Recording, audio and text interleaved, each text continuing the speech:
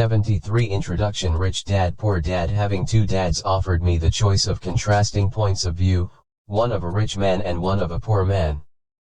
I had two fathers, a rich one and a poor one. One was highly educated and intelligent. He had a PhD and completed 4 years of undergraduate work in less than 2 years. He then went on to Stanford University, the University of Chicago, and Northwestern University to do his advanced studies, all on full financial scholarships. The other father never finished the 8th grade. Both men were successful in their careers, working hard all their lives. Both earned substantial incomes. Yet one always struggled financially. The other would become one of the richest men in Hawaii. One died leaving tens of millions of dollars to his family, charities, and his church. The other left bills to be paid. Both men were strong, charismatic, and influential. Both men offered me advice, but they did not advise the same things. Both men believed strongly in education but did not recommend the same course of study. If I had had only one dad, I would have had to accept or reject his advice. Having two dads offered me the choice of contrasting points of view, one of a rich man and one of a poor man. Instead of simply accepting or rejecting one or the other, I found myself thinking more, comparing, and then choosing for myself. The problem was that the rich man was not rich yet, and the poor man one introduction was not yet poor. Both were just starting out on their careers, and both were struggling with money and families. But they had very different points of view about money. For example, one dad would say, "The love of money is the root of all evil." The other said, "The lack of money is the root of all evil." As a young boy, having two strong fathers both influencing me was difficult. I wanted to be a good son and listen, but the two fathers did not say the same things. The contrast in their points of view, particularly about money, was so extreme that I grew curious and intrigued. I began to start thinking for long periods of time about what each was saying. Much of my private time was spent reflecting, asking myself questions such as, "Why does he say that?" and then asking the same question of the other dad's statement. It would have been much easier to simply say, "Yeah, he's right. I agree with that." Or to simply reject the point of view by saying, "The old man doesn't know what he's talking about." Instead, having two dads whom I loved forced me to think and ultimately choose a way of thinking for myself. As a process, choosing for myself turned out to be much more valuable in the long run than simply accepting or rejecting a single point of view. One of the reasons the rich get richer, the poor get poorer, and the middle class struggles in debt is that the subject of money is taught at home, not in school. Most of us learn about money from our parents. So what can poor parents tell their child about money? They simply say, "Stay in school and study hard." The child may graduate with excellent grades, but with a poor person's financial programming and mindset. Sadly, money is not taught in schools. Schools focus on scholastic and professional skills, but not on financial skills. This explains how smart bankers, doctors, and accountants who earned excellent grades may struggle financially all of their lives.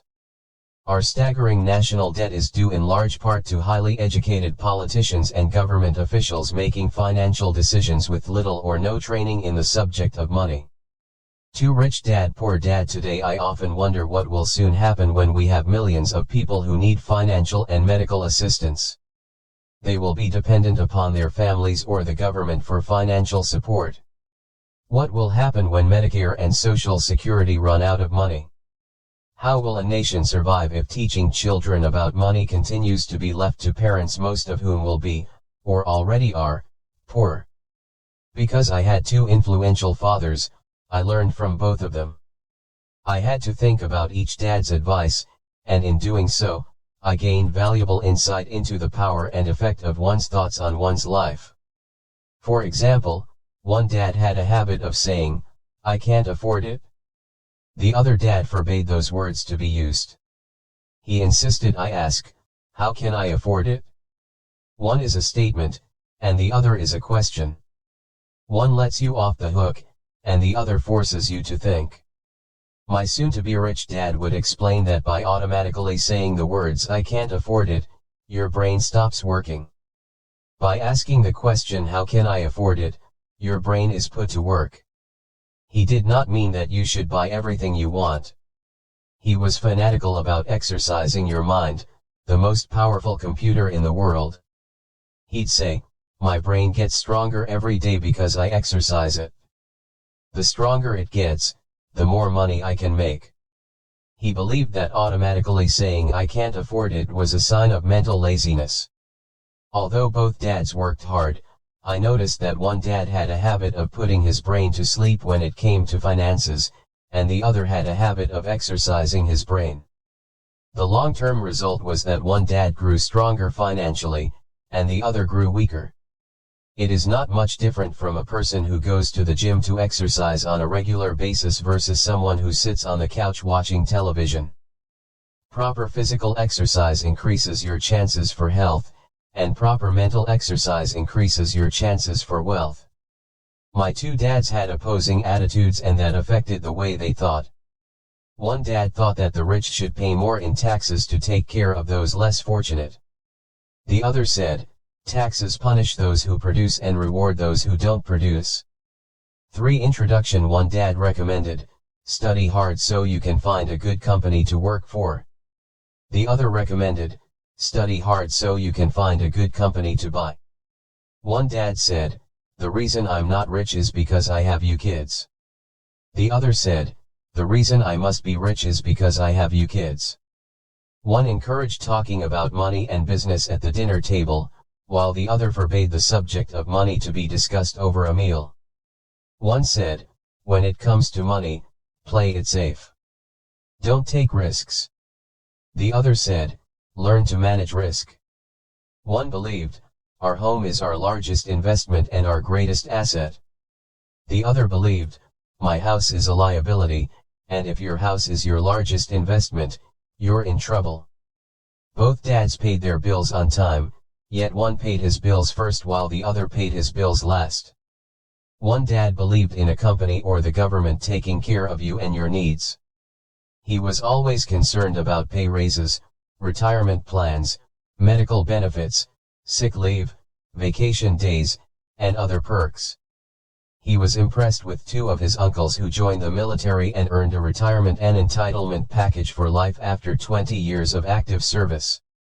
He loved the idea of medical benefits and PX privileges the military provided its retirees. He also loved the tenure system available through the university. The idea of job protection for life and job benefits seemed more important, at times, than the job. He would often say, "I've worked hard for the government, and I'm entitled to these benefits." The other believed in total financial self-reliance. He spoke out against the entitlement mentality and how it created weak and financially needy people. He was emphatic about being financially competent. One dad struggled to save a few dollars. The other created investments. One dad taught me how to write an impressive resume so I could find a good job. The other taught me how to write strong business and financial plans so I could create jobs. For Rich Dad Poor Dad, being a product of two strong dads allowed me the luxury of observing the effects different thoughts have on one's life. I noticed that people really do shape their lives through their thoughts. For example, my poor dad always said, "I'll never be rich." And that prophecy became reality. My rich dad, on the other hand, always referred to himself as rich. He would say things like, "I'm a rich man, and rich people don't do this." Even when he was flat broke after a major financial setback, he continued to refer to himself as a rich man. He would cover himself by saying, "There is a difference between being poor and being broke. Broke is temporary. Poor is eternal." My poor dad would say, "I'm not interested in money, or money doesn't matter." My rich dad always said, "Money is power." The power of our thoughts may never be measured or appreciated, but it became obvious to me as a young boy that it was important to be aware of my thoughts and how there is a difference I expressed myself. I noticed that my between being poor dad was poor, not because of the and being broke. Amount of money he earned, which was broke, is temporary. Significant, but because of his thoughts and actions. As a young boy, having two poor is eternal. Fathers, I became acutely aware of being careful about which thoughts I chose to adopt as my own. Should I listen to my rich dad or to my poor dad? Although both men had tremendous respect for education and learning, they disagreed about what they thought was important to learn. One wanted me to study hard, earn a degree, and get a good job to earn money. He wanted me to study to become a professional, an attorney or an accountant, and to go to business school for my MBA. The other encouraged me to study to be rich, to understand how money works, and to learn how to have it work for me. "I don't work for money," were words he would repeat over and over. "Money works for me." At the age of 9, I decided to listen to and learn from my rich dad about money.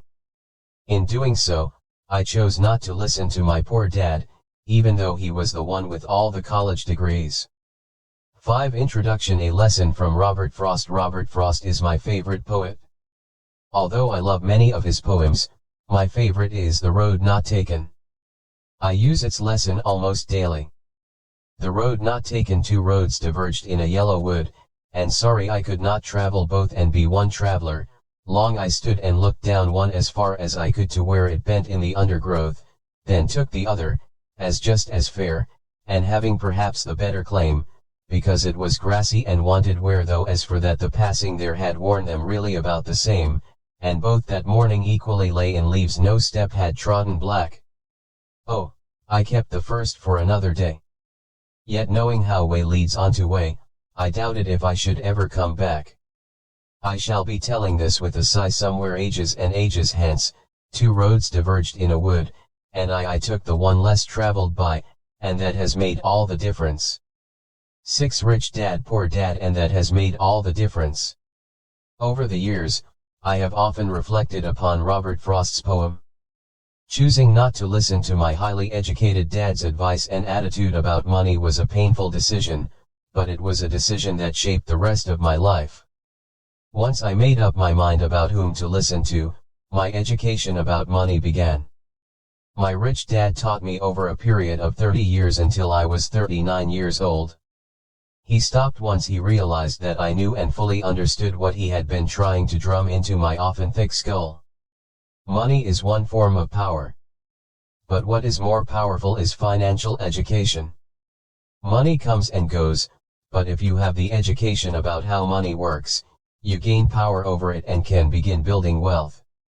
The reason positive thinking alone does not work is because most people went to school and never learned how money works, so they spend their lives working for money. Because I was only 9 years old when I started, the lessons my rich dad taught me were simple. And when it was all said and done, there were only 6 main lessons, repeated over 30 years. This book is about those 6 lessons, put as simply as possible, just as simply as my rich dad put forth those lessons to me. The lessons are meant not to be answers, but guideposts that will assist you and your children to grow wealthier no matter what happens in a world of increasing change and uncertainty. 7. Chapter 1. Lesson 1. The rich don't work for money, the poor and the middle class work for money. The rich have money work for them. Dad, can you tell me how to get rich? My dad put down the evening paper. Why do you want to get rich, son? Because today Jimmy's mom drove up in their new Cadillac, and they were going to their beach house for the weekend. He took 3 of his friends, but Mike and I weren't invited. They told us we weren't invited because we were poor kids. They did? My dad asked incredulously. Yeah, they did, I replied in a hurt tone. My dad silently shook his head, pushed his glasses up the bridge of his nose, and went back to reading the paper. I stood waiting for an answer. The year was 1956. I was 9 years old. By some twist of fate, I attended the same public school where the rich people sent their kids. We were primarily a sugar plantation town. The managers of the plantation and the other affluent people, such as doctors, business owners, and bankers, sent their children to this elementary school. After grade 6, their children were generally sent off to private schools. Because my family lived on one side of the street, I went to this school. Had I lived on the other side of the street, I would Chapter 1, Lesson 1 have gone to a different school with kids from families more like mine. After grade 6, these kids and I would go on to the public intermediate and high school. There was no private school for them or for me. My dad finally put down the paper. I could tell he was thinking. Well, son, he began slowly. If you want to be rich, you have to learn to make money. How do I make money? I asked. Well, use your head, son, he said, smiling. Even then I knew that really meant, that's all I'm going to tell you, or I don't know the answer, so don't embarrass me. A partnership is formed the next morning. I told my best friend, Mike, what my dad had said. As best as I could tell, Mike and I were the only poor kids in this school. Mike was also in this school by a twist of fate. Someone had drawn a jog in the line for the school district, and we wound up in school with the rich kids. We weren't really poor, but we felt as if we were because all the other boys had new baseball gloves, new bicycles, new everything. Mom and Dad provided us with the basics, like food, shelter, and clothes. But that was about it. My dad used to say, if you want something, work for it. We wanted things, but there was not much work available for 9-year-old boys. So what do we do to make money? Mike asked. I don't know, I said. But do you want to be my partner? He agreed, and so on that Saturday morning, Mike became my first business partner. We spent all morning coming up with ideas on how to make money. Occasionally we talked about all the cool guys at Jimmy's beach house having fun. It hurt a little, but that hurt was good, because it inspired us to keep thinking of a way to make money. Finally, that afternoon, a bolt of lightning struck. It was an idea Mike got from a science book he had read. Excitedly, we shook hands, and the partnership now had a business. 10 Rich Dad Poor Dad. For the next several weeks, Mike and I ran around our neighborhood, knocking on doors and asking our neighbors if they would save their toothpaste tubes for us. With puzzled looks, most adults consented with a smile. Some asked us what we were doing, to which we replied, we can't tell you. It's a business secret. My mom grew distressed as the weeks wore on. We had selected a site next to her washing machine as the place we would stockpile our raw materials. In a brown cardboard box that at one time held catsup bottles, our little pile of used toothpaste tubes began to grow. Finally my mom put her foot down. The sight of her neighbor's messy, crumpled, used toothpaste tubes had gotten to her. What are you boys doing? She asked. And I don't want to hear again that it's a business secret. Do something with this mess, or I'm going to throw it out. Mike and I pleaded and begged, explaining that we would soon have enough and then we would begin production. We informed her that we were waiting on a couple of neighbors to finish their toothpaste so we could have their tubes. Mom granted us a 1-week extension. The date to begin production was moved up, and the pressure was on. My first partnership was already being threatened with an eviction notice by my own mom. It became Mike's job to tell the neighbors to quickly use up their toothpaste, saying their dentist wanted them to brush more often anyway. I began to put together the production line. One day my dad drove up with a friend to see 2 9-year-old boys in the driveway with a production line operating at full speed. There was fine white powder everywhere.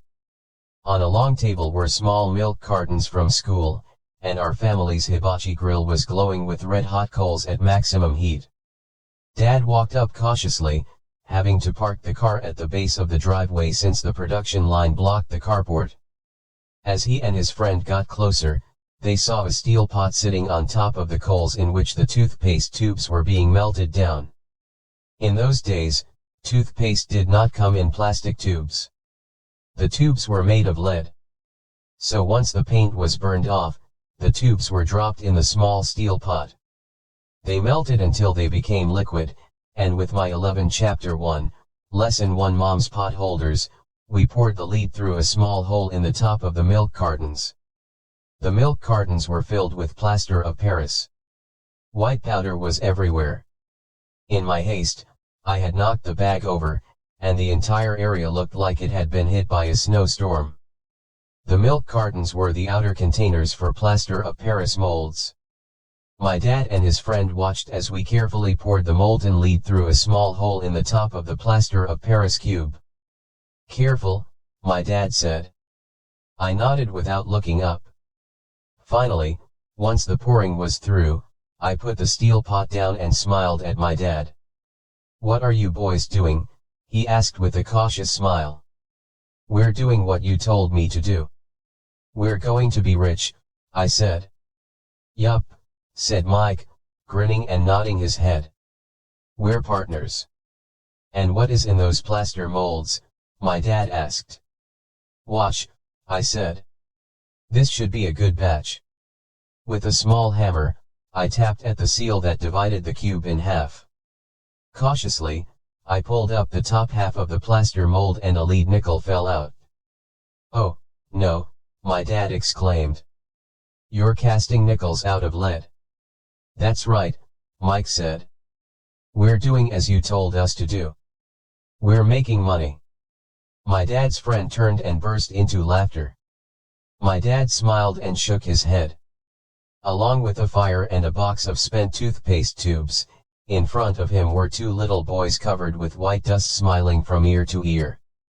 He asked us to put everything down and sit with him on the front step of our house. With a smile, he gently explained what the word counterfeiting meant. Our dreams were dashed. "You mean this is illegal?" asked Mike in a quivering voice. 12 rich dad poor dad let them go," my dad's friend said. "They might be developing a natural talent." My dad glared at him. "Yes, it is illegal," my dad said gently. "But you boys have shown great creativity and original thought. Keep going. I'm really proud of you." Disappointed, Mike and I sat in silence for about 20 minutes before we began cleaning up our mess. The business was over on opening day. Sweeping the powder up, I looked at Mike and said, "I guess Jimmy and his friends are right. We are poor." My father was just leaving as I said that. "Boys," he said, "you're only poor if you give up. The most important thing is that you did something. Most people only talk and dream of getting rich. You've done something. I'm very proud of the two of you. I will say it again, keep going. Don't quit." Mike and I stood there in silence. They were nice words, but we still did not know what to do. "So how come you're not rich, Dad?" I asked. "Because I chose to be a school teacher. School teachers really don't think about being rich. We just like to teach. I wish I could help you, but I really don't know how to make money." Mike and I turned and continued our cleanup. "I know," said my dad. "If you boys want to learn how to be rich, don't ask me. Talk to your dad, Mike." "My dad?" asked Mike with a scrunched up face. "Yeah, your dad," repeated my dad with a smile. "Your dad and I have the same banker, and he raves about your father. He's told me several times that your father is brilliant when it comes to making money." "My dad?" Mike asked again in disbelief. "Then how come we don't have a nice car and a nice house like the rich kids at school?" "A nice car and a nice house don't necessarily mean you're rich or you know how to make money," my dad replied. Jimmy's dad works for 13 Chapter 1, Lesson 1 The Sugar Plantation. He's not much different from me. He works for a company, and I work for the government. The company buys the car for him. The sugar company is in financial trouble, and Jimmy's dad may soon have nothing. Your dad is different, Mike. He seems to be building an empire, and I suspect in a few years he will be a very rich man. With that, Mike and I got excited again. With new vigor, we began cleaning up the mess caused by our now defunct first business. As we were cleaning, we made plans for how and when to talk to Mike's dad. The problem was that Mike's dad worked long hours and often did not come home until late. His father owned warehouses, a construction company, a chain of stores, and 3 restaurants. It was the restaurants that kept him out late. Mike caught the bus home after we had finished cleaning up. He was going to talk to his dad when he got home that night and ask him if he would teach us how to become rich. Mike promised to call as soon as he had talked to his dad, even if it was late. The phone rang at 8:30 p.m. Okay, I said. Next Saturday. I put the phone down. Mike's dad had agreed to meet with us. On Saturday I caught the 7:30 a.m. bus to the poor side of town. The lessons begin. Mike and I met with his dad that morning at 8 o'clock. He was already busy, having been at work for more than an hour. His construction supervisor was just leaving in his pickup truck as I walked up to his simple, small, and tidy home. Mike met me at the door. Dad's on the phone, and he said to wait on the back porch, Mike said as he opened the door. The old wooden floor creaked as I stepped across the threshold of the aging house. There was a cheap mat just inside the door. The mat was there to hide the years of wear from countless footsteps that the floor had supported. Although clean, it needed to be replaced. I felt claustrophobic as I entered the narrow living room that was filled with old musty overstuffed furniture that today would be collector's items. Sitting on the couch were 2 women, both a little 14, rich dad poor dad older than my mom. Across from the women sat a man in workman's clothes. He wore khaki slacks and a khaki shirt, neatly pressed but without starch, and polished work boots. He was about 10 years older than my dad. They smiled as Mike and I walked past them toward the back porch. I smiled back shyly. Who are those people? I asked. Oh, they work for my dad. The older man runs his warehouses, and the women are the managers of the restaurants. And as you arrived, you saw the construction supervisor who is working on a road project about 50 miles from here. His other supervisor, who is building a track of houses, left before you got here. Does this go on all the time? I asked. Not always, but quite often, said Mike, smiling as he pulled up a chair to sit down next to me.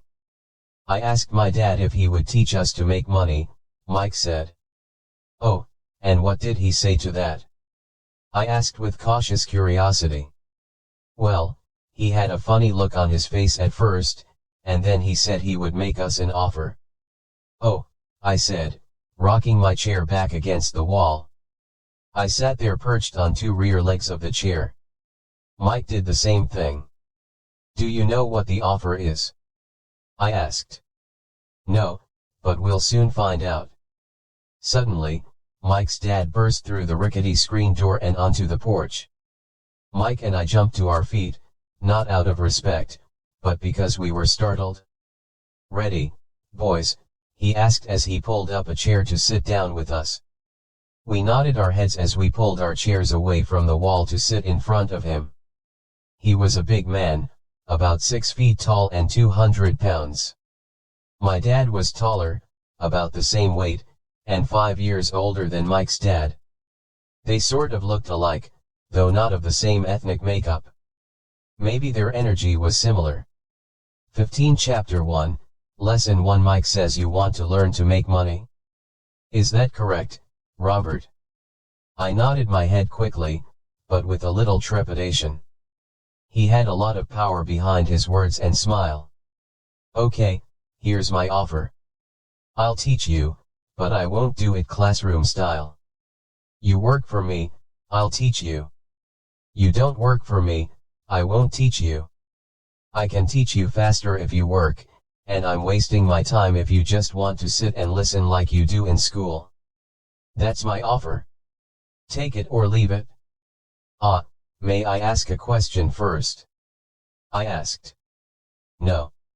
Take it or leave it. I've got too much work to do to waste my time. If you can't make up your mind decisively, then you'll never learn to make money anyway. Opportunities come and go. Being able to know when to make quick decisions is an important skill. You have the opportunity that you asked for. School is beginning, or it's over in 10 seconds, Mike's dad said with a teasing smile. Take it, I said. Take it, said Mike. Good, said Mike's dad. Mrs. Martin will be by in 10 minutes. After I'm through with her, you'll ride with her to my superette and you can begin working. I'll pay you 10 cents an hour, and you'll work 3 hours every Saturday. But I have a softball game today, I said. Mike's dad lowered his voice to a stern tone. Take it, or leave it, he said. I'll take it, I replied, choosing to work and learn instead of playing. 30 cents later by 9 a.m. that day, Mike and I were working for Mrs. Martin. She was a kind and patient woman. She always said that Mike and I reminded her of her 2 grown sons. Although kind, she believed in hard work and kept us moving. We spent 3 hours taking canned goods off the shelves, brushing each can with a feather duster to get the dust off, and then restacking them neatly. It was excruciatingly boring work. 16 Rich Dad Poor Dad Mike's dad, whom I call my rich dad, owned 9 of these little superettes, each with a large parking lot. They were the early version of the 7-11 convenience stores, little neighborhood grocery stores where people bought items such as milk, bread, butter, and cigarettes. The problem was that this was Hawaii before air conditioning was widely used, and the stores could not close their doors because of the heat. On 2 sides of the store, the doors had to be wide open to the road and parking lot. Every time a car drove by or pulled into the parking lot, dust would swirl and settle in the store. We knew we had a job as long as there was no air conditioning. For 3 weeks, Mike and I reported to Mrs. Martin and worked our 3 hours. By noon, our work was over, and she dropped 3 little dimes in each of our hands. Now, even at the age of 9 in the mid-1950s, 30 cents was not too exciting. Comic books cost 10 cents back then, so I usually spent my money on comic books and went home. By Wednesday of the 4th week, I was ready to quit. I had agreed to work only because I wanted to learn to make money from Mike's dad, and now I was a slave for 10 cents an hour. On top of that, I had not seen Mike's dad since that first Saturday. I'm quitting, I told Mike at lunchtime. School was boring, and now I did not even have my Saturdays to look forward to. But it was the 30 cents that really got to me. This time Mike smiled. What are you laughing at? I asked with anger and frustration. Dad said this would happen. He said to meet with him when you were ready to quit. What? I said indignantly. He's been waiting for me to get fed up. Sort of, Mike said. Dad's kind of different. He doesn't teach like your dad. Your mom and dad lecture a lot. My dad is quiet and a man of few words. You just wait till this Saturday. I'll tell him you're ready. You mean I've been set up? No, not really, but maybe. Dad will explain on Saturday. 17 Chapter 1, Lesson 1 Waiting in line on Saturday I was ready to face Mike's dad. Even my real dad was angry with him. My real dad, the one I call the poor one, thought that my rich dad was violating child labor laws and should be investigated. My educated, poor dad told me to demand what I deserve, at least 25 cents an hour.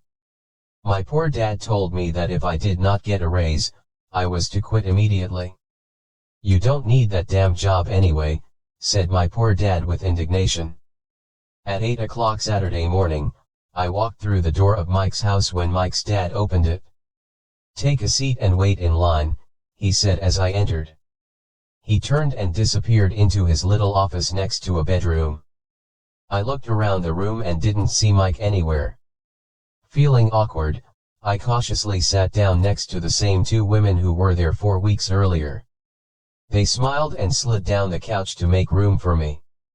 45 minutes went by, and I was steaming. The two women had met with him and left 30 minutes earlier. An older gentleman was in there for 20 minutes and was also gone. The house was empty, and here I sat in a musty, dark living room on a beautiful sunny Hawaiian day, waiting to talk to a cheapskate who exploited children. I could hear him rustling around the office, talking on the phone, and ignoring me. I was ready to walk out, but for some reason I stayed. Finally, 15 minutes later, at exactly 9 o'clock, Rich Dad walked out of his office, said nothing, and signaled with his hand for me to enter. I understand you want a raise, or you're going to quit, Rich Dad said as he swiveled in his office chair. Well, you're not keeping your end of the bargain, I blurted out, nearly in tears. It was really frightening for me to confront a grown-up. You said that you would teach me if I worked for you. Well, I've worked for you. I've worked hard. I've given up my baseball games to work for you, but you haven't kept your word, and you haven't taught 18 rich dad poor dad me anything. You are a crook like everyone in town thinks you are. You're greedy. You want all the money and don't take care of your employees. You made me wait and don't show me any respect. I'm only a little boy, but I deserve to be treated better. Rich Dad rocked back in his swivel chair, hands up to his chin, and stared at me. Not bad, he said. In less than a month, you sound like most of my employees. What? I asked. Not understanding what he was saying, I continued with my grievance.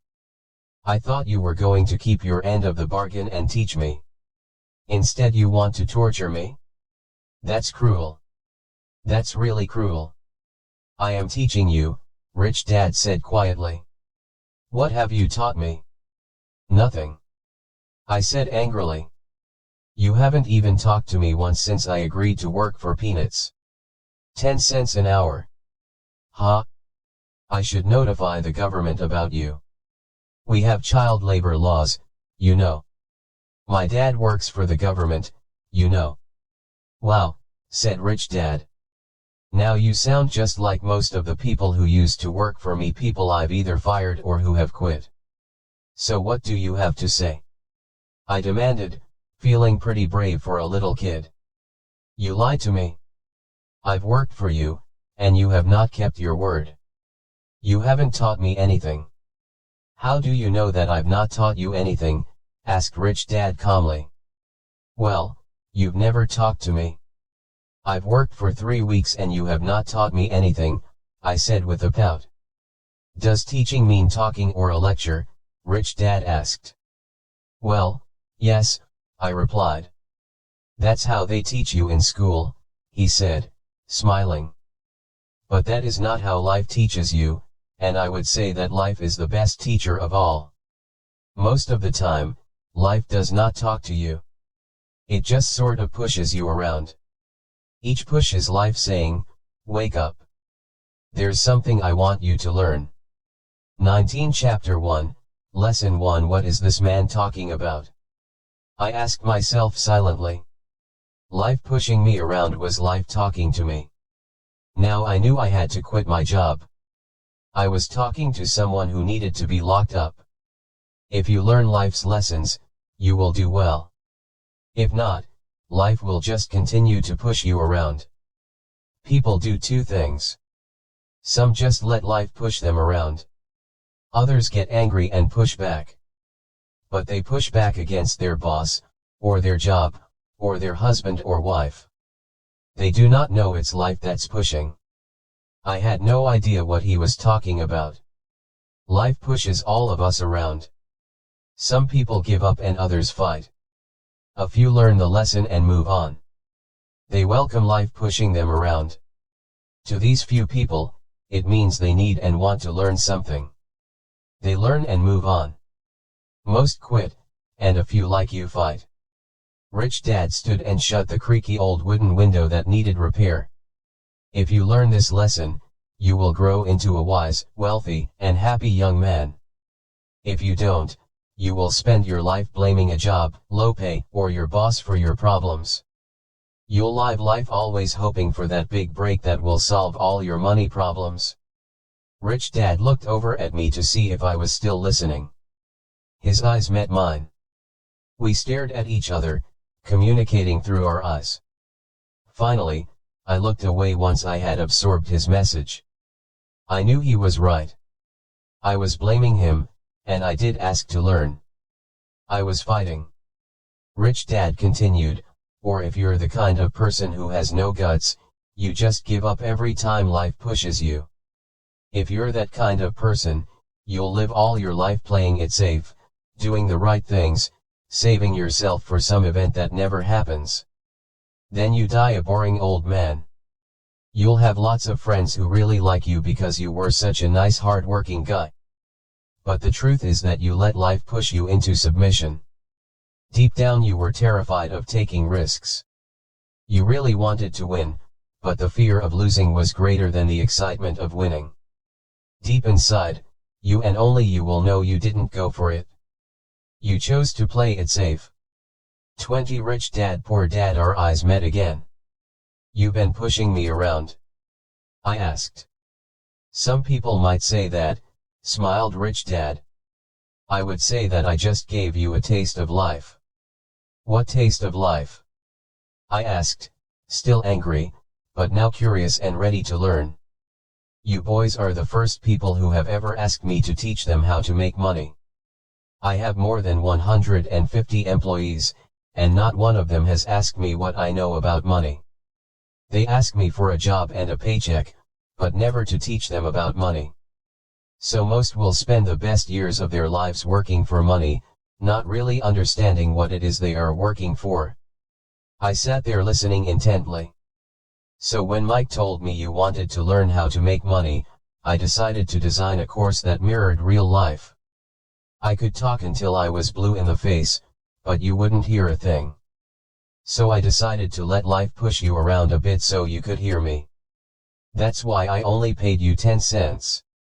So what is the lesson I learned from working for only 10 cents an hour? I asked. That you're cheap and exploit your workers. Rich Dad rocked back and laughed heartily. Finally he said, you'd best change your point of view. Stop blaming me and thinking I'm the problem. If you think I'm the problem, then you have to change me. If you realize that you're the problem, then you can change yourself, learn something, and grow wiser. Most people want everyone else in the world to change but themselves. Let me tell you, it's easier to change yourself than everyone else. I don't understand, I said. Don't blame me for your problems, Rich Dad said, growing impatient. But you only pay me 10 cents. So what are you learning? Rich Dad asked, smiling. That you're cheap, I said with a sly grin. See, you think I'm the problem, said Rich Dad. 21 Chapter 1, Lesson 1 But you are.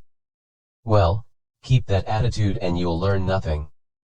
Keep the attitude that I'm the problem and what choices do you have? Well, if you don't pay me more or show me more respect and teach me, I'll quit. Well put, Rich Dad said. And that's exactly what most people do. They quit and go looking for another job, a better opportunity, and higher pay, actually thinking that this will solve the problem. In most cases, it won't. So what should I do? I asked. Just take this measly 10 cents an hour and smile. Rich Dad smiled. That's what the other people do. But that's all they do, waiting for a raise thinking that more money will solve their problems. Most just accept it, and some take a second job working harder, but again accepting a small paycheck. I sat staring at the floor, beginning to understand the lesson Rich Dad was presenting. I could sense it was a taste of life. Finally, I looked up and asked, so what will solve the problem? This, he said, leaning forward in his chair and tapping me gently on the head. This stuff between your ears. It was at that moment that Rich Dad shared the pivotal point of view that separated him from his employees and my poor dad and led him to eventually become one of the richest men in Hawaii, while my highly educated but poor dad struggled financially all his life. It was a singular point of view that made all the difference over a lifetime. Rich Dad explained this point of view over and over, which I call lesson number 1, the poor and the middle class work for money. The rich have money work for them. On that bright Saturday morning, I learned a completely different point of view from what I had been taught by my poor dad. At the age of 9, I understood that both dads wanted me to learn. Both dads encouraged me to study, but not the same things. 22 Rich Dad Poor Dad. My highly educated dad recommended that I do what he did. Son, I want you to study hard, get good grades, so you can find a safe, secure job with a big company. And make sure it has excellent benefits. My rich dad wanted me to learn how money works so I could make it work for me. These lessons I would learn through life with his guidance, not because of a classroom. My rich dad continued my first lesson, I'm glad you got angry about working for 10 cents an hour. If you hadn't got angry and had simply accepted it, I would have to tell you that I could not teach you. You see, true learning takes energy, passion, and a burning desire. Anger is a big part of that formula, for passion is anger and love combined. When it comes to money, most people want to play it safe and feel secure. So passion does not direct them. Fear does. So is that why they'll take jobs with low pay? I asked. Yes, said Rich Dad. Some people say I exploit people because I don't pay as much as the sugar plantation or the government. I say the people exploit themselves. It's their fear, not mine. But don't you feel you should pay them more? I asked. I don't have to. And besides, more money will not solve their problems. Just look at your dad. He makes a lot of money, and he still can't pay his bills. Most people, given more money, only get into more debt. So that's why the 10 cents an hour, I said, smiling. It's a part of the lesson. That's right, smiled Rich Dad. You see, your dad went to school and got an excellent education, so he could get a high-paying job. But he still has money problems because he never learned anything about money in school. On top of that, he believes in working for money. And you don't? I asked. No, not really, said Rich Dad. If you want to learn to work for money, then stay in school. That is a great place to learn to do that. But if you want to learn how to have money work for you, then I will teach you that. But only if you want to learn. 23 Chapter 1, Lesson 1. Wouldn't everyone want to learn that? I asked. No, said Rich Dad, simply because it's easier to learn to work for money, especially if fear is your primary emotion when the subject of money is discussed. I don't understand, I said with a frown. Don't worry about that for now. Just know that it's fear that keeps most people working at a job, the fear of not paying their bills, the fear of being fired, the fear of not having enough money, and the fear of starting over. That's the price of studying to learn a profession or trade, and then working for money. Most people become a slave to money and then get angry at their boss. Learning to have money work for you is a completely different course of study. I asked. Absolutely, Rich Dad answered. Absolutely. We sat in silence on that beautiful Hawaiian Saturday morning. My friends had just started their Little League baseball game, but for some reason I was now thankful I had decided to work for 10 cents an hour. I sensed that I was about to learn something my friends wouldn't learn in school. Ready to learn? Asked Rich Dad. Absolutely, I said with a grin. I have kept my promise. I've been teaching you from afar, my rich dad said. At 9 years old, you've gotten a taste of what it feels like to work for money. Just multiply your last month by 50 years and you will have an idea of what most people spend their life doing. I don't understand, I said. How did you feel waiting in line to see me, once to get hired and once to ask for more money? Terrible, I said. If you choose to work for money, that is what life will be like, said Rich Dad. And how did you feel when Mrs. Martin dropped 3 dimes in your hand for 3 hours of work? 24 Rich Dad Poor Dad I felt like it wasn't enough. It seemed like nothing. I was disappointed, I said. And that is how most employees feel when they look at their paychecks, especially after all the tax and other deductions are taken out. At least you got 100%. You mean most workers don't get paid everything? I asked with amazement. Heavens no, said Rich Dad. The government always takes its share first. How do they do that? I asked. Taxes, said Rich Dad. You're taxed when you earn. You're taxed when you spend. You're taxed when you save. You're taxed when you die. Why do people let the government do that to them? The rich don't, said Rich Dad with a smile. The poor and the middle class do. I'll bet you that I earn more than your dad, yet he pays more in taxes. How can that be? I asked. At my age, that made no sense to me. Why would someone let the government do that to them? Rich Dad rocked slowly and silently in his chair, just looking at me. Ready to learn? He asked. I nodded my head slowly. As I said, there is a lot to learn. Learning how to have money work for you is a lifetime study. Most people go to college for 4 years, and their education ends. I already know that my study of money will continue over my lifetime, simply because the more I find out, the more I find out I need to know. Most people never study the subject. They go to work, get their paycheck, balance their checkbooks, and that's it. Then they wonder why they have money problems. They think that more money will solve the problem and don't realize that it's their lack of financial education that is the problem. So my dad has tax problems because he doesn't understand money? I asked, confused. 25 Chapter 1, Lesson 1 Look, said Rich Dad, taxes are just one small section on learning how to have money work for you. Today, I just wanted to find out if you still have the passion to learn about money. Most people don't. They want to go to school, learn a profession, have fun at their work, and earn lots of money. One day they wake up with big money problems, and then they can't stop working. That's the price of only knowing how to work for money instead of studying how to have money work for you. So do you still have the passion to learn? Asked Rich Dad. I nodded my head.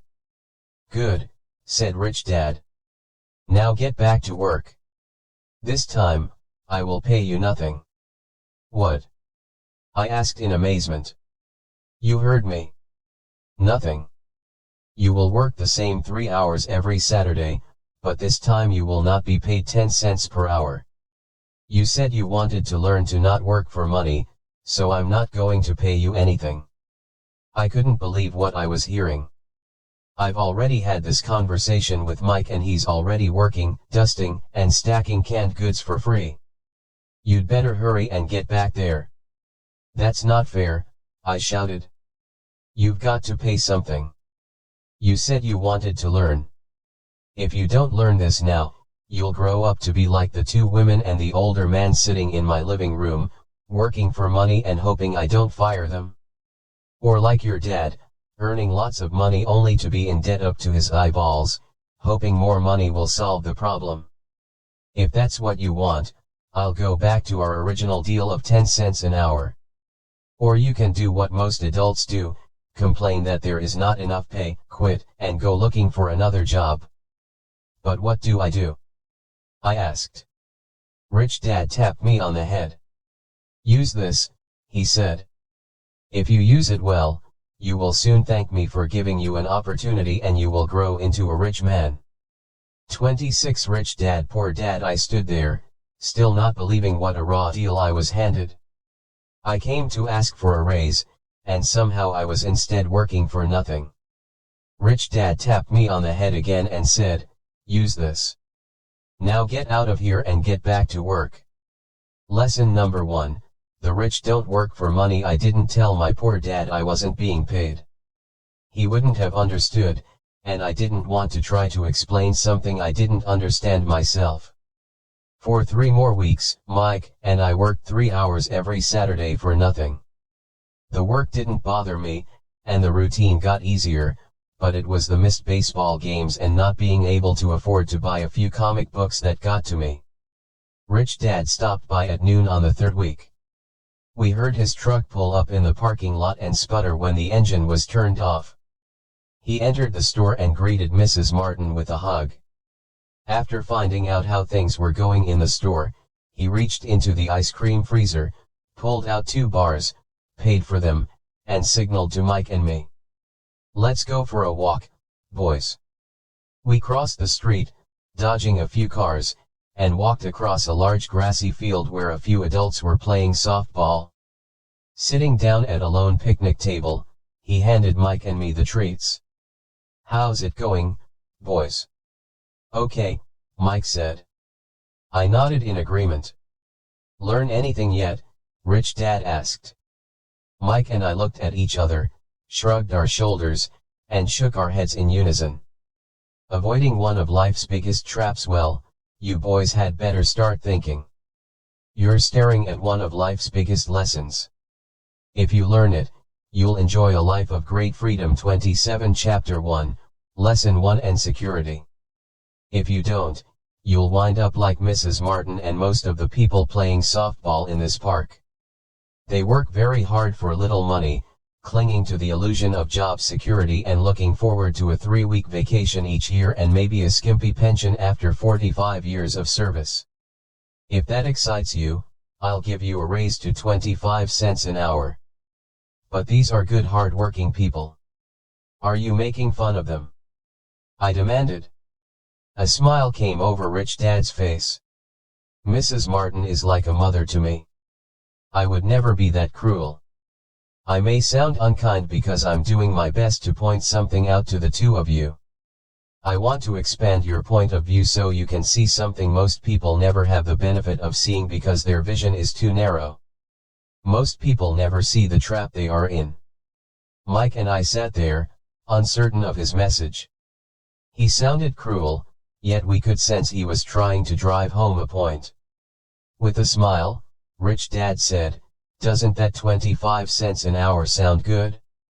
Doesn't it make your heart beat a little faster?" I shook my head no, but it really did. 25 cents an hour would be big bucks to me. "Okay, I'll pay you $1 an hour," Rich Dad said, with a sly grin. Now my heart started to race. My brain was screaming, "Take it! Take it!" I could not believe what I was hearing. Still, I said nothing. "Okay, $2 an hour." My little brain and heart nearly exploded. After all, it was 1956 and being paid $2 an hour would have made me the richest kid in the world. I couldn't imagine earning that kind of money. I wanted to say yes. I wanted the deal.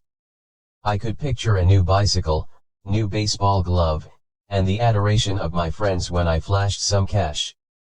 On top of that, Jimmy and his rich friends could never call me poor again. But somehow my mouth stayed shut. The ice cream had melted and was running down my hand. Rich Dad was looking at 2 boys staring back at him, eyes wide open and brains empty. He was testing us, and he knew there was a part of our 28 rich dad poor dad emotions that wanted to take the deal.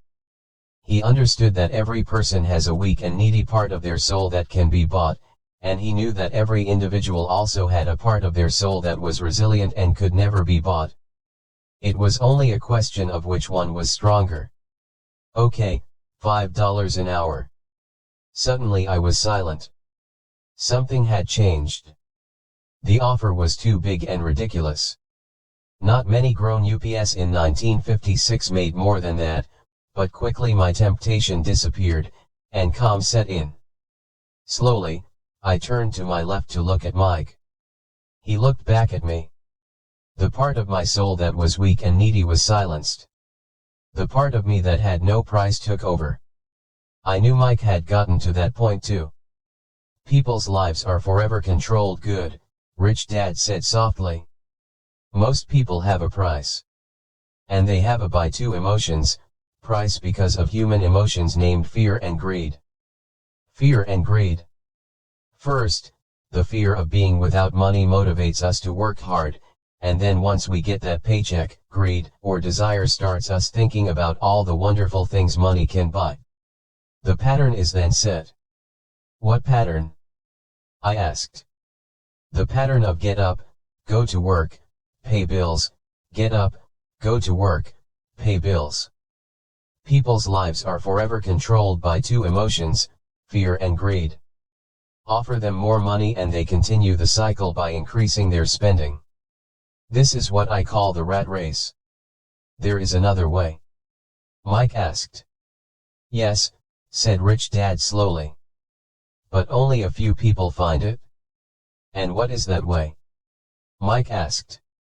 That's what I hope you boys will learn as you work and study with me. That is why I took away all forms of pay. Any hints? Mike asked. We're kind of tired of working hard, especially for nothing. Well, the first step is telling the truth, said Rich Dad. We haven't been lying, I said. 29 Chapter 1, Lesson 1 I did not say you were lying. I said to tell the truth, Rich Dad retorted. The truth about what? I asked. How you're feeling, Rich Dad said. You don't have to say it to anyone else. Just admit it to yourself. You mean the people in this park, the people who work for you, Mrs. Martin, they don't do that? I asked. I doubt it, said Rich Dad. Instead, they feel the fear of not having money. They don't confront it logically. They react emotionally instead of using their heads, Rich Dad said. Then, they get a few bucks in their hands and again, the emotions of joy, desire, and greed take over. And again they react, instead of think. So their emotions control their brain, Mike said. That's correct, said Rich Dad. Instead of admitting the truth about how they feel, they react to their feelings and fail to think. They feel the fear so they go to work, hoping that money will soothe the fear, but it doesn't. It continues to haunt them and they return to work, hoping again that money will calm their fears, and again it doesn't. Fear keeps them in this trap of working, earning money, working, earning money, hoping the fear will go away. But every day they get up, and that old fear wakes up with them. For millions of people that old fear keeps them awake all night, causing a night of turmoil and worry. So they get up and go to work, hoping that a paycheck will kill that fear gnawing at their soul. Money is running their lives, and they refuse to tell the truth about that. Money is in control of their emotions and their souls. Rich Dad sat quietly, letting his words sink in. Mike and I heard what he said but didn't understand fully what he was talking about. I just knew that I often wondered why grown ups hurried off to work. It did not seem like much fun, and they never looked that happy, but something kept them going. Realizing we had absorbed as much as possible of what he was talking about, Rich Dad said, I want you boys to avoid that trap. That is really what I want to teach you. Not just to be rich, because being rich does not solve the problem. 30 Rich Dad Poor Dad It doesn't. I asked, surprised. No, it doesn't. Let me explain the other emotion, desire. Some call it greed, but I prefer desire. It's perfectly normal to desire something better, prettier, more fun, or exciting. So people also work for money because of desire. They desire money for the joy they think it can buy. But the joy that money brings is often short-lived, and they soon need more money for more joy, more pleasure, more comfort, and more security. So they keep working, thinking money will soothe their souls that are troubled by fear and desire. But money can't do that. Even rich people do this. Mike asked. Rich people included, said Rich Dad. In fact, the reason many rich people are rich isn't because of desire, but because of fear. They believe that money can eliminate the fear of being poor, so they amass tons of it, only to find the fear gets worse. Now they fear losing the money. I have friends who keep working even though they have plenty. I know people who have millions who are more afraid now than when they were poor. They're terrified of losing it all. The fears that drove them to get rich got worse. That weak and needy part of their soul is actually screaming louder. They don't want to lose the big houses, the cars, and the high life money has bought them. They worry about what their friends would say if they lost all their money. Many are emotionally desperate and neurotic, although they look rich and have more money. So is a poor man happier? I asked. No, I don't think so, replied Rich Dad. The avoidance of money is just as psychotic as being attached to money. As if on cue, the town derelict went past our table, stopping by the large rubbish can and rummaging around in it. The three of us watched him with great interest, when before we probably would have just ignored him. Rich Dad pulled $1 out of his wallet and gestured to the older man. Seeing the money, the derelict came over immediately, took the bill, thanked Rich Dad profusely, and hurried off, ecstatic with his good fortune. He's not much different from most of my employees, said Rich Dad. I've met so many people who say, oh, I'm not interested in 31 Chapter 1, Lesson 1 money. Yet they'll work at a job for 8 hours a day.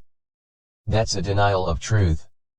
If they weren't interested in money, then why are they working? That kind of thinking is probably more psychotic than a person who hoards money. As I sat there listening to my Rich Dad, my mind flashed back to the countless times my own dad said, I'm not interested in money. He said those words often. He also, so many people say, covered himself by always saying, I work because I love my job. Oh, I'm not interested in money. So what do we do? I asked. Not work for money until all traces of fear yet they'll work and greed are gone, at a job for no, that would be a waste of time, 8 hours a day. Said Rich Dad. Emotions are what make us human. The word emotion stands for energy in motion. Be truthful about your emotions and use your mind and emotions in your favor, not against yourself. Whoa, said Mike. Don't worry about what I just said. It will make more sense in years to come. Just be an observer, not a reactor, to your emotions. Most people do not know that it's their emotions that are doing the thinking. Your emotions are your emotions, but you have got to learn to do your own thinking. Can you give me an example? I asked. Sure, replied Rich Dad. When a person says, I need to find a job, it's most likely an emotion doing the thinking. Fear of not having money generates that thought. But people do need money if they have bills to pay, I said. Sure they do, smiled Rich Dad. All I'm saying is that it's fear that is all too often doing the thinking. I don't understand, said Mike. For example, said Rich Dad. If the fear of not having enough money arises, instead of immediately running out to get a job, they instead might ask themselves this question, will a job be the best 32 Rich Dad Poor Dad solution to this fear over the long run? In my opinion, the answer is no. A job is really a short-term solution to a long-term problem. But my dad is always saying, stay in school and get good grades, so you can find a safe, secure job, I interjected, somewhat confused. Yes, I understand he says that, said Rich Dad, smiling. Most people recommend that, and it's a good path for most people. But people make that recommendation primarily out of fear. You mean my dad says that because he's afraid? Yes, said Rich Dad. He's terrified that you won't earn enough money and won't fit into society. Don't get me wrong. He loves you and wants the best for you. I too believe in education and a job are important, but it won't handle the fear. You see, that same fear that makes him get up in the morning to earn a few bucks is the fear that is causing him to be so fanatical about your going to school. So what do you recommend? I asked. I want to teach you to master the power of money, instead of being afraid of it. They don't teach that in school, and, if you don't learn it, you become a slave to money. It was finally making sense. He wanted us to widen our views and to see what the Mrs. Martins of this world couldn't see. He used examples that sounded cruel at the time, but I've never forgotten them. My vision widened that day, and I began to see the trap that lay ahead for most people. You see, we're all employees ultimately. We just work at different levels, said Rich Dad. I just want you boys to have a chance to avoid the trap caused by those two emotions, fear and desire. Use them in your favor, not against you. That's what I want to teach you. I'm not interested in just teaching you to make a pile of money. That won't handle the fear or desire. If you don't first handle fear and desire, and you get rich, you'll only be a highly paid slave. So how do we avoid the trap? I asked. The main cause of poverty or financial struggle is fear and ignorance, not the economy or the government or the rich. It's self-inflicted fear and ignorance that keep people trapped.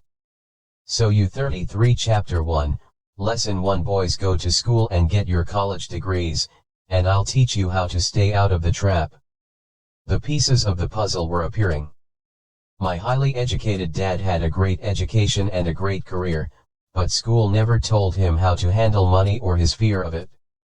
It became clear that I could learn different and important things from two fathers. So you've been talking about the fear of not having money. How does the desire for money affect our thinking? Mike asked.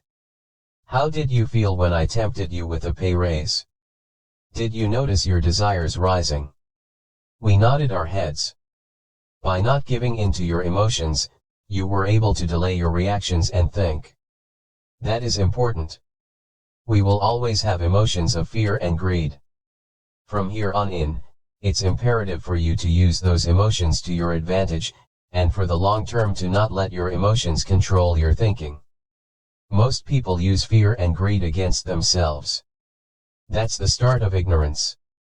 Most people live their lives chasing paychecks, pay raises and job security because of the emotions of desire and fear, not really questioning where those emotion-driven thoughts are leading them. It's just like the picture of a donkey dragging a cart with its owner dangling a carrot just in front of its nose. The donkey's owner may be going where he wants to, but the donkey is chasing an illusion. Tomorrow there will only be another carrot for the donkey. You mean the moment I picture a new baseball glove, candy, and toys, that's like a carrot to a donkey? Mike asked. Yes, and as you get older, your toys get more expensive, a new car, a boat, and a big house to impress your friends, said Rich Dad with a smile. Fear pushes you out the door, and desire calls to you. That's the trap. So what's the answer? Mike asked. What intensifies fear and desire is ignorance. That is why rich people with lots of money often have more fear the richer they get. Money is the carrot, the illusion. If the donkey could see the whole picture, it might rethink its choice to chase the carrot. 34 Rich Dad Poor Dad. Rich Dad went on to explain that a human's life is a struggle between ignorance and illumination. He explained that once a person stops searching for information and self-knowledge, ignorance sets in. That struggle is a moment-to-moment decision to learn to open or close one's mind. Look, school is very important. You go to school to learn a skill or profession to become a contributing member of society. Every culture needs teachers, doctors, mechanics, artists, cooks, business people, police officers, firefighters, and soldiers. Schools train them so society can thrive and flourish, said Rich Dad. Unfortunately, for many people school is the end, not the beginning. There was a long silence. Rich Dad was smiling. I didn't comprehend everything he said that day. But as with most great teachers, his words continued to teach for years. I've been a little cruel today, said Rich Dad. But I want you to always remember this talk. I want you to always think of Mrs. Martin. And I want you always to remember that donkey. Never forget that fear and desire can lead you into life's biggest trap if you're not aware of them controlling your thinking. To spend your life living in fear, never exploring your dreams, is cruel. To work hard for money, thinking that it will buy you things that will make you happy is also cruel. To wake up in the middle of the night terrified about paying bills is a horrible way to live. To live a life dictated by the size of a paycheck is not really living a life. Thinking that a job makes you secure is lying to yourself. That's cruel, and that's the trap I want you to avoid. I've seen how money runs people's lives. Don't let that happen to you. Please don't let money run your life. A softball rolled under our table. Rich Dad picked it up and threw it back. So what does ignorance have to do with greed and fear? I asked. Because it is ignorance about money that causes so much greed and fear, said Rich Dad. Let me give you some examples. A doctor, wanting more money to better provide for his family, raises his fees. By raising his fees, it makes healthcare more expensive for everyone. 35 Chapter 1, Lesson 1 It hurts the poor people the most, so they have worse health than those with money. Because the doctors raise their fees, the attorneys raise their fees. Because the attorneys' fees have gone up, school teachers want a raise, which raises our taxes, and on and on and on. Soon there will be such a horrifying gap between the rich and the poor that chaos will break out and another great civilization will collapse. History proves that great civilizations collapse when the gap between the haves and have-nots is too great. Sadly, America is on that same course because we haven't learned from history. We only memorize historical dates and names, not the lesson. Aren't prices supposed to go up? I asked. In an educated society with a well-run government, prices should actually come down. Of course, that is often only true in theory. Prices go up because of greed and fear caused by ignorance.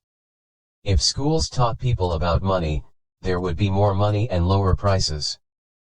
But schools focus only on teaching people to work for money, not how to harness money's power.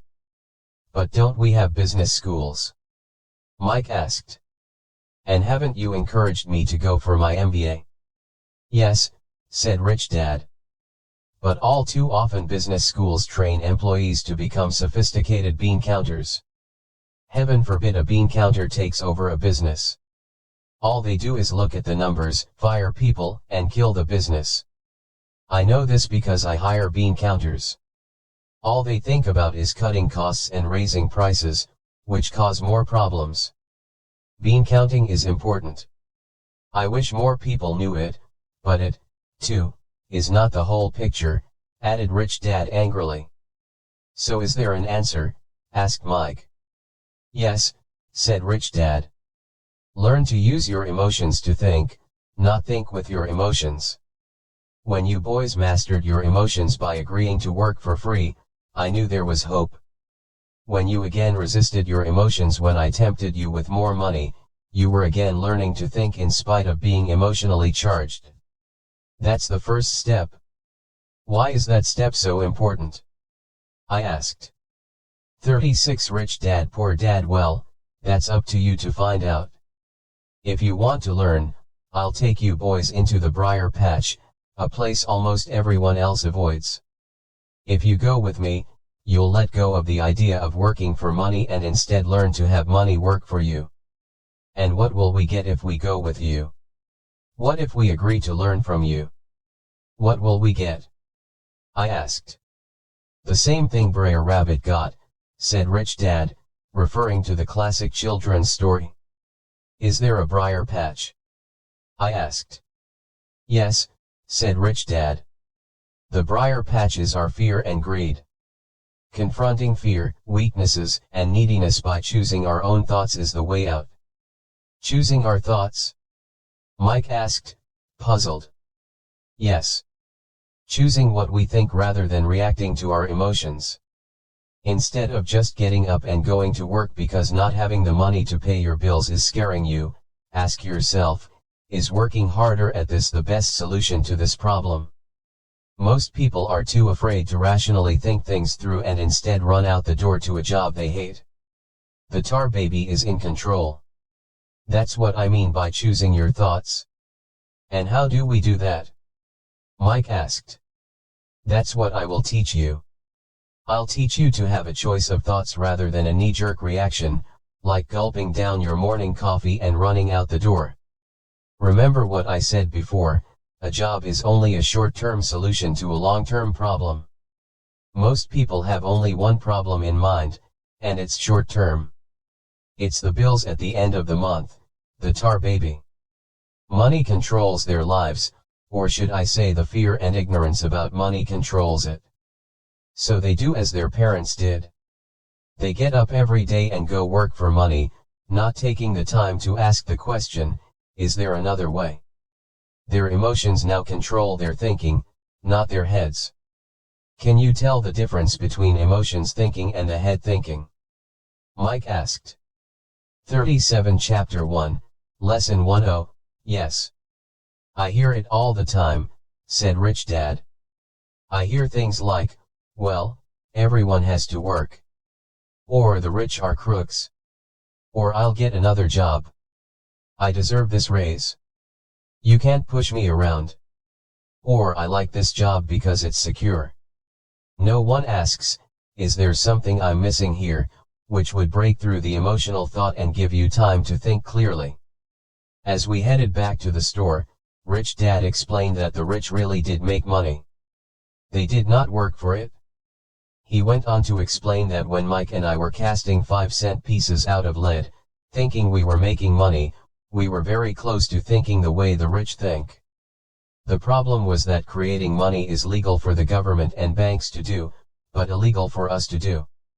There are legal ways to create money from nothing, he told us. Rich Dad went on to explain that the rich know that money is an illusion, truly like the carrot for the donkey. It's only out of fear and greed that the illusion of money is held together by billions of people who believe that money is real. It's not. Money is really made up. It is only because of the illusion of confidence and the ignorance of the masses that this house of cards stands. He talked about the gold standard that America was on, and that each dollar bill was actually a silver certificate. What concerned him was the rumor that we would someday go off the gold standard and our dollars would no longer be backed by something tangible. If that happens, boys, all hell will break loose. The poor, the middle class, and the ignorant will have their lives ruined simply because they will continue to believe that money is real and that the company they work for, or the government, will look after them. We really did not understand what he was saying that day, but over the years, it made more and more sense.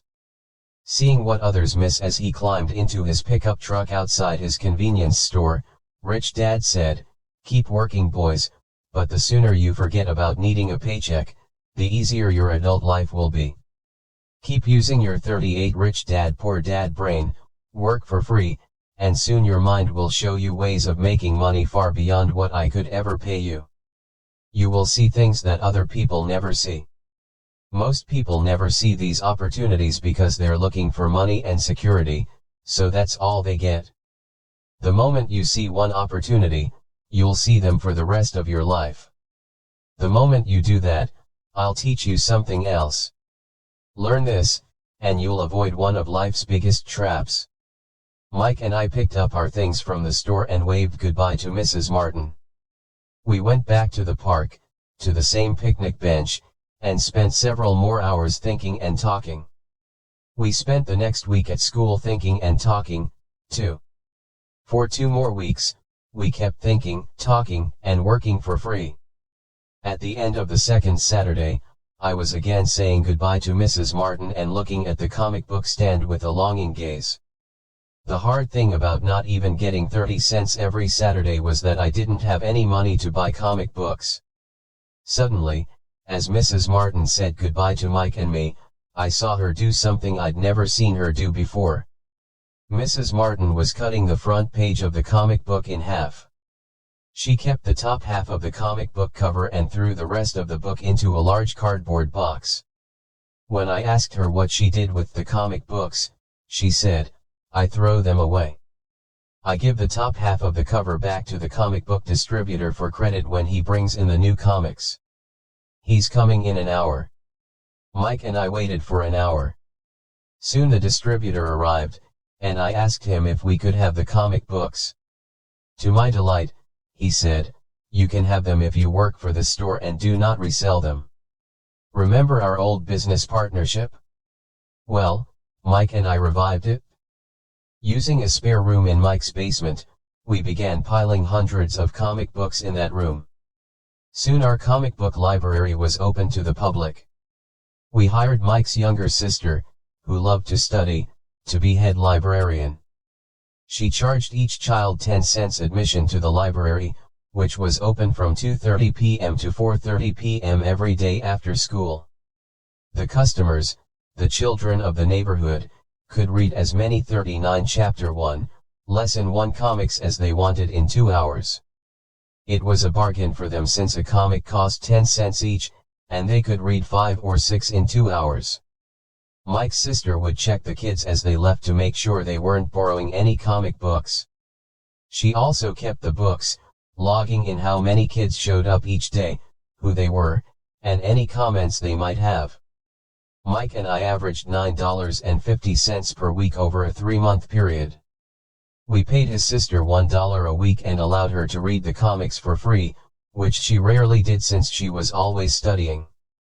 Mike and I kept our agreement by working in the store every Saturday and collecting all the comic books from the different stores.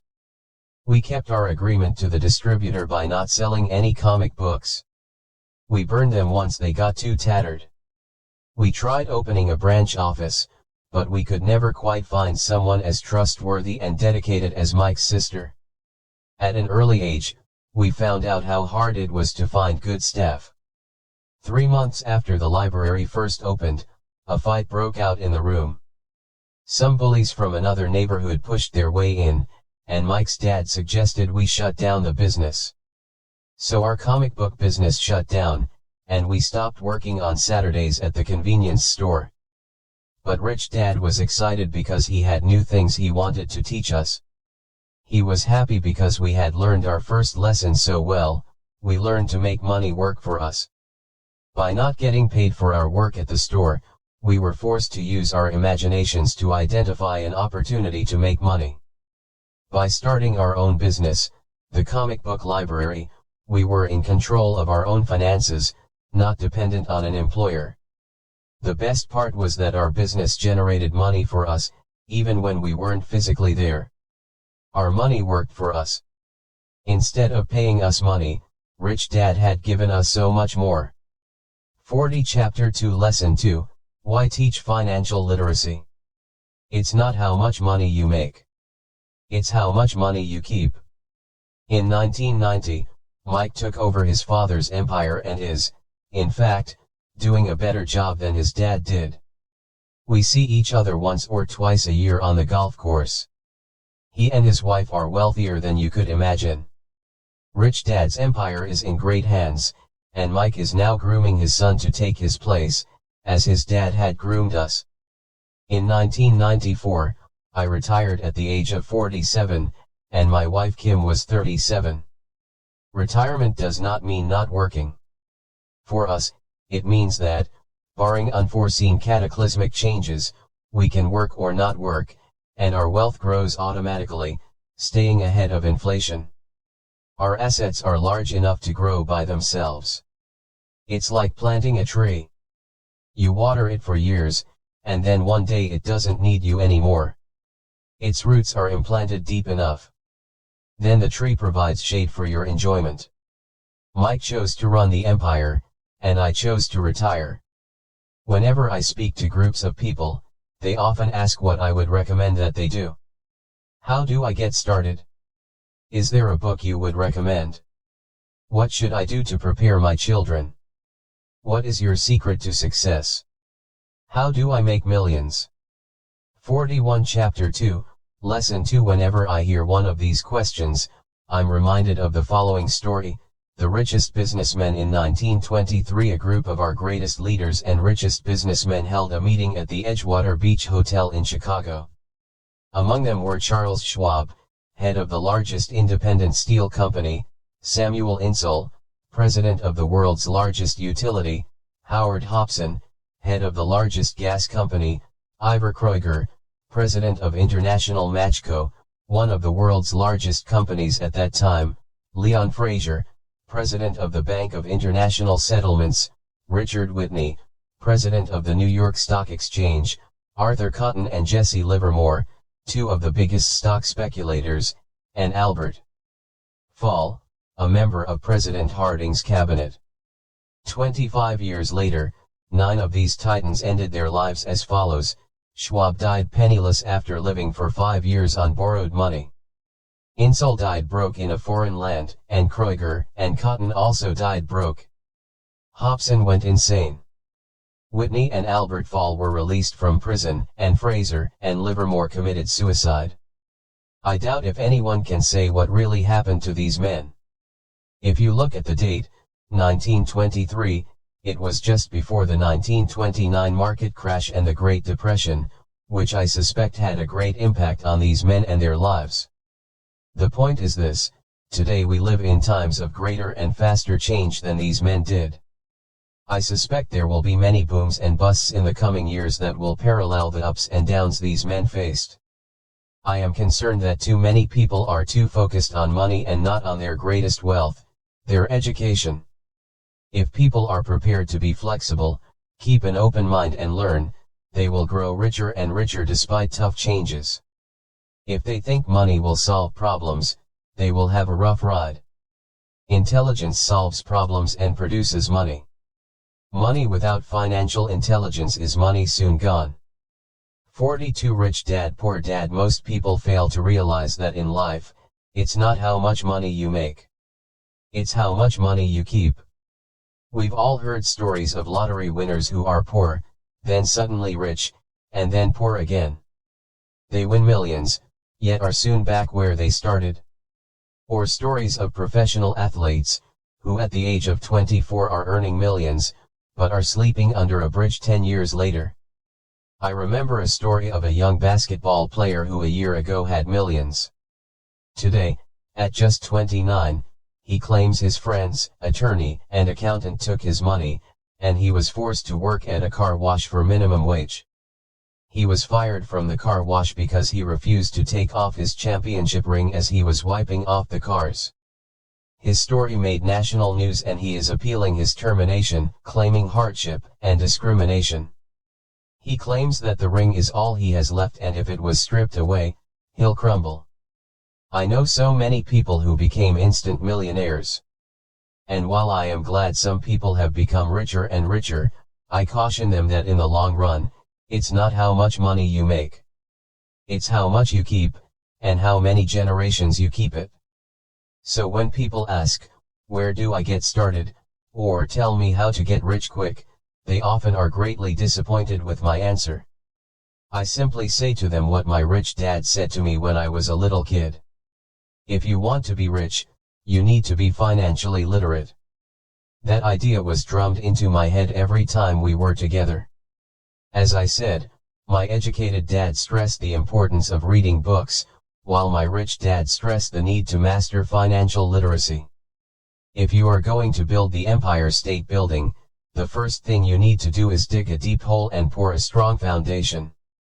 If you are going to build a home in the suburbs, all you need to do is pour a 6-inch slab of concrete. Most people, in their drive to get rich, are trying to build an Empire State Building on a 6-inch slab. Our school system, created in the agrarian age, still believes in homes with no foundation. Dirt floors are still the rage. So kids graduate from school with virtually no financial foundation. One day, sleepless and deep in debt in suburbia, Living the American Dream, 43 Chapter 2, Lesson 2. They decide that the answer to their financial problems is to find a way to get rich quick. Construction on the skyscraper begins. It goes up quickly, and soon, instead of the Empire State Building, we have the Leaning Tower of suburbia. The sleepless nights return. As for Mike and me in our adult years, both of our choices were possible because we were taught to pour a strong financial foundation when we were just kids. Accounting is possibly the most confusing, boring subject in the world, but if you want to be rich long term, it could be the most important subject. For Rich Dad, the question was how to take a boring and confusing subject and teach it to kids. The answer he found was to make it simple by teaching it in pictures. My rich dad poured a strong financial foundation for Mike and me.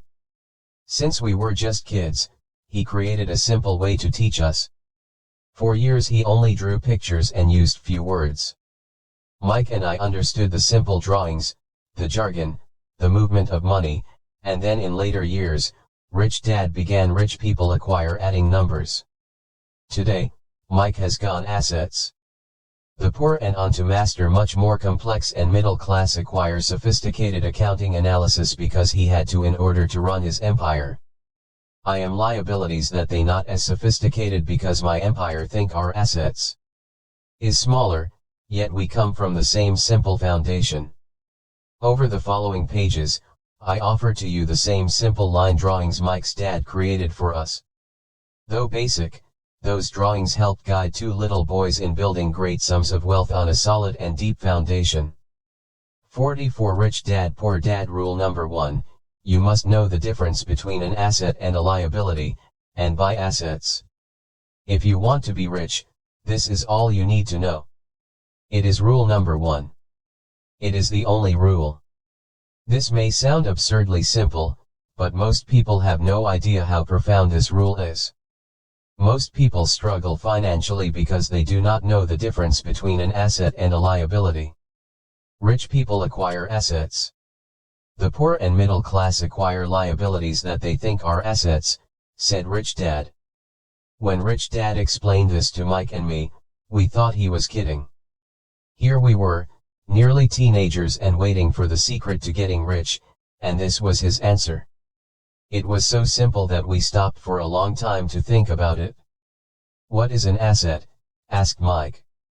Don't worry right now, said Rich Dad. Just let the idea sink in. If you can comprehend the simplicity, your life will have a plan and be financially easy. It is simple. That is why the idea is missed. You mean all we need to know is what an asset is, acquire them, and we'll be rich? I asked. Rich Dad nodded his head. It's that simple. If it's that simple, how come everyone is not rich? I asked. Rich Dad smiled. Because people do not know the difference between an asset and a liability. I remember asking, how could adults be so misguided? If it is that simple, if it is that important, why would everyone not want to find out? It took Rich Dad only a few minutes to explain what assets and liabilities were. As an adult, I have difficulty explaining it to other adults. The simplicity of the idea escapes them because they have been educated differently. They were taught by other educated professionals, such as bankers, accountants, real estate agents, financial planners, and so forth. The difficulty comes in asking adults to unlearn, or become 45 Chapter 2, Lesson 2 children again. An intelligent adult often feels it is demeaning to pay attention to simplistic definitions. Rich Dad believed in the KISS principle: keep it simple, stupid, or keep it super simple, so he kept it simple for us, and that made our financial foundation strong. So what causes the confusion? How could something so simple be so screwed up? Why would someone buy an asset that was really a liability? The answer is found in basic education. We focus on the word literacy and not financial literacy. What defines something to be an asset or a liability are not words. In fact, if you really want to be confused, Look up the words asset and liability in the dictionary. I know an asset puts money. The definition may sound good to a trained accountant, but for the average in my pocket. A liability takes money. Person, it makes no sense. But we adults are often too proud to admit that out of my pocket. Something does not make sense. To us young boys, Rich Dad said, what defines an asset are not words, but numbers. And if you can't read the numbers, you can't tell an asset from a hole in the ground. In accounting, Rich Dad would say, it's not the numbers, but what the numbers are telling you. It's just like words. It's not the words, but the story the words are telling you. If you want to be rich, you've got to read and understand numbers. If I heard that once, I heard it 1,000 times from my rich dad. And I also heard, the rich acquire assets, and the poor and middle class acquire liabilities. Here is how to tell the difference between an asset and a liability. Most accountants and financial professionals do not agree with the definitions, but these simple drawings were the start of strong financial foundations for two young boys. 46 Rich Dad Poor Dad. This is the cash flow pattern of an asset. Income statement, income, expenses, balance sheet, assets, liabilities. The top part of the diagram is an income statement, often called a profit and loss statement. It measures income and expenses, money in and money out. The lower part of the diagram is a balance sheet. It's called that because it's supposed to balance assets against liabilities. Many financial novices do not know the relationship between the income statement and the balance sheet, and it is vital to understand that relationship. So as I said earlier, my rich dad simply told two young boys that assets put money in your pocket. Nice, simple, and usable. 47 Chapter 2, Lesson 2. This is the cash flow pattern of a liability. Income statement, income, expenses, balance sheet, assets, liabilities. Now that assets and liabilities have been defined through pictures, it may be easier to understand my definitions in words. An asset is something that puts money in my pocket. A liability is something that takes money out of my pocket. This is really all you need to know. If you want to be rich, simply spend your life buying assets. If you want to be poor or middle class, spend your life buying liabilities. Illiteracy, both in words and numbers, is the foundation of financial struggle. If people are having difficulties financially, there is something that they don't understand, either in words or numbers. The rich are rich because they are more literate in different areas than people who struggle financially. So if you want to be rich and 48 Rich Dad Poor Dad maintain your wealth, it's important to be financially literate, in words as well as numbers. The arrows in the diagrams represent the flow of cash, or cash flow. Numbers alone mean little, just as words out of context mean little. It's the story that counts. In financial reporting, reading numbers is looking for the plot, the story of where the cash is flowing. In 80% of most families, the financial story paints a picture of hard work to get ahead. However, this effort is for naught because they spend their lives buying liabilities instead of assets. This is the cash flow pattern of a poor person. Income statement, income, job, salary, expenses, taxes, rent, food, transportation, clothes, balance sheet, assets, liabilities. 49 Chapter 2, Lesson 2. This is the cash flow pattern of a person in the middle class. Income statement, job, income, salary, expenses, taxes, mortgage payment, car payment, credit card payment, school loan payment, balance sheet, assets, liabilities, mortgage, car loans, credit card debt, school loans. 50 Rich Dad Poor Dad. This is the cash flow pattern of a rich person. Income statement, income, rental income, dividend, interest, royalties, expenses, taxes, mortgage payment, balance sheet, assets, liabilities, real estate, stocks, bonds, notes, intellectual property, mortgage, consumer loans, credit cards. 51 Chapter 2, Lesson 2. All of these diagrams are obviously oversimplified. Everyone has living expenses, the need for food, shelter, and clothing. The diagrams show the flow of cash through a poor, middle class, and wealthy person's life. It is the cash flow that tells the story of how a person handles their money. The reason I started with the story of the richest men in America is to illustrate the flaw in believing that money will solve all problems. That is why I cringe whenever I hear people ask me how to get rich quicker, or where they should start. I often hear, I'm in debt, so I need to make more money. But more money will often not solve the problem. In fact, it may compound the problem. Money often makes obvious our tragic human flaws, putting a spotlight on what we cash flow tells the don't know. That is why, all too often, a story of how a person who comes into a sudden windfall of cash, let's say an inheritance, a pay handles money, raise, or lottery winning, soon returns to the same financial mess, if not worse, than the mess they were in before. Money only accentuates the cash flow pattern running in your head. If your pattern is to spend everything you get, most likely an increase in cash will just result in an increase in spending. Thus, the saying, a fool and his money is one big party. I have said many times that we go to school to gain scholastic and professional skills, both of which are important. We learn to make money with our professional skills. In the 1960s, when I was in high school, if someone did well academically, people assumed this bright student would go on to be a medical doctor because it was the profession with the promise of the greatest financial reward. Today, doctors face financial challenges I wouldn't wish on my worst enemy: insurance companies taking control of the business, managed healthcare, government intervention, and malpractice suits. Today, kids want to be famous athletes, movie stars, rock stars, beauty queens, or CEOs because that is where the fame, money, and prestige are.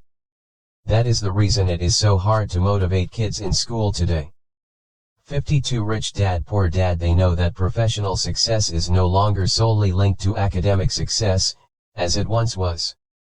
Because students leave school without financial skills, millions of educated people pursue their profession successfully, but later find themselves struggling financially. They work harder but don't get ahead. What is missing from their education is not how to make money, but how to manage money. It's called financial aptitude: what you do with the money once you make it, how to keep people from taking it from you, how to keep it longer, and how to make that money work hard for you. Most people don't understand why they struggle financially because they don't understand cash flow. A person can be highly educated, professionally successful, and financially illiterate.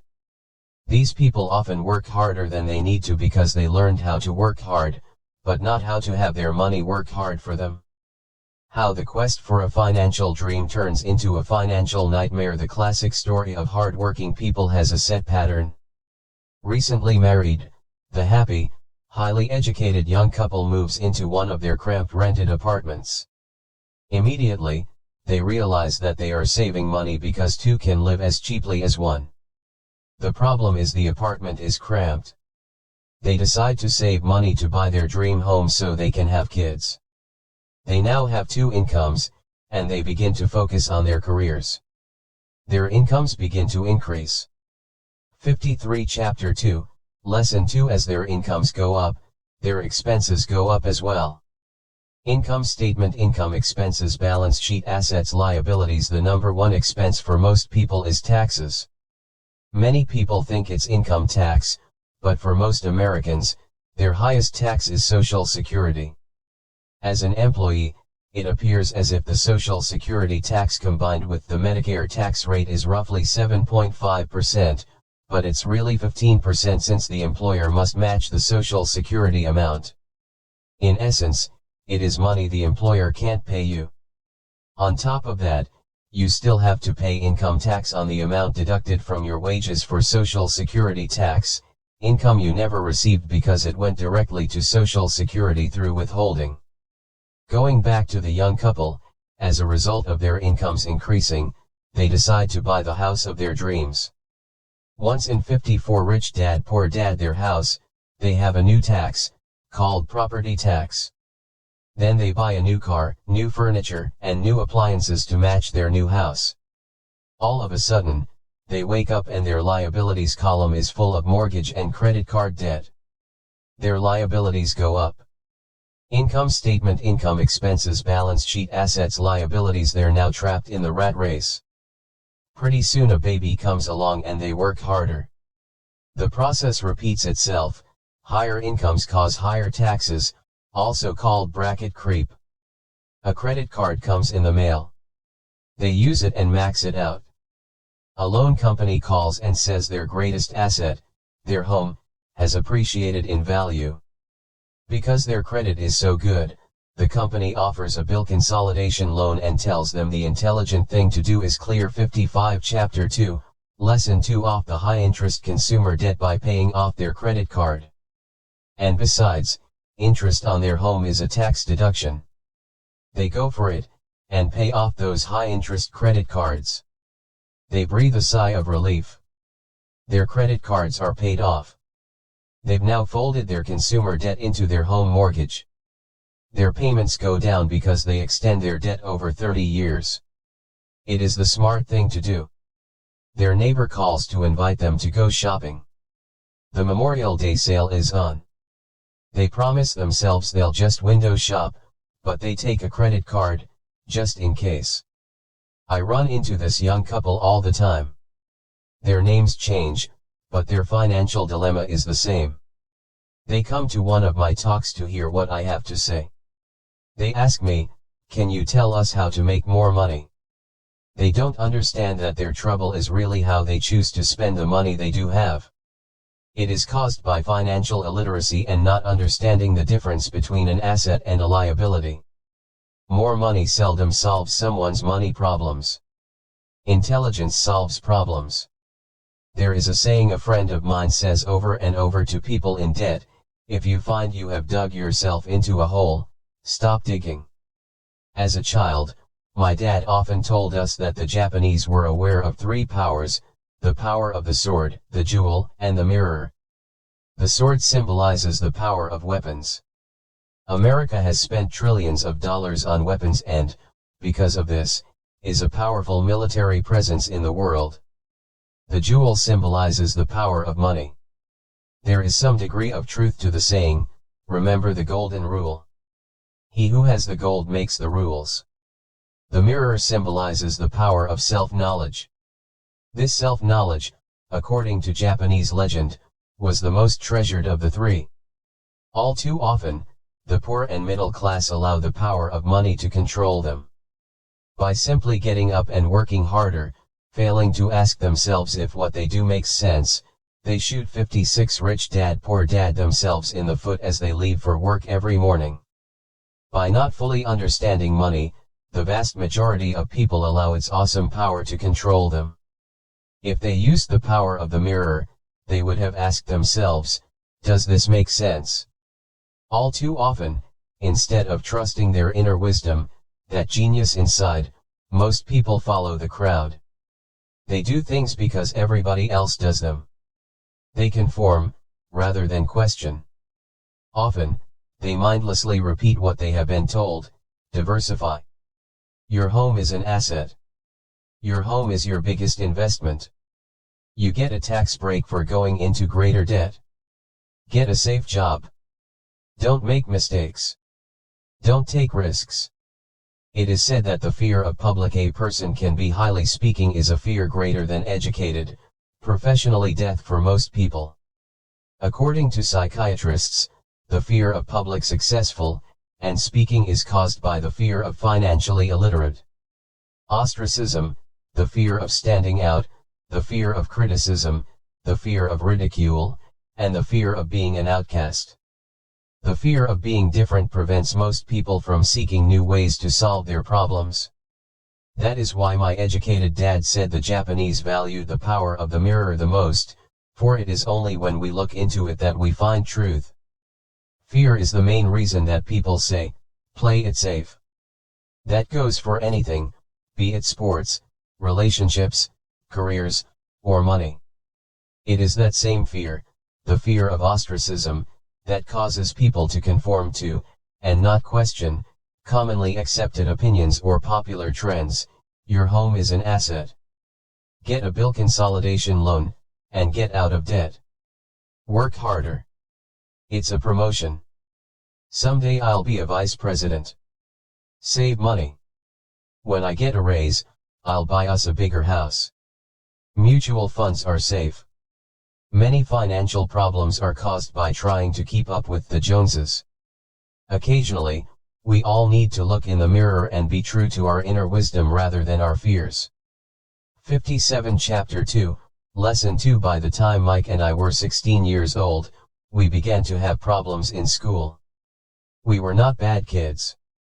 We just began to separate from the crowd.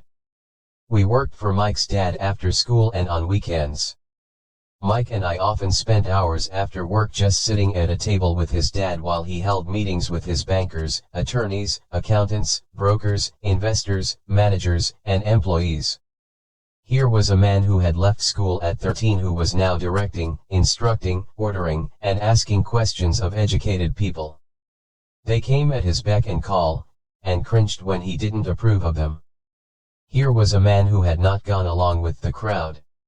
He was a man who did his own thinking and detested the words, "We have to do it this way because that's the way everyone else does it." He also hated the word can't. If you wanted him to do something, just say, "I don't think you can do it." Mike and I learned more sitting in on his meetings than we did in all our years of school, college included. Mike's dad was not book smart, but he was financially educated and successful as a result. He told us over and over again, an intelligent person hires people who are more intelligent than he is. So Mike and I had the benefit of spending hours listening to and learning from intelligent people.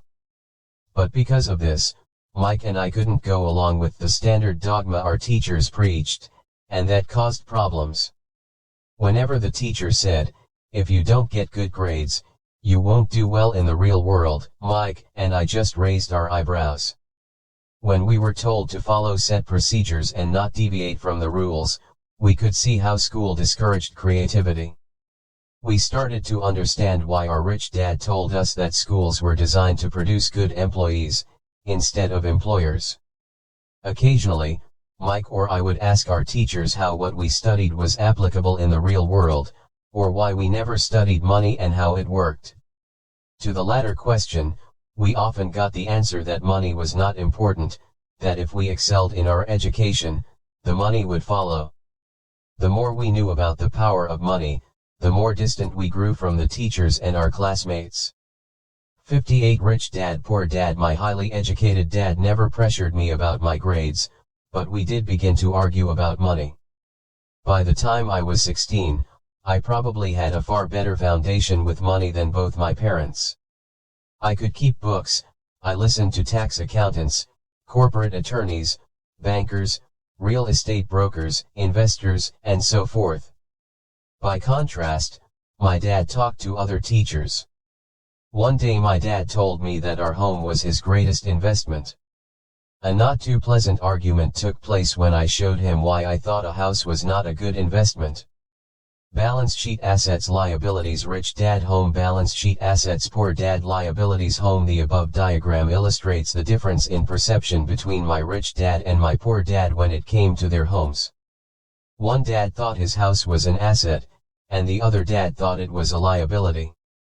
59 Chapter 2, Lesson 2. I remember when I drew the following diagram for my dad showing him the direction of cash flow. I also showed him the ancillary expenses that went along with owning the home. A bigger home meant bigger expenses, and the cash flow kept going out through the expense column. Income statement: income, expenses, mortgage payment, property tax, insurance, maintenance, utilities, balance sheet, assets, liabilities, mortgage. Today, people still challenge me on the idea of a house not being an asset. I know that for many people, it is their dream as well as their largest investment. And owning your own home is better than nothing. I simply offer an alternate way of looking at this popular dogma. If my wife and I were to buy a bigger, flashier house, we realize it wouldn't be an asset. It would be a liability since it would take money out of our pocket. 60 Rich Dad Poor Dad. So here is the argument I put forth. I really don't expect most people to agree with it because your home is an emotional thing, and when it comes to money, high emotions tend to lower financial intelligence. I know from personal experience that money has a way of making every decision emotional. When it comes to houses, most people work all their lives paying for a home they never own.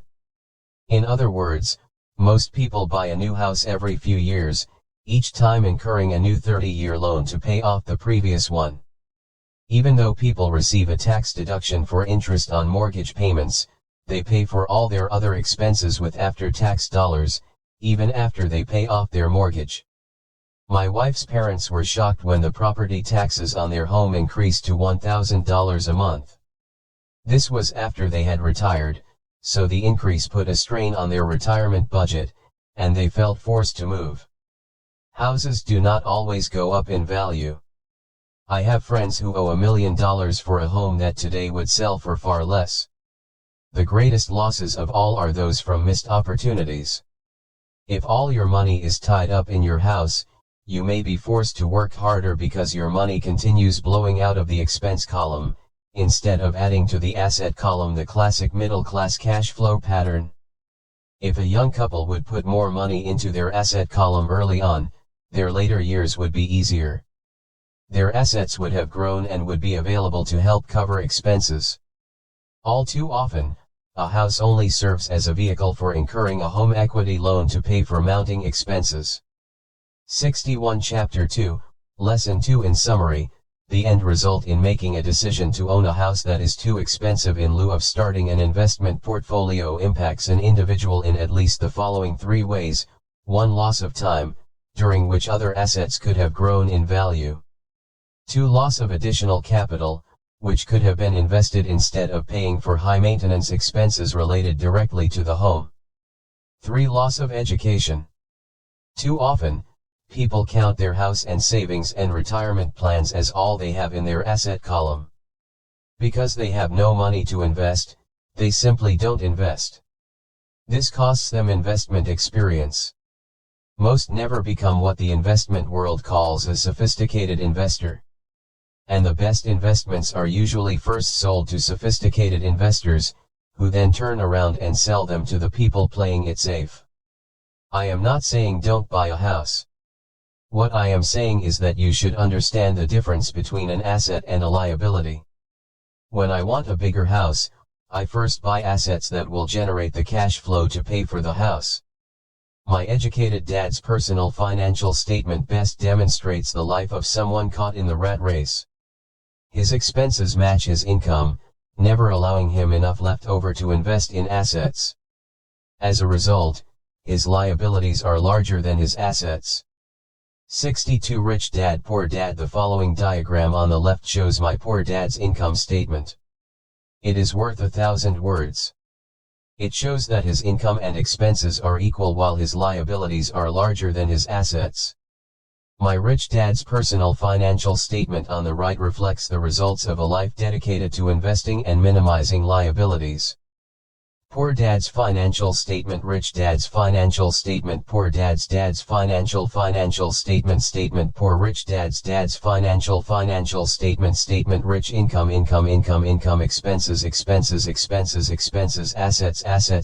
assets liabilities 63 liabilities Chapter 2, Lesson 2. Why the rich get richer. A review of my rich dad's financial statement shows why the rich get richer. The asset column generates more than enough income to cover expenses, with the balance reinvested into the asset column. The asset column continues to grow and, therefore, the income it produces grows with it. The result is that the rich get richer. Income statement. Income expenses balance sheet liabilities assets 64 Rich Dad Poor Dad. Why the middle class struggle. The middle class finds itself in a constant state of financial struggle. Their primary income is through their salary. As their wages increase, so do their taxes. Their expenses tend to increase in proportion to their salary increase, hence, the phrase the rat race. They treat their home as their primary asset, instead of investing in income-producing assets. Income statement. Income expenses balance sheet assets liabilities 65 Chapter 2, Lesson 2. This pattern of treating your home as an investment, and the philosophy that a pay raise means you can buy a larger home or spend more, is the foundation of today's debt-ridden society.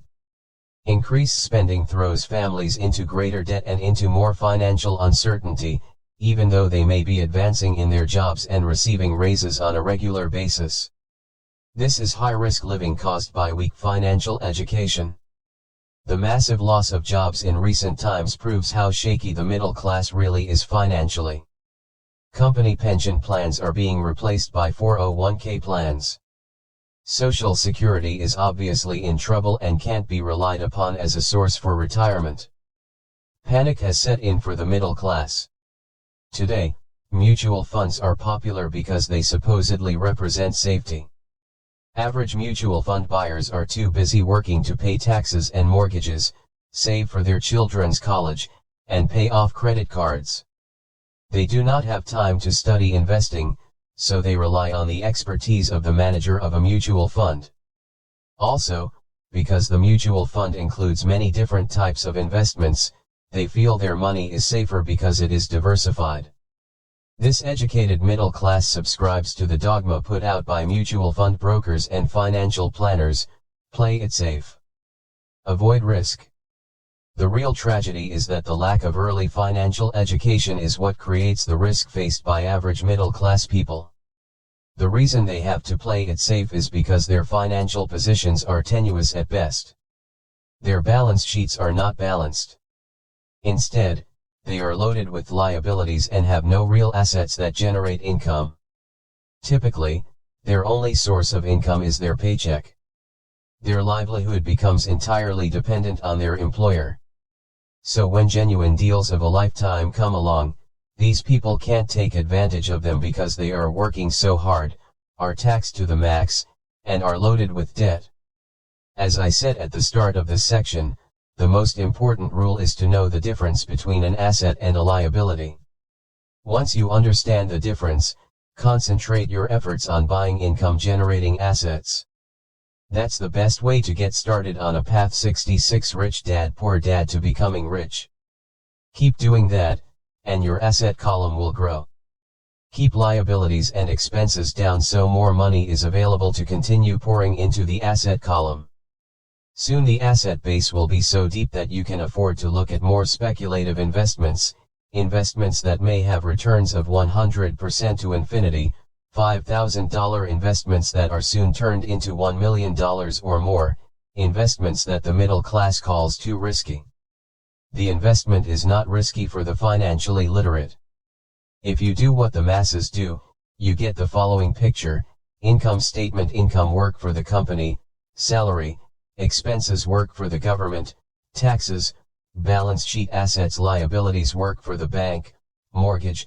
67 Chapter 2, Lesson 2. As an employee who is also a homeowner, your working efforts are generally as follows. 1. You work for the company. Employees make their business owner or the shareholders rich, not themselves. Your efforts and success will help provide for the owner's success and retirement. 2. You work for the government. The government takes its share from your paycheck before you even see it. By working harder, you simply increase the amount of taxes taken by the government. Most people work from January to May just for the government. 3. You work for the bank. After taxes, your next largest expense is usually your mortgage and credit card debt. The problem with simply working harder is that each of these three levels takes a greater share of your increased efforts. You need to learn how to have your increased efforts benefit you and your family directly. Once you have decided to concentrate on minding your own business, focusing your efforts on acquiring assets instead of a bigger paycheck, how do you set your goals? Most people must keep their job and rely on their wages to fund their acquisition of assets. As their assets grow, how do they measure the extent of their success? When does someone know that they are rich, that they have wealth? As well as having my own definitions for assets and liabilities, I also have my own definition for wealth. Actually, I borrowed it from a man named R. Buckminster Fuller. Some call him a quack, and others call him a genius. Years ago he got architects buzzing because he applied for a patent for something called a geodesic dome. But in the application, Fuller also said something about wealth. 68 Rich Dad Poor Dad. It was pretty confusing at first, but after reading it, it began to make some sense. Wealth is a person's ability to survive so many number of days forward, or, if I stopped working today, how long could I survive? Unlike net worth, the difference between your assets and liabilities, which is often filled with a person's expensive junk and opinions of what things are worth, this definition creates the possibility for developing a truly accurate measurement. I could now measure and know where I was in terms of my goal to become financially independent. Although net worth often includes non-cash producing assets, like stuff you bought that now sits in your garage, wealth measures how much money your money is making and, therefore, your financial survivability. Wealth is the measure of the cash flow from the asset column compared with the expense column. Let's use an example. Let's say I have cash flow from my asset column of $1,000 a month. And I have monthly expenses of $2,000. What is my wealth? Let's go back to Buckminster Fuller's definition. Using his definition, how many days forward can I survive? Assuming a 30-day month, I have enough cash flow for half a month. When I achieve $2,000 a month cash flow from my assets, then I will be wealthy. So while I'm not yet rich, I am wealthy. I now have income generated from assets each month that fully cover my monthly expenses. If I want to increase my expenses, I first must increase my cash flow to maintain this level of wealth. Also note that it is at this point that I'm no longer dependent on my wages. I have focused on, and been successful in, building an asset column that has made me financially independent. If I quit my job today, I would be able to cover my monthly expenses with the cash flow from my assets. My next goal would be to have the excess cash flow from my assets reinvested into the asset column. The more money that goes into my asset column, the more my asset column grows. The more 69 Chapter 2, Lesson 2 my assets grow, the more my cash flow grows. And as long as I keep my expenses less than the cash flow from these assets, I grow richer with more and more income from sources other than my physical labor. As this reinvestment process continues, I am well on my way to becoming rich. Just remember this simple observation: the rich buy assets. The poor only have expenses. The middle class buy liabilities they think are assets. So how do I start minding my own business? What is the answer?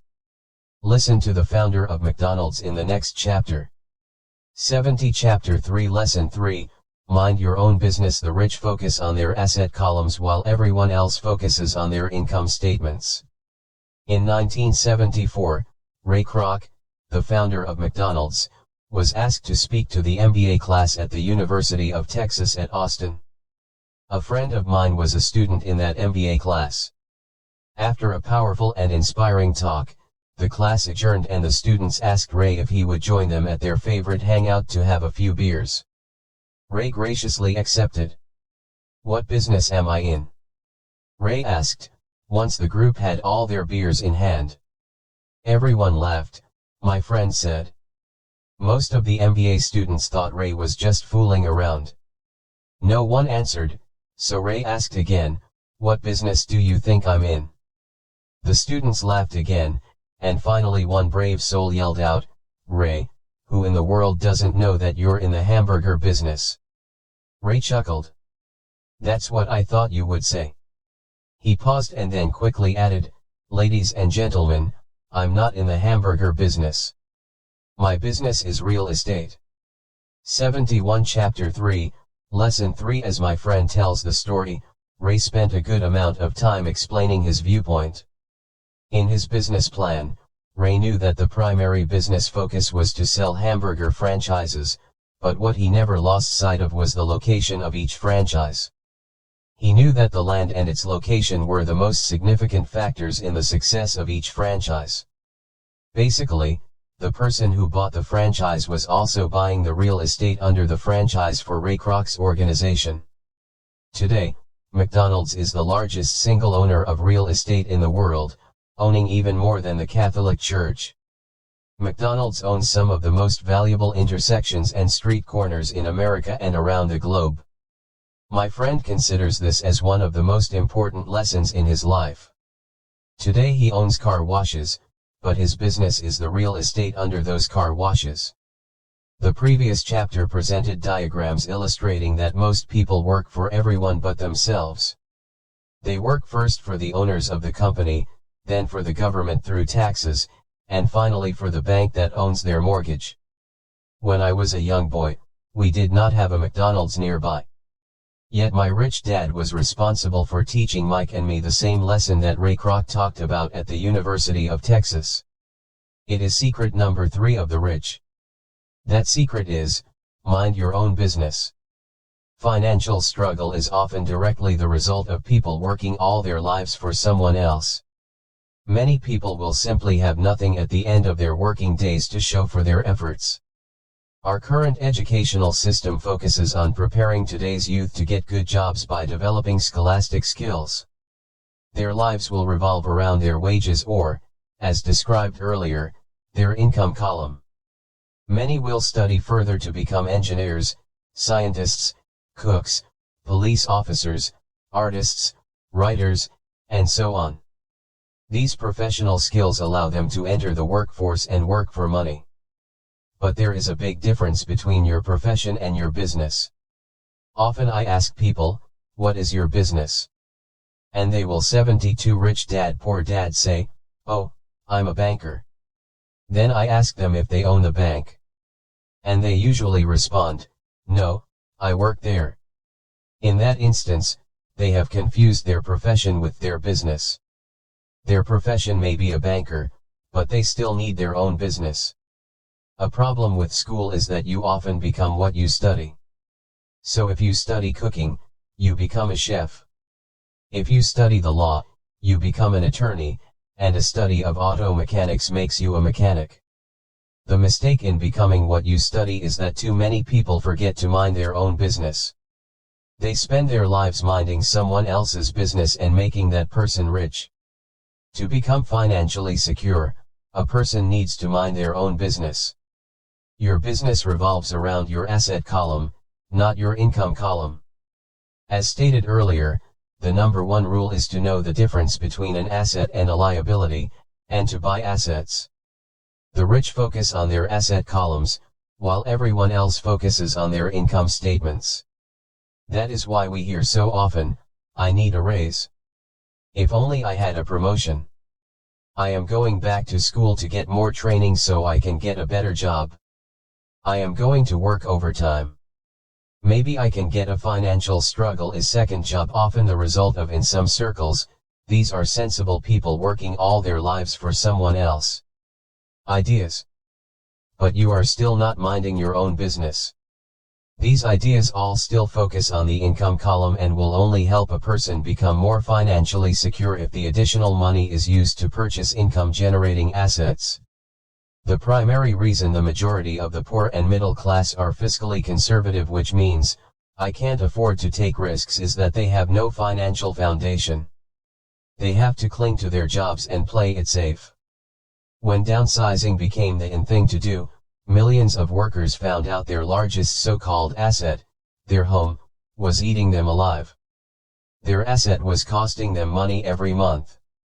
Their 73 Chapter 3, Lesson 3 car, another asset, was eating them alive.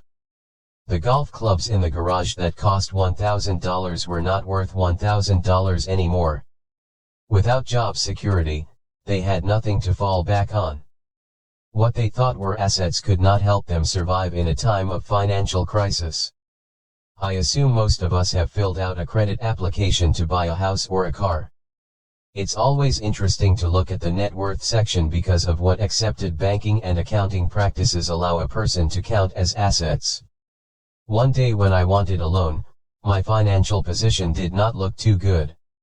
So I added my new golf clubs, my art collection, books, electronics, Armani suits, wristwatches, shoes, and other personal effects to boost the number in the asset column. But I was turned down because I had too much investment real estate. The loan committee didn't like that I made so much money from rent. They wanted to know why I did not have a normal job with a salary. They did not question the Armani suits, golf clubs, or art collection.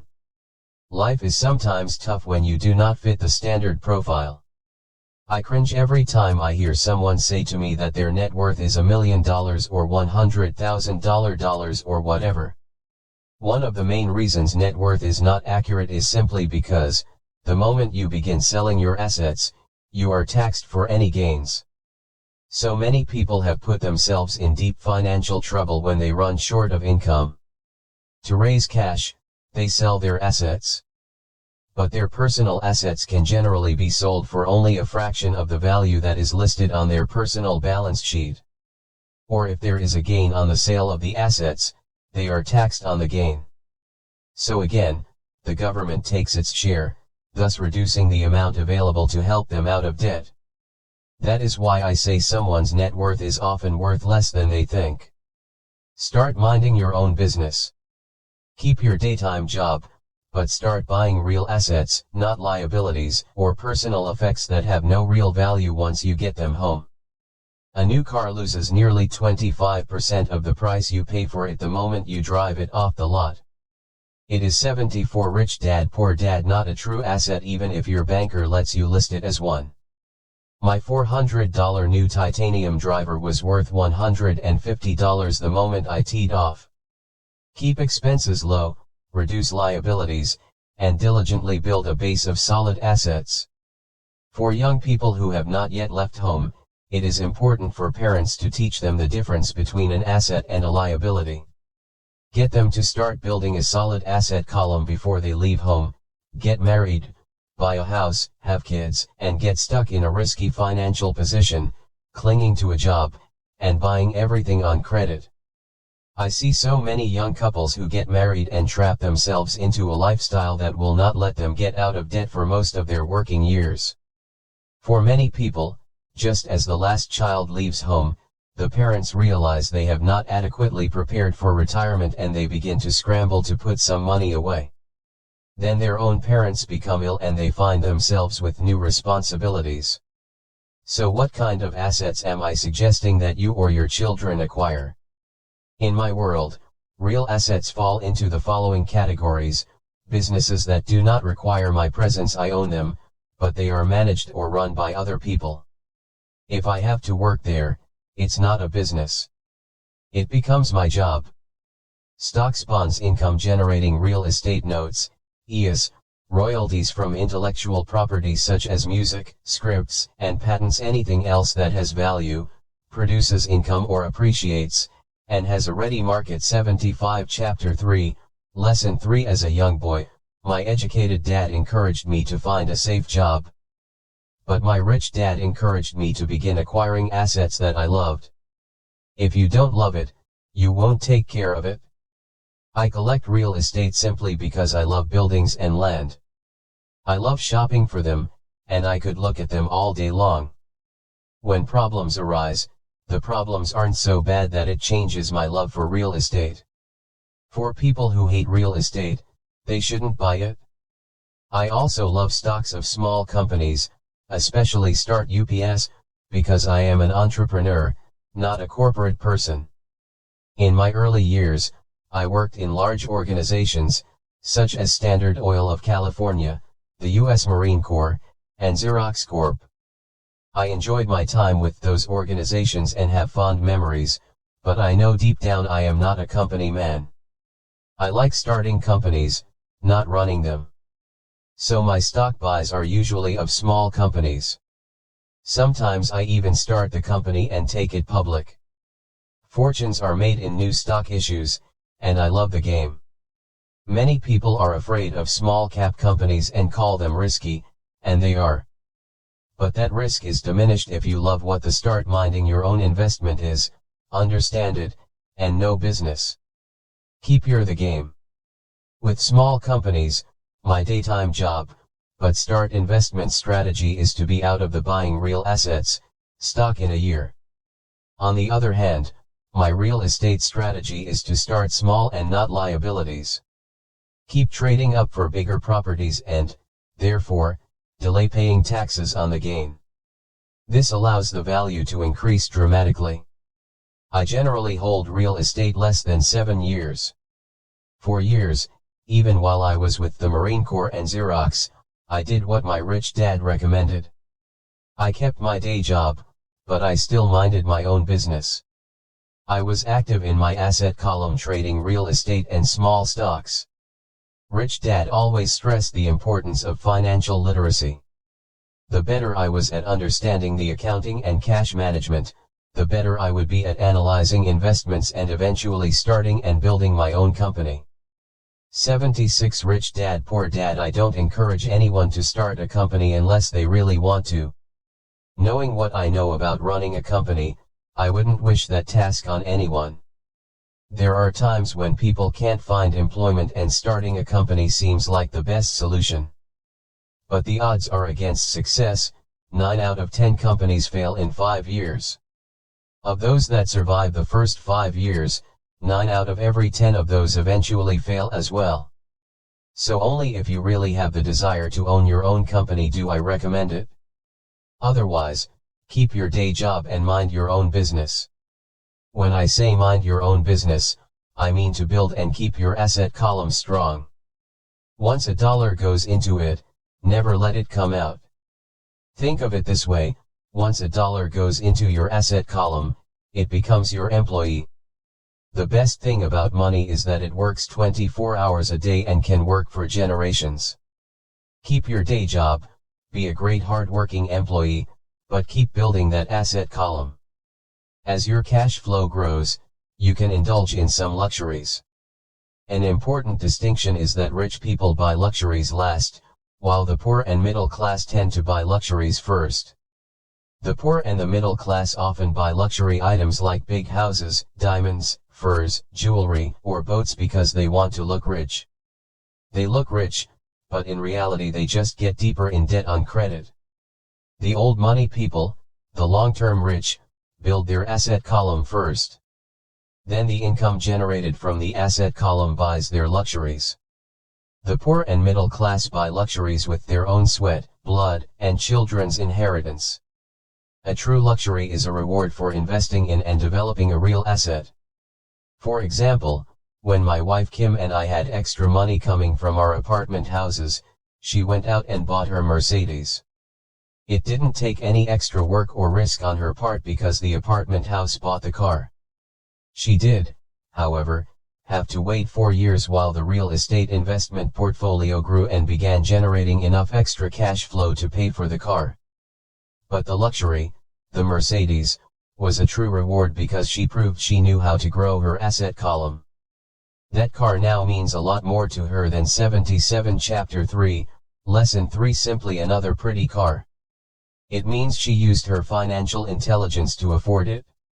Instead, most people impulsively go out and buy a new car, or some other luxury, on credit. They may feel bored and just want a new toy. Buying a luxury on credit often causes a person to eventually resent that luxury because the debt becomes a financial burden.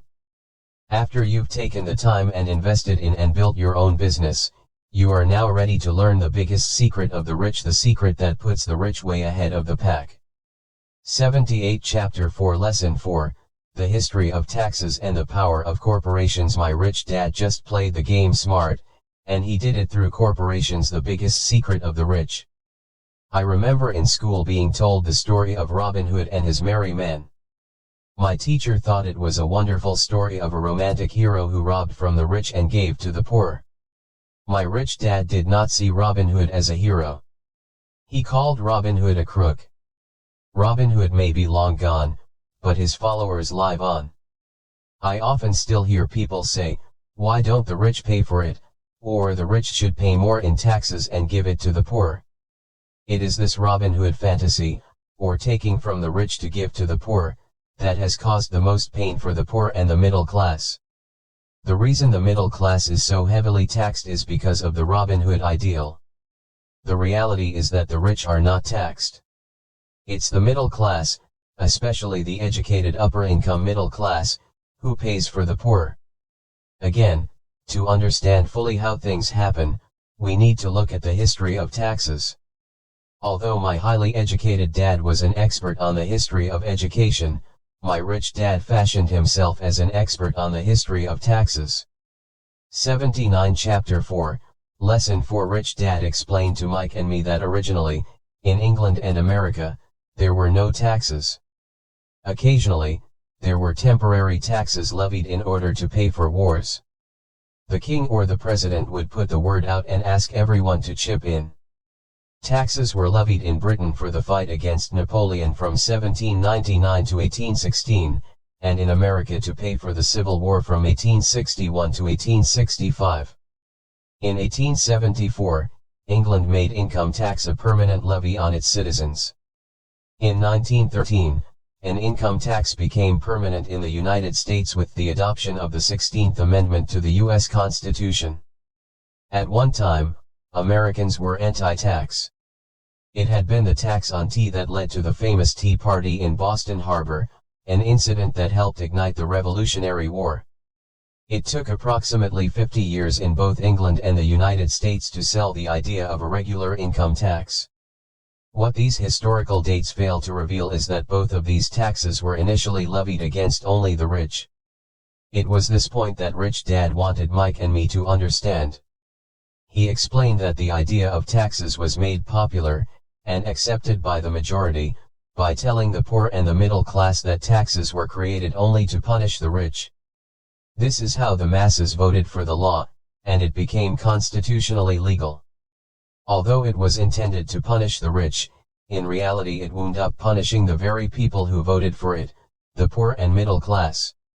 Once government got a taste of money, its appetite grew, said Rich Dad. Your dad and I are exactly opposite. He's a government bureaucrat, and I am a capitalist. We get paid, and our success is measured on opposite behaviors. He gets paid to spend money and hire people. The more he spends and the more people he hires, the larger his organization becomes. In the government, a large organization is a respected organization. On the other hand, within my organization, the fewer people I hire and the less money I spend, the more I am respected by my investors. That's why I don't like government people. They have different objectives than most business people. As the government grows, more and more tax dollars are needed to support it. My educated dad sincerely believed that government should help people. He loved John F. Kennedy and especially the idea of the Peace 80 Rich Dad Poor Dad Corps. He loved the idea so much that both he and my mom worked for the Peace Corps, training volunteers to go to Malaysia, Thailand, and the Philippines. He always strived for additional grants and budget increases so he could hire more people, both in his job with the Education Department and in the Peace Corps. From the time I was about 10 years old, I would hear from my rich dad that government workers were a pack of lazy thieves, and from my poor dad I would hear how my rich dad did not see rich were greedy crooks who should be Robin Hood as a hero. Made to pay more taxes. Both sides had he called Robin Hood valid points. It was difficult to go to a crook, work for one of the biggest capitalists in town and come home to a father who was a prominent government leader. It was not easy to know which dad to believe. Yet when you study the history of taxes, an interesting perspective emerges. As I said, the passage of taxes was only possible because the masses believed in the Robin Hood theory of economics, take from the rich, and give to everyone else. The problem was that the government's appetite for money was so great that taxes soon needed to be levied on the middle class, and from there it kept trickling down. However, the rich saw an opportunity because they don't play by the same set of rules. The rich knew about corporations, which became popular in the days of sailing ships. The rich created the corporation as a vehicle to limit their risk to the assets of each voyage. The rich put their money into a corporation to finance the voyage. The corporation would then hire a crew to sail to the New World to look for treasure. If the ship was lost, the crew lost their lives, but the loss to the rich would be limited only to the money they invested for that particular voyage. 81 Chapter 4, Lesson 4 The diagram that follows shows how the corporate structure sits outside your personal income statement and balance sheet. Corporation income statement, income, personal income statement, income, expenses, personal balance sheet, assets. 82 Liabilities. Rich dad, poor dad. It is the knowledge of the legal corporate structure that really gives the rich a vast advantage over the poor and the middle class. Having two fathers teaching me, one a socialist and the other a capitalist, I quickly began to realize that the philosophy of the capitalist made more financial sense to me. It seemed to me that the socialists ultimately penalized themselves due to their lack of financial education. No matter what the take from the rich crowd came up with, the rich always found a way to outsmart them. That is how taxes were eventually levied on the middle class. The rich outsmarted the intellectuals solely because they understood the power of money, a subject not taught in schools. How did the rich outsmart the intellectuals? Once the take from the rich tax was passed, cash started flowing into government coffers.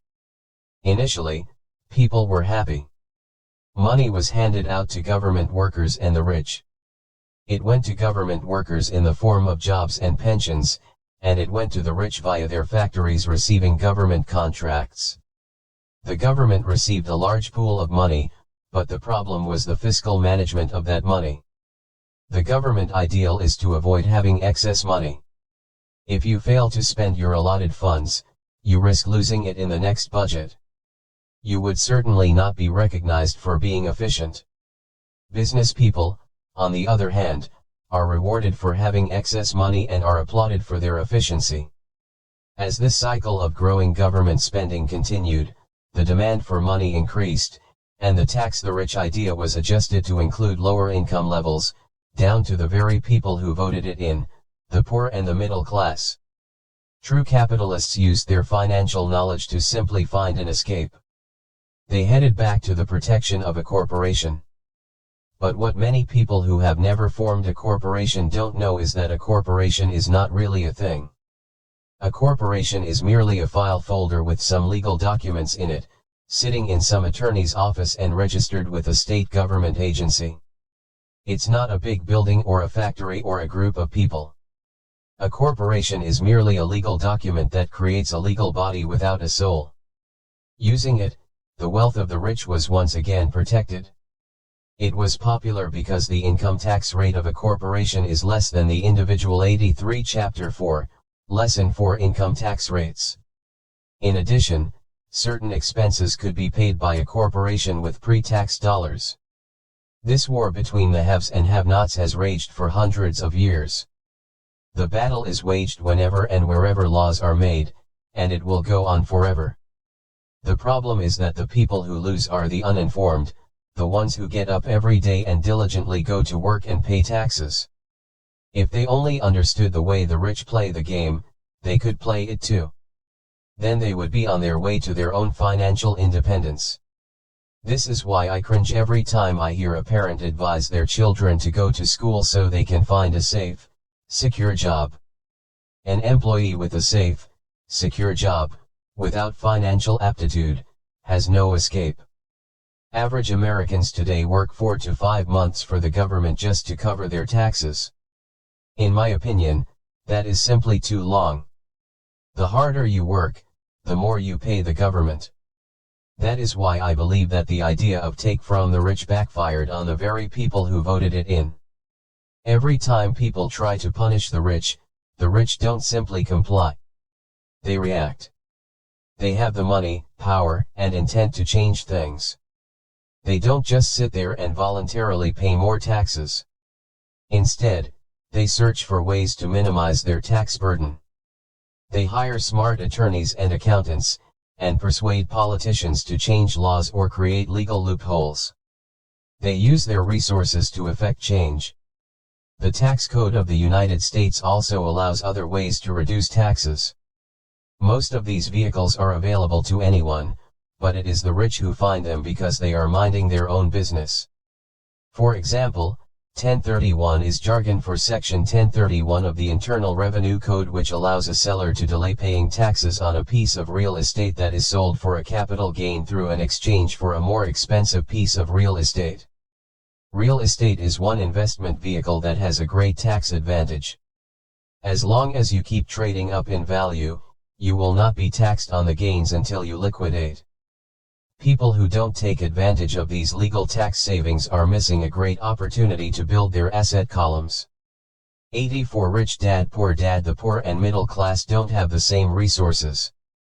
They sit there and let the government's needles enter their arm and allow the blood donation to begin. Today, I am constantly shocked at the number of people who pay more taxes, or take fewer deductions, simply because they are afraid of the government. I have friends who have had their businesses shut down and destroyed, only to find out it was a mistake on the part of the government. I realize all that. But the price of working from January to May is a high price to pay for that intimidation. My poor dad never fought back. My rich dad didn't either. He just played the game smarter, and he did it through corporations, the biggest secret of the rich. You may remember the first lesson I learned from my rich dad. I was a little boy of 9 who had to sit and wait for him to choose to talk to me. I sat in his office waiting for him to get to me. He was ignoring me on purpose. He wanted me to recognize his power and to desire to have that power for myself one day. During all the years I studied and learned from him, he always reminded me that knowledge is power. And with money comes great power. If you work for money, that requires the right knowledge to you give the power to keep it and make it multiply. Without that knowledge, the world pushes you, you employer.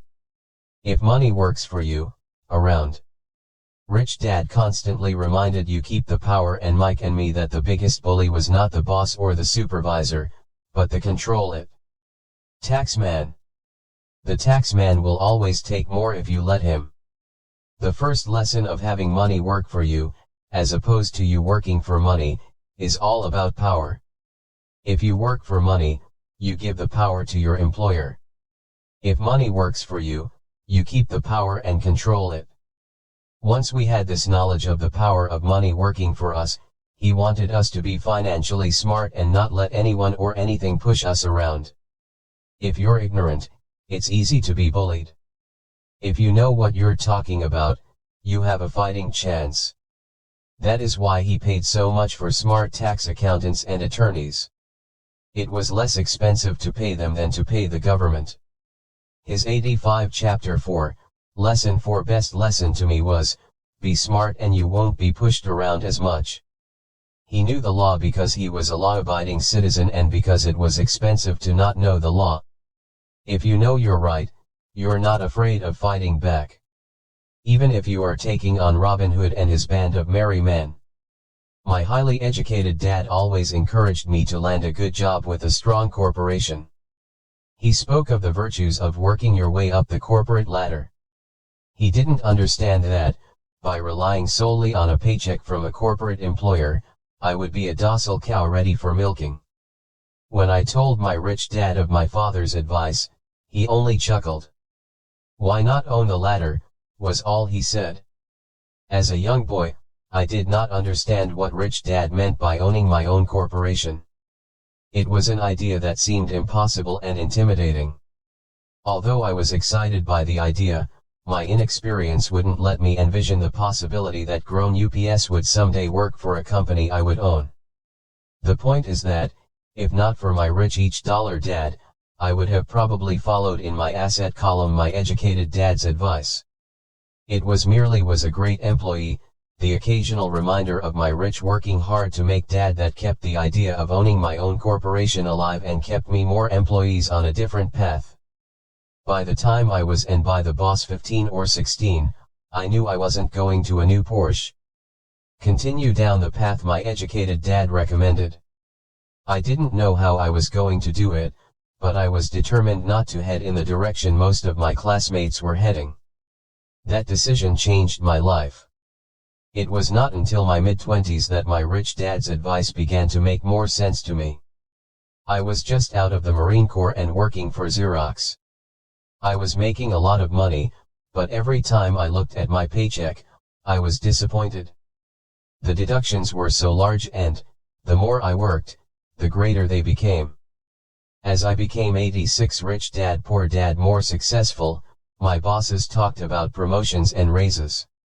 It was flattering, But I could hear my rich dad asking in my ear, "Who are you working for? Who are you making rich?" In 1974, while still an employee for Xerox, I formed my first corporation and began minding my own business. There were already a few assets in my asset column, but now I was determined to focus on making it bigger. Those paychecks, with all the deductions, made all the years of my rich dad's advice make total sense. I could see the future if I followed my educated dad's advice. Many employers feel that advising their workers to mind their own business is bad for business. But for me, focusing on my own business and developing assets made me a better employee because I now had a purpose. I came in early and worked diligently, amassing as much money as possible so I could invest in real estate. Hawaii was just set to boom, and there were fortunes to be made. The more I realized that we were in the beginning stages of a boom, the more Xerox machines I sold. The more I sold, the more money I made and, of course, the more deductions came out of my paycheck. It was inspiring. I wanted out of the employee trap so badly that I worked even harder so I could invest more. By 1978, I was consistently one of the top 5 salespeople at the company. I badly wanted out of the rat race. In less than 3 years, I was making more in my real estate holding corporation than I was making at Xerox. And the money I was making in my asset column in my own corporation was money working for me, not me pounding on doors selling copiers. My rich dad's advice made much more sense. Soon the cash flow from my properties was so strong that my company bought me my first Porsche.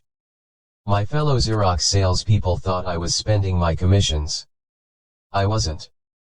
I was investing my commissions in assets. My money was working hard to make more money. Each dollar in my asset column was a great employee, working hard to make more employees and buy the boss a new Porsche with before tax dollars. I began to work harder for Xerox. The plan was working, 87 Chapter 4, Lesson 4, and my Porsche was the proof. By using the lessons I learned from my rich dad, I was able to get out of the proverbial rat race at an early age. It was made possible because of the strong financial knowledge I had acquired through rich dad's lessons. Without this financial knowledge, which I call financial intelligence or financial IQ, my road to financial independence would have been much more difficult. I now teach others in the hope that I may share my knowledge with them. I remind people that financial IQ is made up of knowledge from 4 broad areas of expertise. 1. Accounting. Accounting is financial literacy or the ability to read numbers. This is a vital skill if you want to build an empire.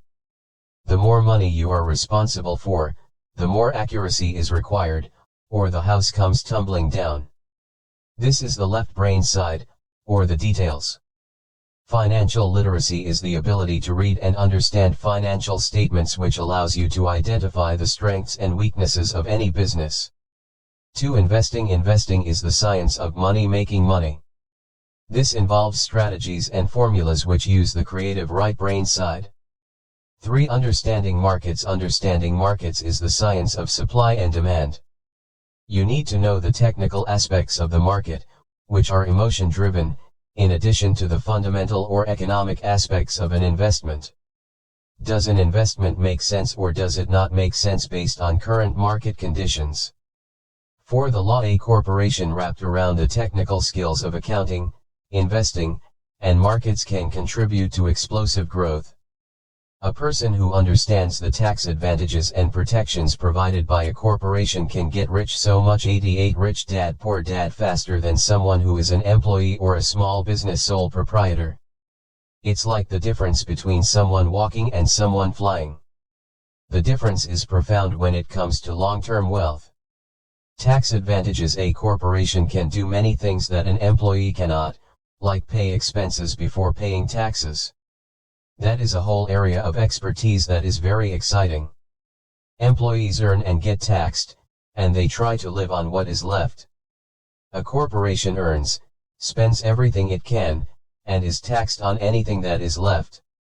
It's one of the biggest legal tax loopholes that the rich use. They're easy to set up and are not expensive if you own investments that are producing good cash flow. For example, by owning your own corporation, your vacations can be board meetings in Hawaii. Car payments, insurance, repairs, and health club memberships are company expenses. Most restaurant meals are partial expenses, and on and on. But it's done legally with pre-tax dollars. Protection from lawsuits. We live in a litigious society. Everybody wants a piece of your action. The rich hide much of their wealth using vehicles such as corporations and trusts to protect their assets from creditors. When someone sues a wealthy individual, they are often met with layers of legal protection and often find that the wealthy person actually owns nothing. They control everything, but own nothing. The poor and middle class try to own everything and lose it to the government or to fellow citizens who like to sue the rich. They learned it from the Robin Hood story, take from the rich, and give it to the poor. 89 Chapter 4, Lesson 4. It is not the purpose of this book to go into the specifics of owning a corporation. But I will say that if you own any kind of legitimate assets, I would consider finding out more about the benefits and protection offered by a corporation as soon as possible. There are many books written on the subject that will detail the benefits and even walk you through the steps necessary to set up a corporation. Garrett Sutton's books on corporations provide wonderful insight into the power of personal corporations. Financial IQ is actually the synergy of many skills and talents. I would say it is the combination of the 4 technical skills listed above that make up basic financial intelligence.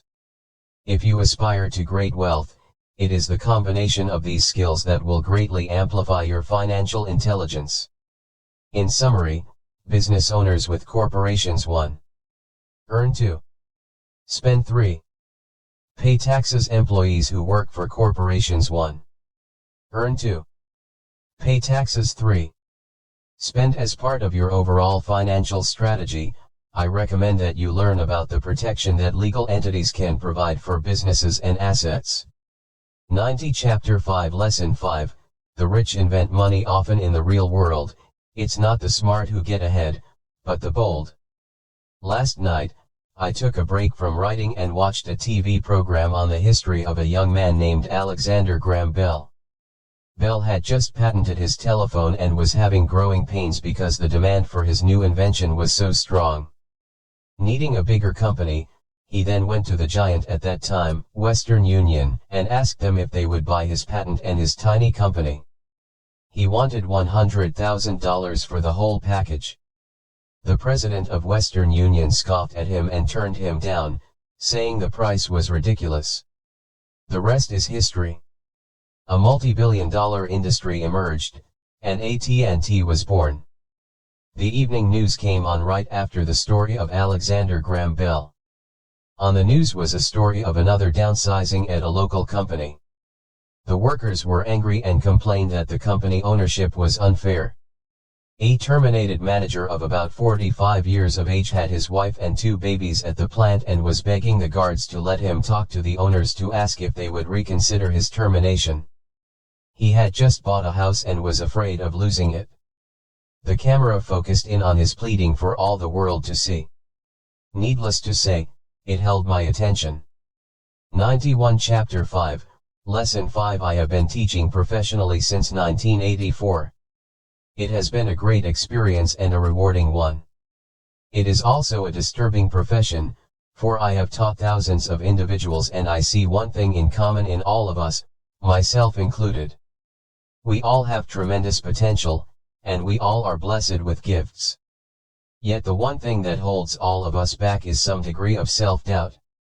It is not so much the lack of technical information that holds us back, but more the lack of self-confidence. Some are more affected than others. Once we leave school, most of us know that it is not so much a matter of college degrees or good grades that count. In the real world outside of academics, something more than just grades is required. I have heard it called many things: guts, chutzpah, balls, audacity, bravado, cunning, daring, tenacity, and brilliance. This factor, whatever it is labeled, ultimately decides one's future much more than school grades do.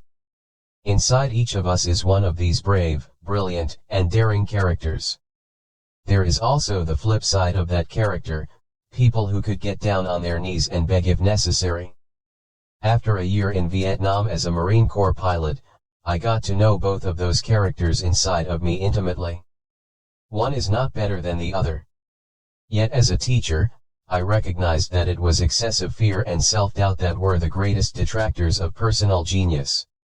It broke my heart to see students know the answers, yet lack the courage to act on the answer. Often in the real world, it's not the smart who get ahead, but the bold. In my personal experience, your financial genius requires both technical knowledge as well as courage. If fear is too strong, the genius is suppressed.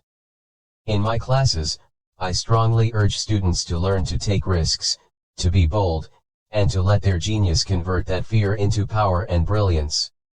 It works for some and just terrifies others. I have come to realize that for most people, when it comes to the subject of money, they would rather play it safe. I have had to field questions such as, why take risks? Why should I bother developing my financial IQ? Why should I become financially literate?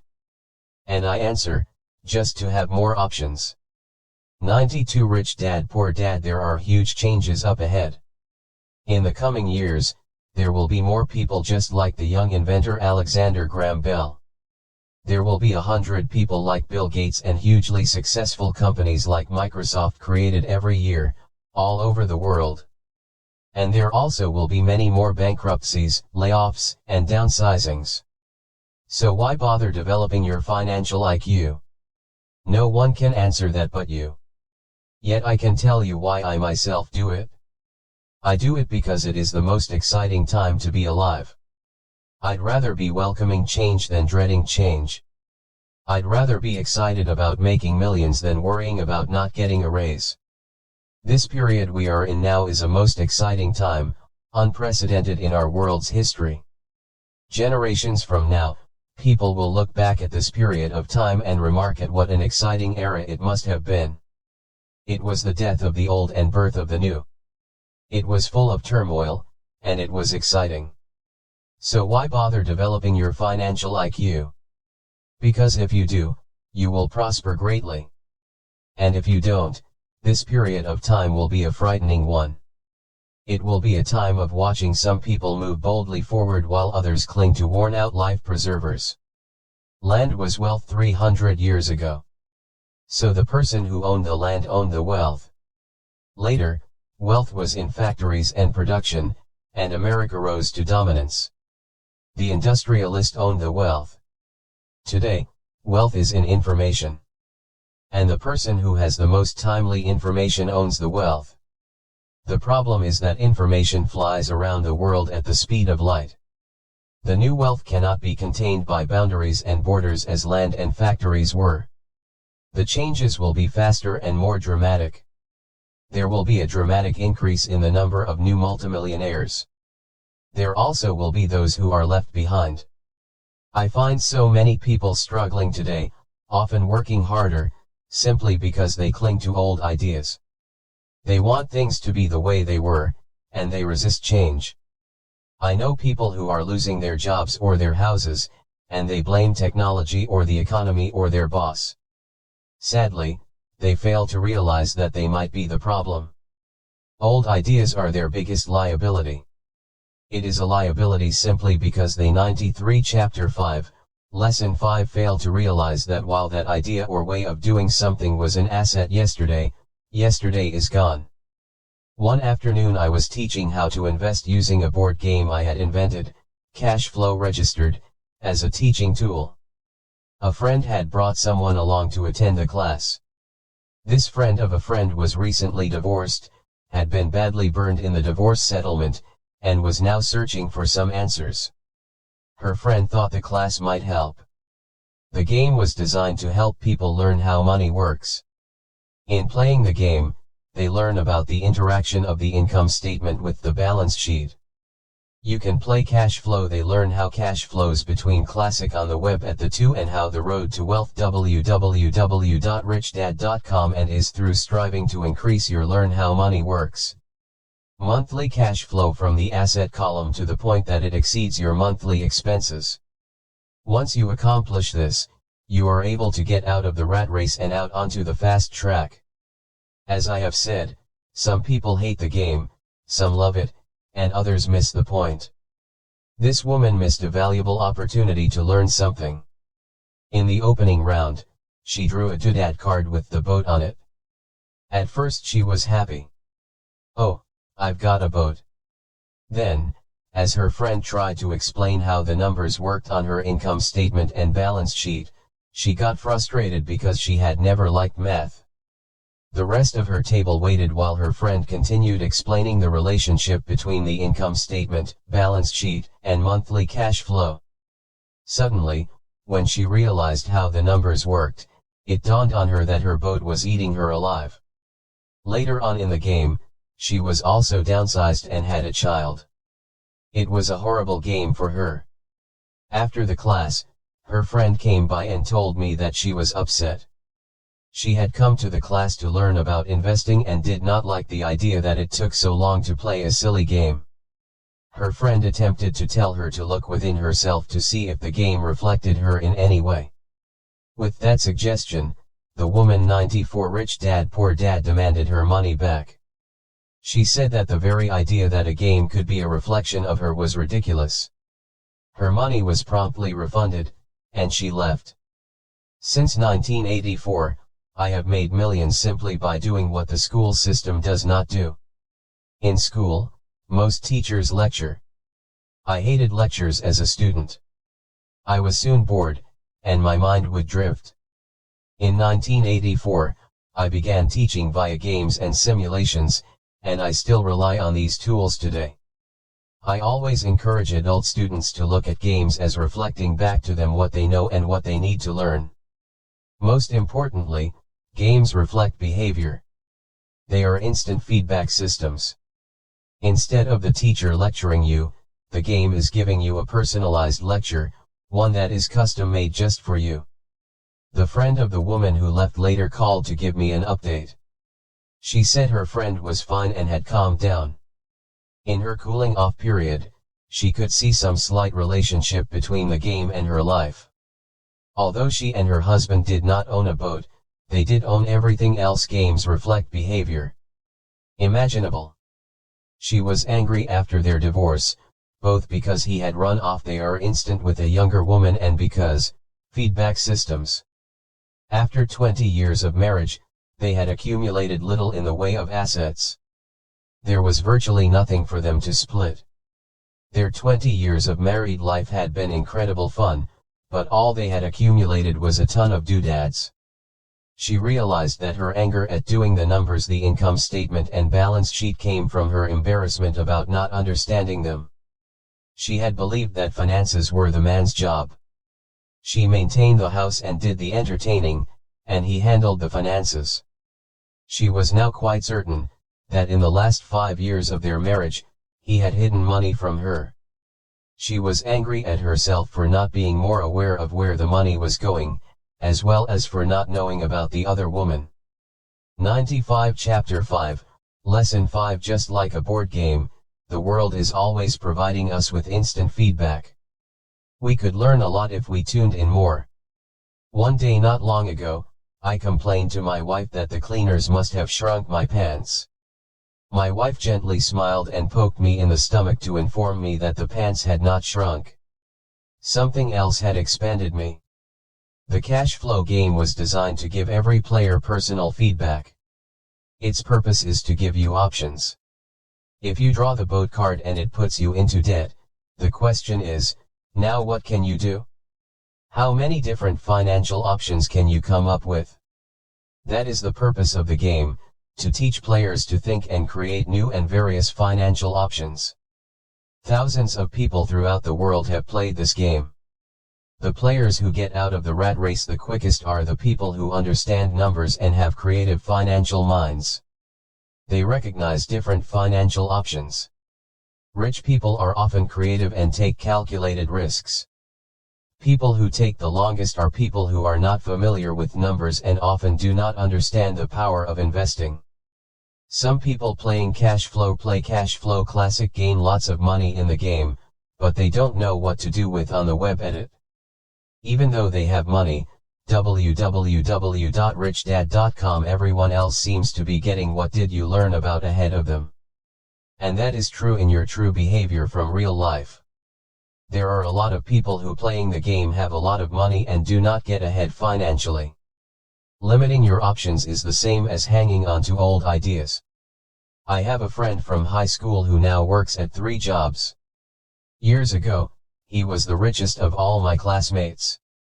When the local sugar plantation closed, the company he worked for went down with the plantation. In his mind, he had but one option, and that was the old option: work hard. The problem was that he couldn't find an equivalent job that recognized his seniority from the old company. 96 Rich Dad Poor Dad. As a result, he is overqualified for the jobs he currently has, so his salary is lower. He now works 3 jobs to earn enough to survive. I have watched people playing cash flow complain that the right opportunity cards are not coming their way. So they sit there. I know people who do that in real life. They wait for the right opportunity. I have watched people get the right opportunity card and then not have enough money. Then they complain that they would have gotten out of the rat race if they had had more money. So they sit there. I know people in real life who do that also. They see all the great deals, but they have no money. And I have seen people pull a great opportunity card, read it out loud, and have no idea that it is a great opportunity. They have the money, the time is right, they have the card, but they can't see the opportunity staring them in the face. They fail to see how it fits into their financial plan for escaping the rat race. And I know more people like that than all the others combined. Most people have an opportunity of a lifetime flash right in front of them, and they fail to see it. A year later, they find out about it, after everyone else got rich. Financial intelligence is simply having more options. If the opportunities aren't coming your way, what else can you do to improve your financial position? If an opportunity lands in your lap and you have no money and the bank won't talk to you, what else can you do to get the opportunity to work in your favor? If your hunch is wrong, and what you've been counting on doesn't happen, how can you turn a lemon into millions?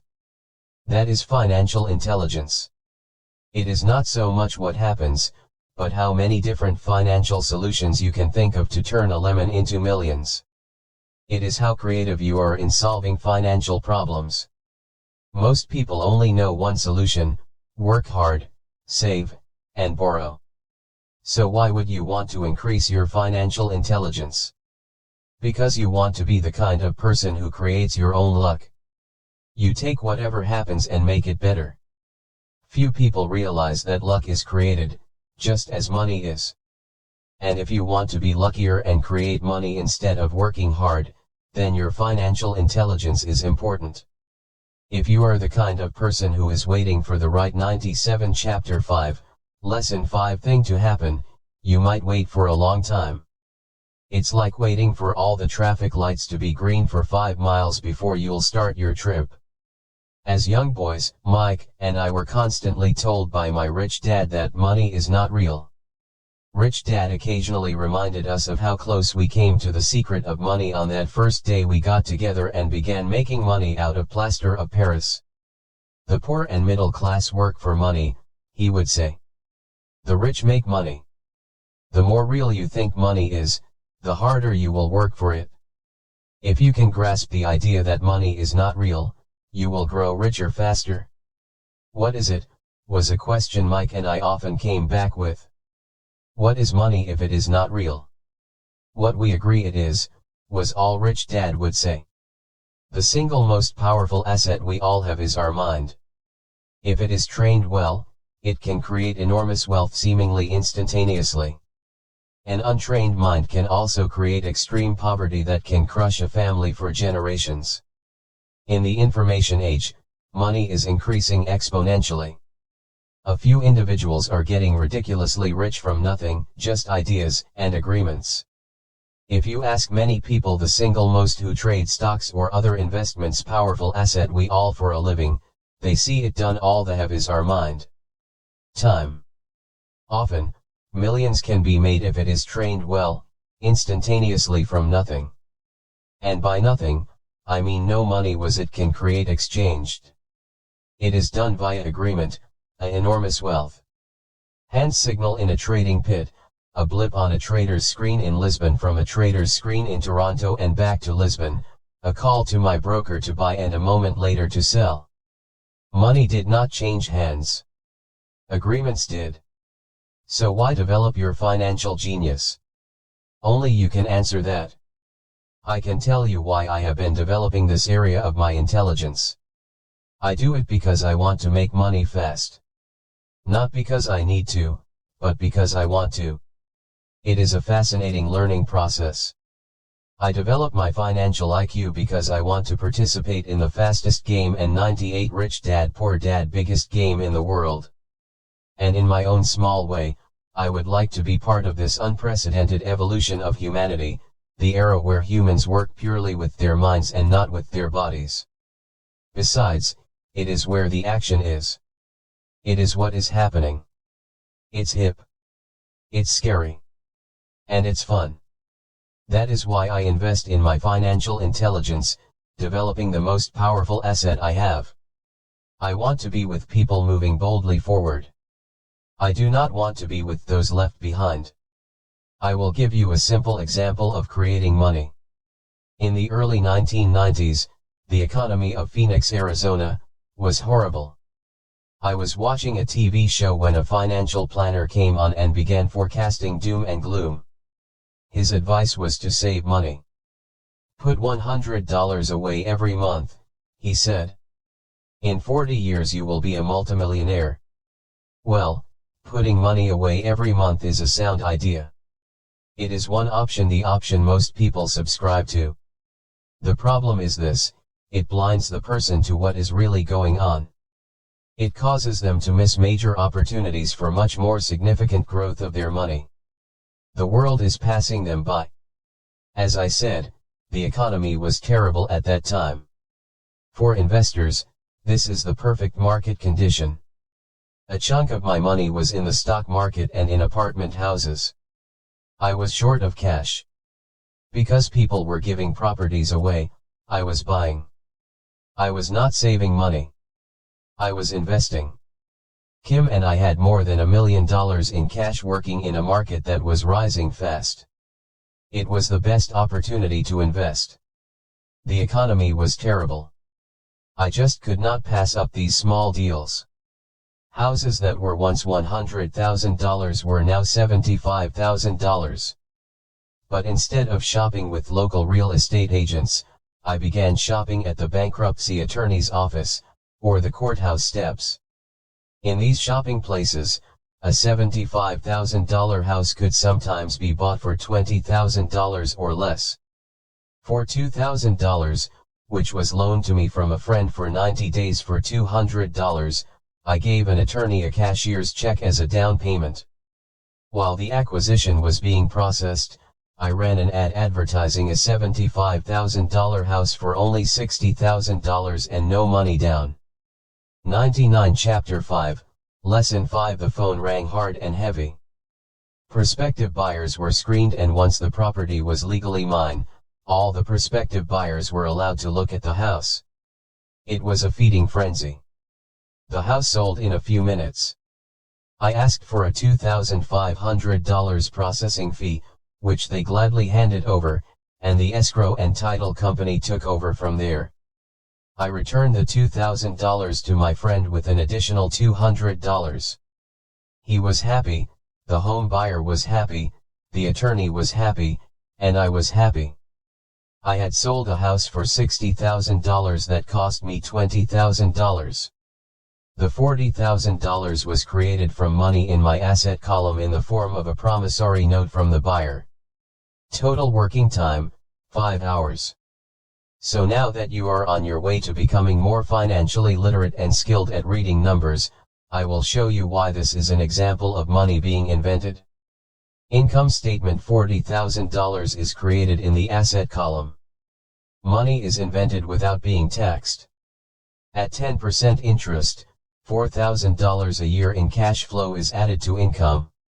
Income: expenses, taxes, mortgage payment. Balance sheet: 100 assets, liabilities, $40,000 note, $20,000 mortgage. Rich dad, poor dad. During this depressed market, Kim and I were able to do 6 of these simple transactions in our spare time.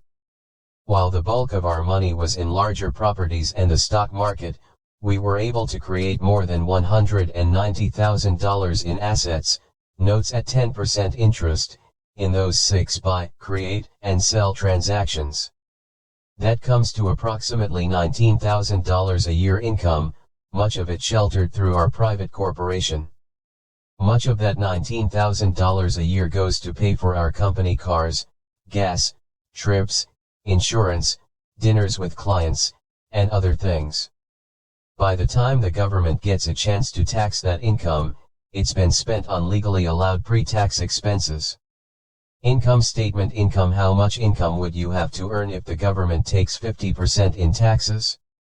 Job: salary, expenses, taxes. Balance sheet: assets, savings. How long would it take you to save $40,000? 101 Liabilities. Chapter 5, Lesson 5. This was a simple example of how money is invented, created, and protected using financial intelligence. Ask yourself, how long would it take to save $190,000? Would the bank pay you 10% interest on your money? And the promissory note is good for 30 years. I hope they never pay me the $190,000.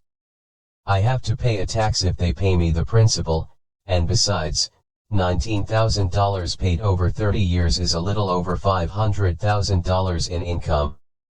I have people ask what happens if the person doesn't pay. That does happen, and it's good news. That $60,000 home could be taken back and resold for $70,000, and another $2,500 collected as a loan processing fee. It would still be a zero-down transaction in the mind of the new buyer. And the process would go on. The first time I sold the house, I paid back the $2,000, so technically, I have no money in the transaction. My return on investment, ROI, is infinity.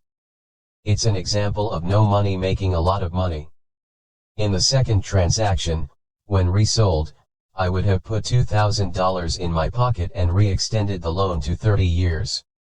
What would my ROI be if I got paid money to make money? I do not know, but it sure beats saving $100 a month, which actually starts out as $150 because it's after-tax income for 40 years earning low interest. And again, you're taxed on the interest. That is not too intelligent. It may be safe, but it's not smart. A few years later, as the Phoenix real estate market strengthened, those houses we sold for $60,000 became worth $110,000. Foreclosure opportunities were still available, but became rare.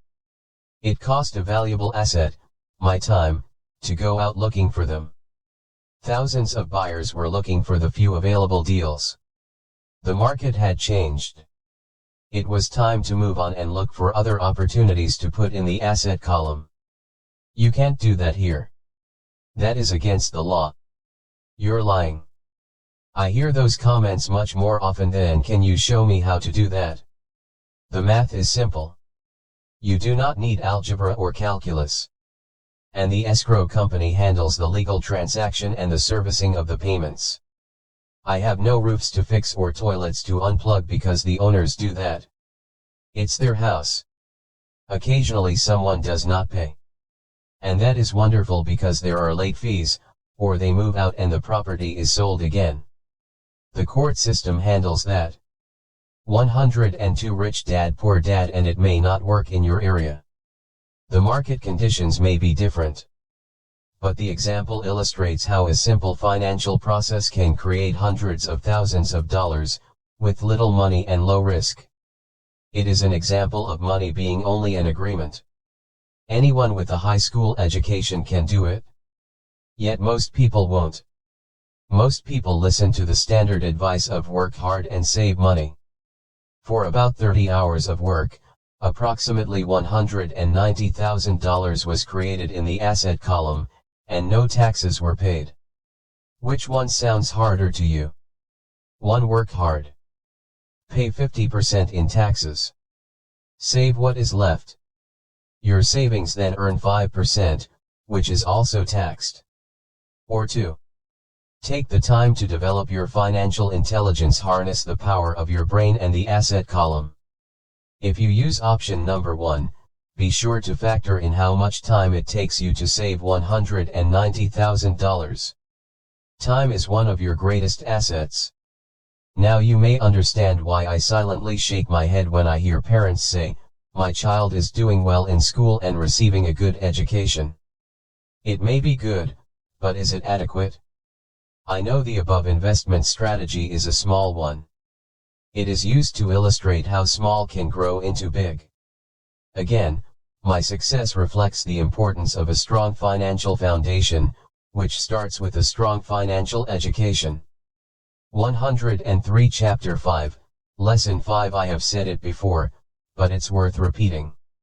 Financial intelligence is made up of these 4 main technical skills. 1. Accounting. Accounting is financial literacy, or the ability to read numbers.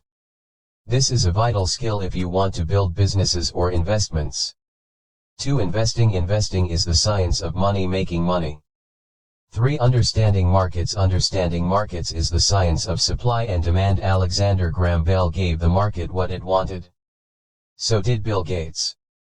A $75,000 house offered for $60,000 that cost $20,000 was also the result of seizing an opportunity created by the market.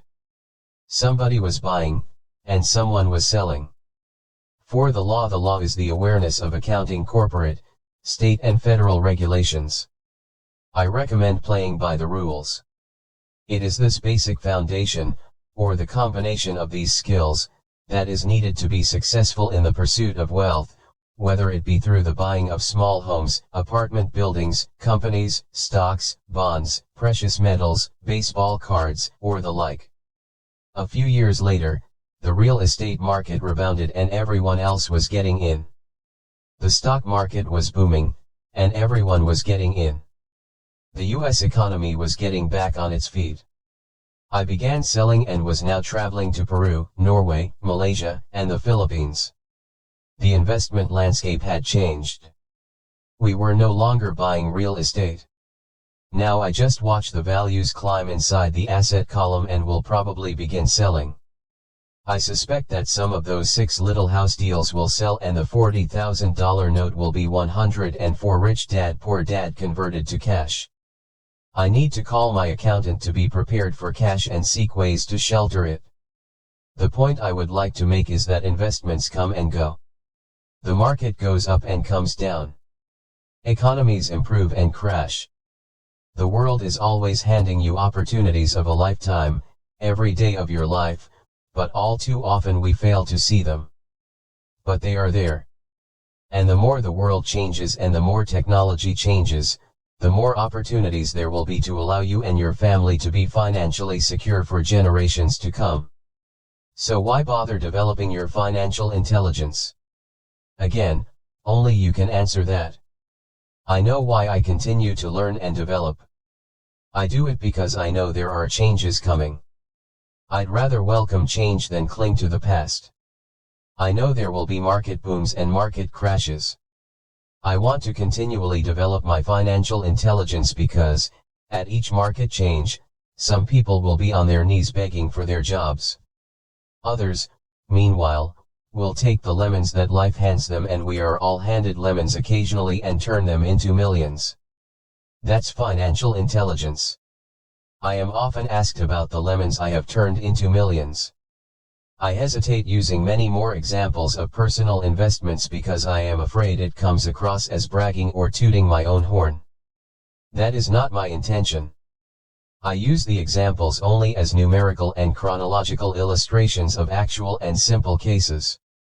I use the examples because I want you to know that it is easy.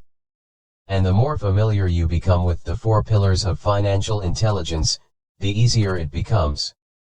Personally, I use 2 main vehicles to achieve financial growth: real estate and small cap stocks.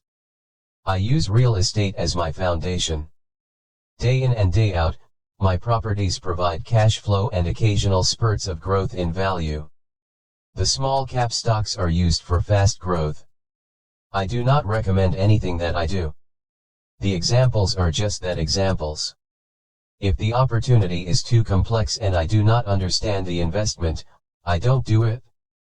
Simple math and common sense are all you need to do well financially. 105 Chapter 5, Lesson 5. There are 5 reasons for using examples: 1. To inspire people to learn more. 2. To let people know it is easy if the foundation is strong. 3. To show that anyone can achieve great wealth. 4. To show that there are millions of ways to achieve your goals. 5. To show that it's not rocket science. In 1989, I used to jog through a lovely neighborhood in Portland, Oregon. It was a suburb that had little gingerbread houses. They were small and cute. I almost expected to see Little Red Riding Hood skipping down the sidewalk on her way to Granny's. There were for sale signs everywhere. The timber market was terrible, the stock market had just crashed, and the economy was depressed. On one street, I noticed a for sale sign that was up longer than most. It looked old. Jogging past it one day, I ran into the owner, who looked troubled. "What are you asking for your house?" I asked. The owner turned and smiled weakly. "Make me an offer," he said. "It's been for sale for over a year. Nobody even comes by anymore to look at it." "I'll look," I said, and I bought the house a half hour later for $20,000 less than his asking price. It was a cute little 2-bedroom home, with gingerbread trim on all the windows. It was light blue with gray accents and had been built in 1930. Inside there was a beautiful rock fireplace, as well as 2 tiny bedrooms. It was a perfect rental house. I gave the owner $5,000 down for a $45,000 house that was really worth $65,000, except that no one wanted to buy it.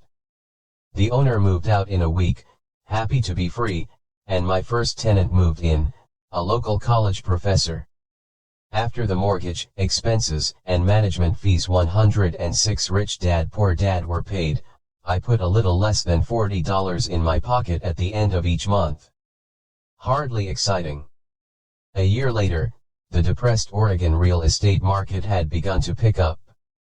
California investors, flush with money from their still booming real estate market, were moving north and buying up Oregon and Washington. I sold that little house for $95,000 to a young couple from California who thought it was a bargain.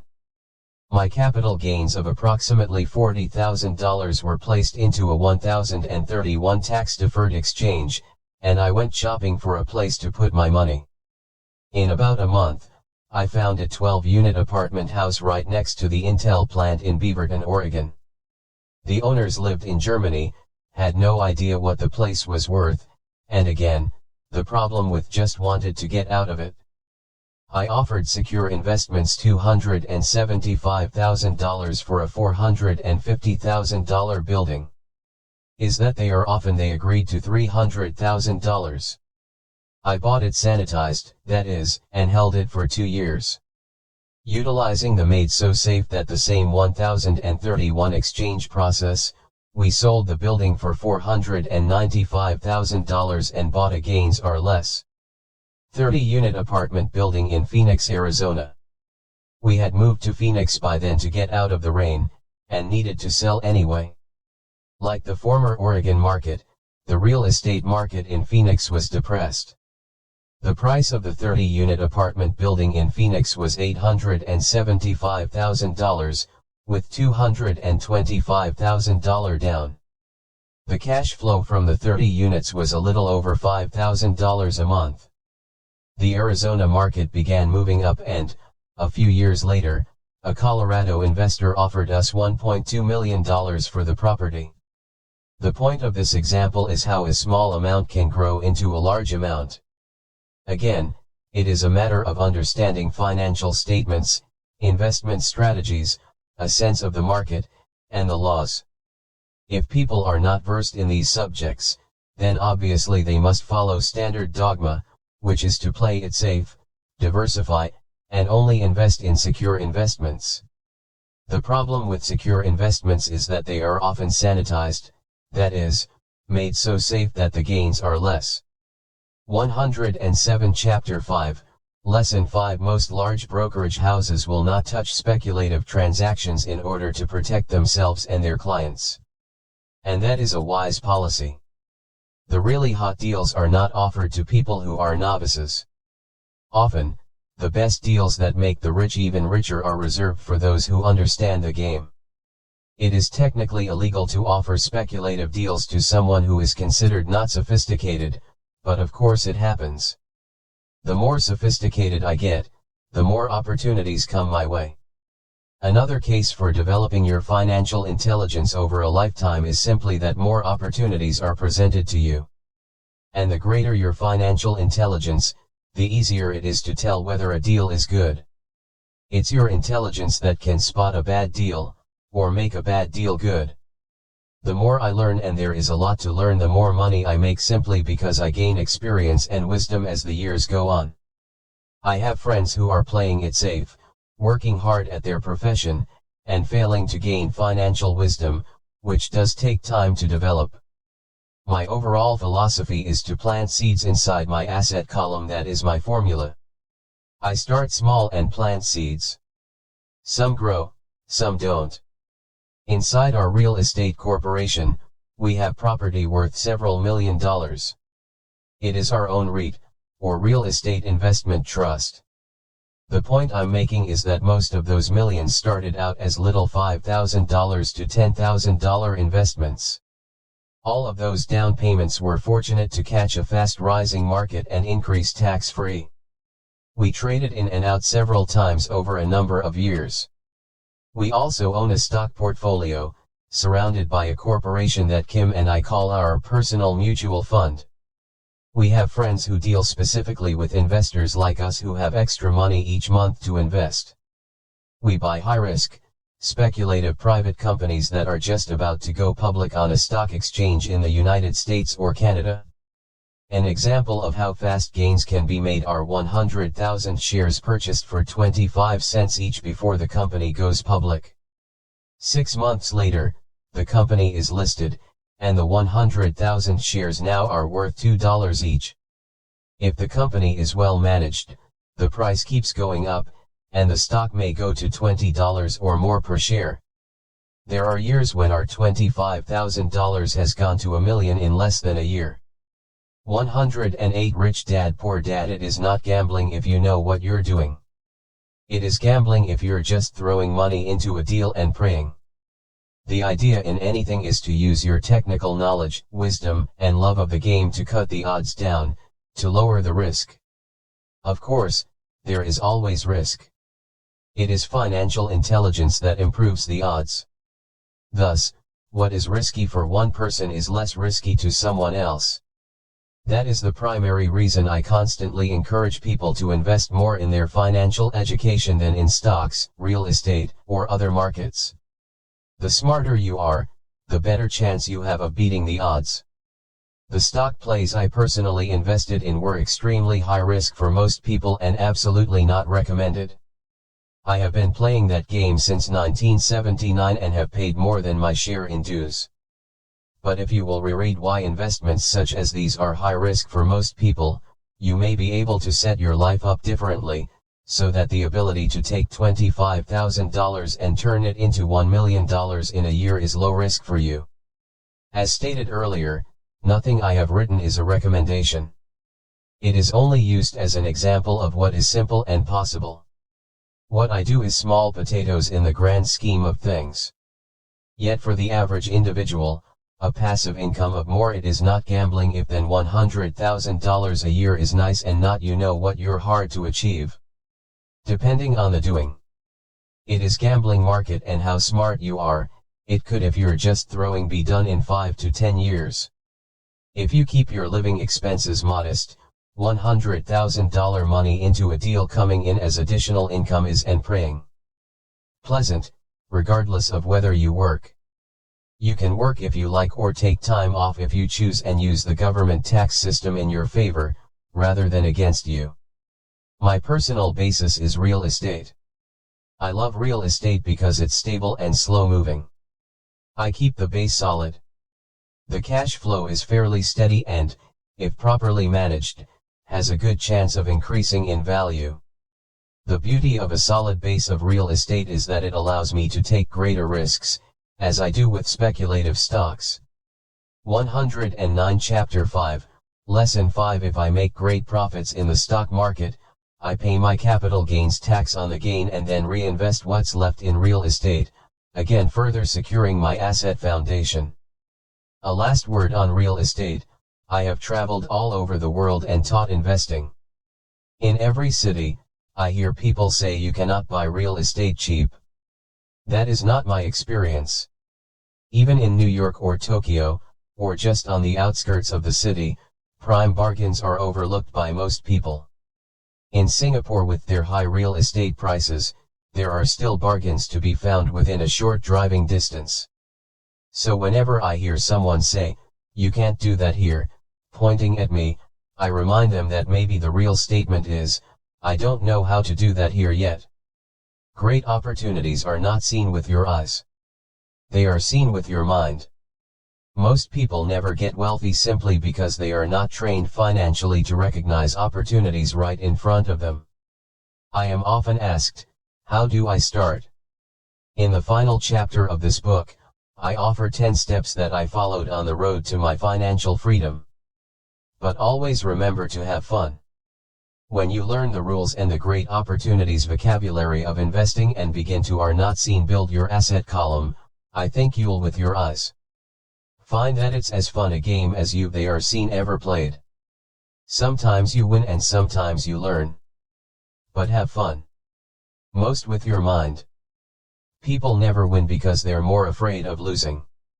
That is why I found school so silly. In school we learn that mistakes are bad, and we are punished for making them. Yet if you look at the way humans are designed to learn, we learn by making mistakes. We learn to walk by falling down. If we never fell down, we would never walk. The same is true for learning to ride a bike. I still have scars on my knees, but today I can ride a bike without thinking. The same is true for getting rich. Unfortunately, the main reason most people are not rich is because they are terrified of losing. Winners are 110. Rich Dad Poor Dad not afraid of losing. But losers are. Failure is part of the process of success.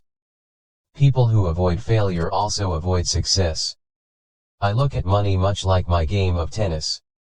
I play hard, make mistakes, correct, make more mistakes, correct, and get better. If I lose the game, I reach across the net, shake my opponent's hand, smile, and say, "See you next Saturday." There are two kinds of investors. One, the first and most common type, is a person who buys a packaged investment.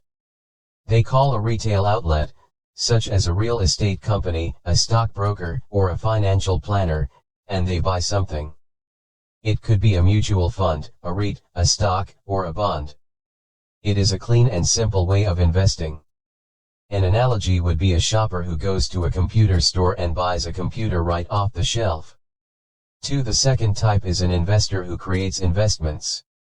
This investor usually assembles a deal in the same way a person who buys components builds a computer. I do not know the first thing about putting components of a computer together, but I do know how to put pieces of opportunities together, or know people who know how. It is this second type of investor who is the more professional investor. Sometimes it may take years for all the pieces to come together. And sometimes they never do. It's this second type of investor that my rich dad encouraged me to be. It is important to learn how to put the pieces together, because that is where the huge wins reside, and sometimes some huge losses if the tide goes against you. If you want to be the second type of investor, you need to develop 3 main skills. 111 Chapter 5, Lesson 5:1. Find an opportunity that everyone else missed. You see with your mind what others miss with their eyes. For example, a friend bought this run-down old house. It was spooky to look at. Everyone wondered why he bought it. What he saw that we did not was that the house came with 4 extra empty lots. He discovered that after going to the title company. After buying the house, he tore the house down and sold the 5 lots to a builder for 3 times what he paid for the entire package. He made $75,000 for 2 months of work. It's not a lot of money, but it sure beats minimum wage. And it's not technically difficult to raise money. The average person only goes to the bank. This second type of investor needs to know how to raise capital, and there are many ways that don't require a bank. To get started, I learned how to buy houses without a bank. It was the learned skill of raising money, more than the houses themselves, that was priceless.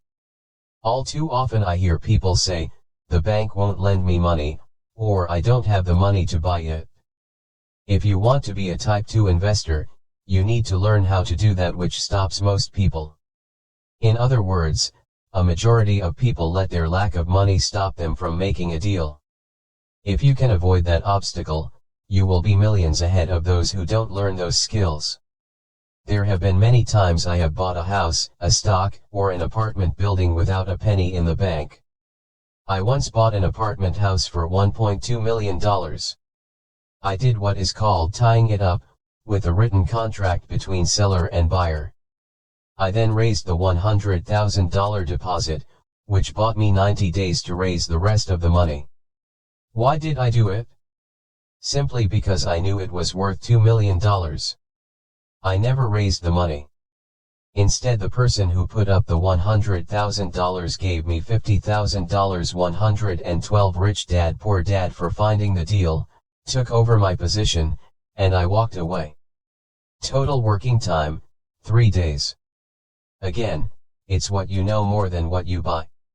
Investing is not buying. It's more a case of knowing. 3. Organize smart people. Intelligent people are those who work with or hire a person who is more intelligent than they are. When you need advice, make sure you choose your advisor wisely. There is a lot to learn, but the rewards can be astronomical. If you do not want to learn those skills, then being a Type 1 investor is highly recommended. It is what you know that is your greatest wealth. It is what you do not know that is your greatest risk. There is always risk, so learn to manage risk instead of avoiding it. 113 Chapter 6 Lesson 6, Work to Learn. Don't work for money. Job security meant everything to my educated dad. Learning meant everything to my rich dad. A few years ago, I granted an interview with a newspaper in Singapore. The young female reporter was on time, and the interview got underway immediately. We sat in the lobby of a luxurious hotel, sipping coffee, and discussing the purpose of my visit to Singapore. I was to share the platform with Zig Ziglar. He was speaking on motivation, and I was speaking on the secrets of the rich. Someday, I would like to be a best-selling author like you, she said. I had seen some of the articles she had written for the paper, and I was impressed. She had a tough, clear style of writing. Her articles held a reader's interest. You have a great style, I said in reply. What holds you back from achieving your dream? My work does not seem to go anywhere, she said quietly. Everyone says that my novels are excellent, but nothing happens. So I keep my job with the paper. At least it pays the bills. Do you have any suggestions? Yes, I do, I said brightly. A friend of mine here in Singapore runs a school that trains people to sell. He runs sales training courses for many of the top corporations here in Singapore, and I think attending one of his courses would greatly enhance your career. 115 Chapter 6, Lesson 6 She stiffened. Are you saying I should go to school to learn to sell? I nodded. You aren't serious, are you? Again, I nodded. What is wrong with that? I was now backpedaling. She was offended by something, and now I was wishing I had not said anything. In my attempt to be helpful, I found myself defending my suggestion. I have a master's degree in English literature. Why would I go to school to learn to be a salesperson? I am a professional. I went to school to be trained in a profession so I would not have to be a salesperson. I hate salespeople. All they want is money. So tell me why I should study sales. She was packing her briefcase. The interview was over. On the coffee table sat a copy of an earlier best-selling book I wrote. I picked it up as well as the notes she had jotted down on her legal pad. Do you see this? I said, pointing to her notes. She looked down at her notes. What? She said, confused. Again, I pointed deliberately to her notes. On her pad she had written, Robert Kiyosaki, best-selling author. It says best-selling author, not best writing author, I said quietly. Her eyes widened. I am a terrible writer, I said. You are a great writer. I went to sales school. You have a master's degree. Put them together and you get a best-selling author and a best-writing author. Anger flared from her eyes. I'll never stoop so low as to learn how to sell. People like you have no business writing. I am a professionally trained writer and you are a salesman. It is not fair, she fumed. She put the rest of her notes away and hurried out through the large glass doors into the humid Singapore morning. At least she gave me a fair and favorable write-up the next morning. The world is filled with smart, talented, educated, and gifted people. We meet them every day. They are all around us. A few days ago, my car was not running well. I pulled into a garage, and the young mechanic had it fixed in just a few minutes. He knew what was wrong by simply listening to the engine. I was amazed. 116 Rich Dad Poor Dad. I am constantly shocked at how little talented people earn. I have met brilliant, highly educated people who earn less than $20,000 a year. A business consultant who specializes in the medical trade was telling me how many doctors, dentists, and chiropractors struggle financially. All this time, I thought that when they graduated, the dollars would pour in. It was this business consultant who gave me the phrase, they are one skill away from great wealth. What this phrase means is that most people need only to learn and master one more skill and their income would jump exponentially. I have mentioned before that financial intelligence is a synergy of accounting, investing, marketing, and law. Combine those four technical skills and making money with money is easier than most people would believe.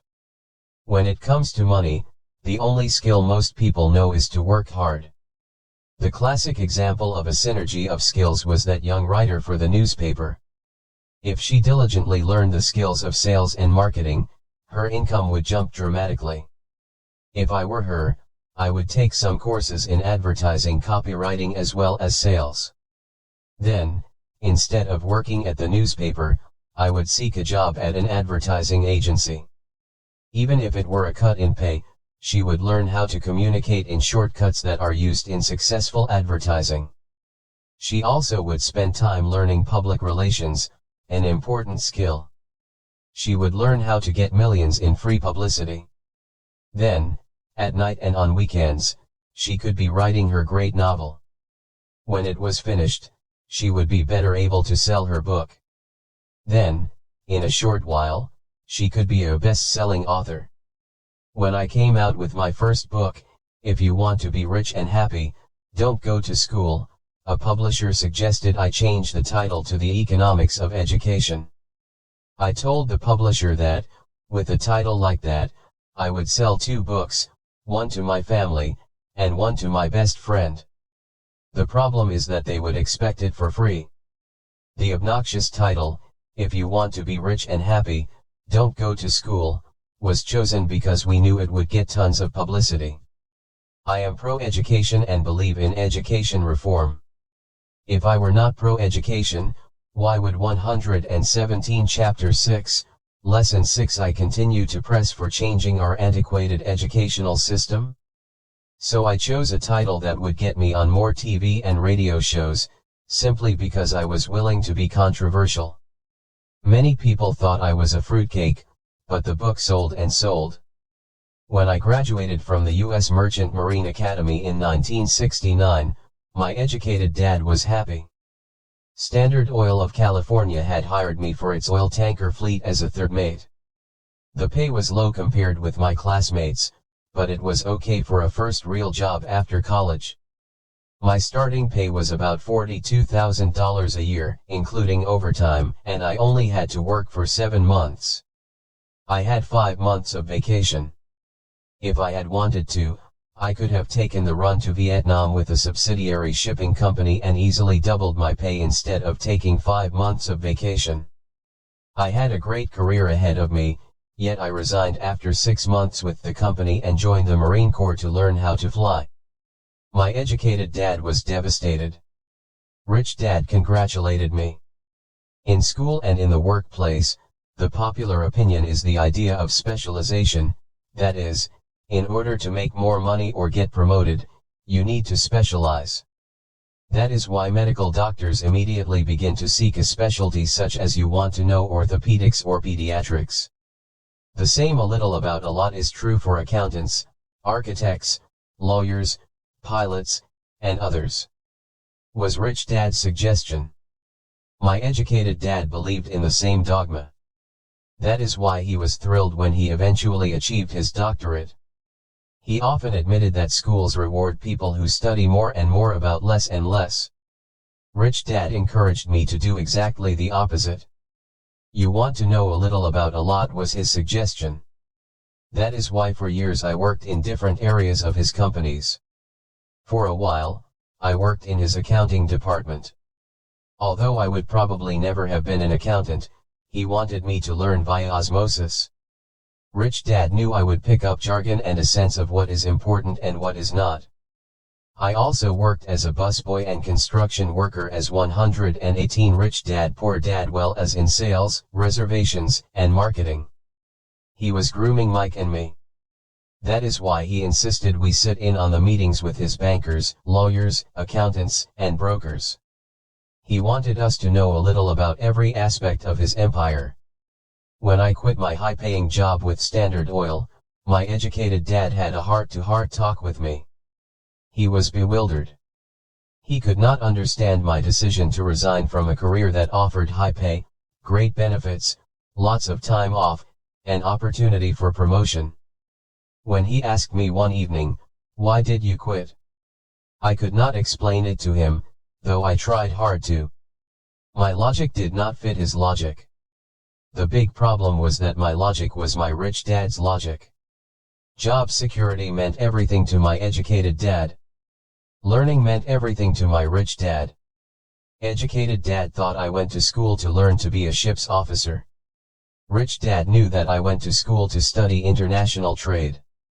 So as a student, I made cargo runs, navigating large freighters, oil tankers, and passenger ships to the Far East and the South Pacific. Rich Dad emphasized that I should stay in the Pacific instead of taking ships to Europe because he knew that the emerging nations were in Asia, not Europe. While most of my classmates, including Mike, were partying at their fraternity houses, I was studying trade, people, business styles, and cultures in Japan, Taiwan, Thailand, Singapore, Hong Kong, Vietnam, Korea, Tahiti, Samoa, and the Philippines. I was partying also, but it was not in any frat house. I grew up rapidly. Educated Dad just could not understand why I decided to quit and join the Marine Corps. I told him I wanted to learn to fly, but really I wanted to learn to lead troops. Rich Dad explained to me that the hardest part of running a company is managing people. He had spent 3 years in the Army. My educated dad was draft exempt. Rich Dad valued learning to lead men into dangerous situations. Leadership is what you need to learn next, he said. If you're not a good leader, you'll get shot in the back, just like they do in business. Returning from Vietnam in 1973, I resigned my commission, even though I loved flying. I found a job with Xerox Corp. I joined it for 119 Chapter 6, Lesson 6 One reason, and it was not for the benefits. I was a shy person, and the thought of selling was the most frightening subject in the world. Xerox has one of the best sales training programs in America. Rich Dad was proud of me. My educated dad was ashamed. Being an intellectual, he thought that salespeople were below him. I worked with Xerox for 4 years until I overcame my fear of knocking on doors and being rejected. Once I could consistently be in the top 5 in sales, I again resigned and moved on, leaving behind another great career with an excellent company. In 1977, I formed my first company. Rich Dad had groomed Mike and me to take over companies. So I now had to learn to form them and put them together. My first product, the nylon and Velcro wallet, was manufactured in the Far East and shipped to a warehouse in New York, near where I had gone. Job is an acronym for to school.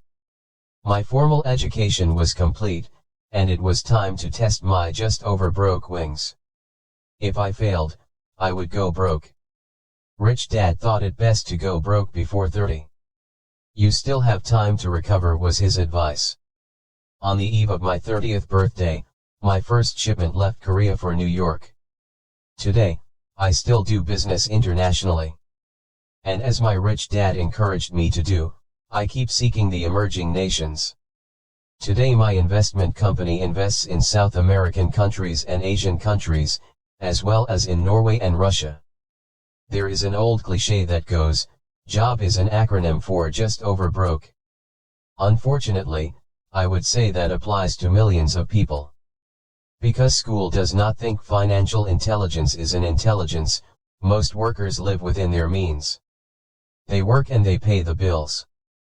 There is another horrible management theory that goes, workers work hard enough to not be fired, and owners pay just enough so that workers won't quit.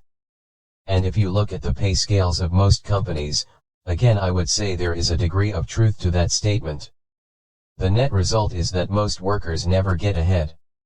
They do what they've been taught to do, get a secure job.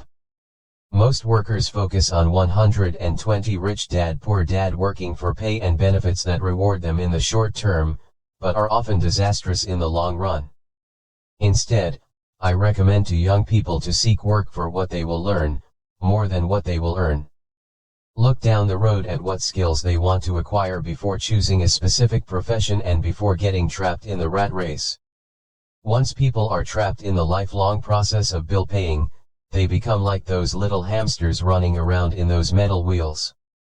Their little furry legs are spinning furiously, the wheel is turning furiously, but come tomorrow morning, they'll still be in the same cage.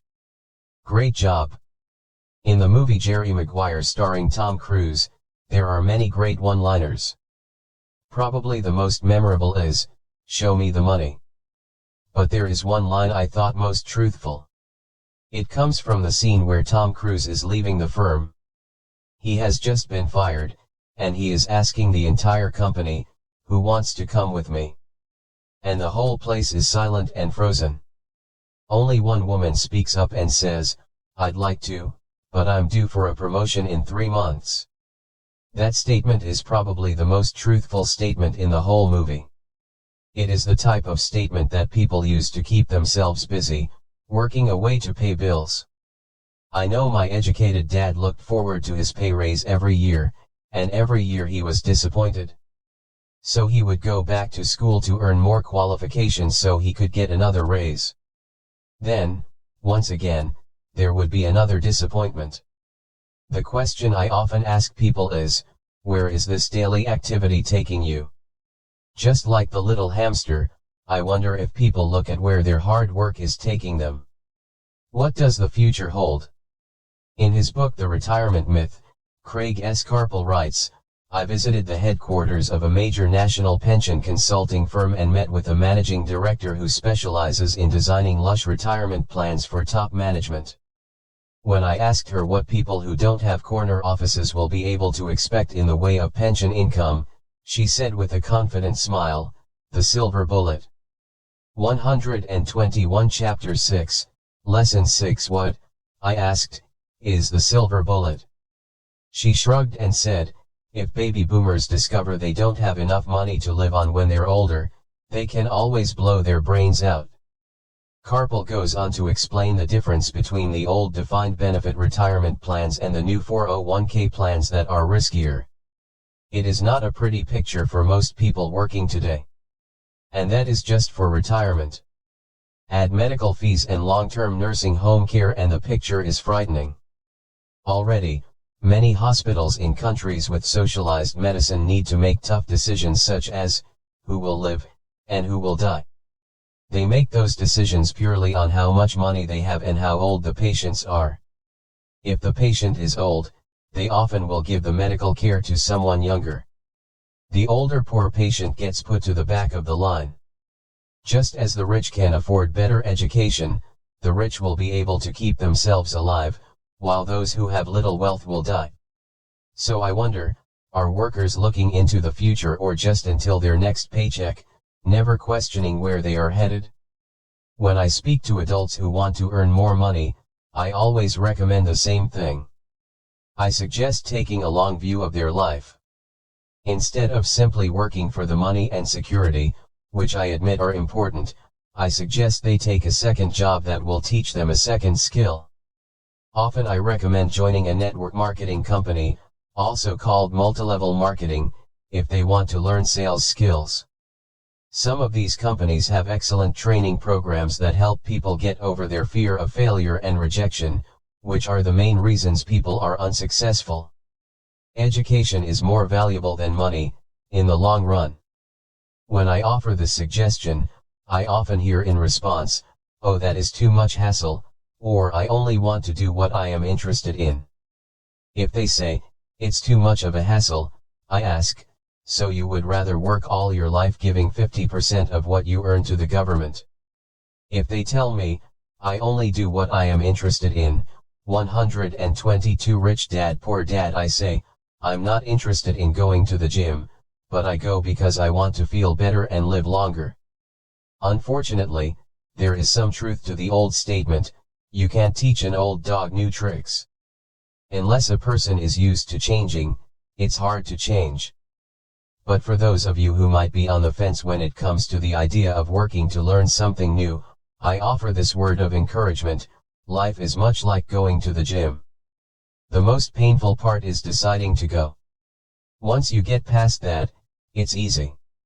There have been many days I have dreaded going to the gym, but once I am there and in motion, it is a pleasure. After the workout is over, I am always glad I talked myself into going. If you are unwilling to work to learn something new and instead insist on becoming highly specialized within your field, make sure the company you work for is unionized. Labor unions are designed to protect specialists. My educated dad, after falling from grace with the governor, became the head of the teachers' union in Hawaii. He told me that it was the hardest job he ever held. My rich dad, on the other hand, spent his life doing his best to keep his companies from becoming unionized. He was successful.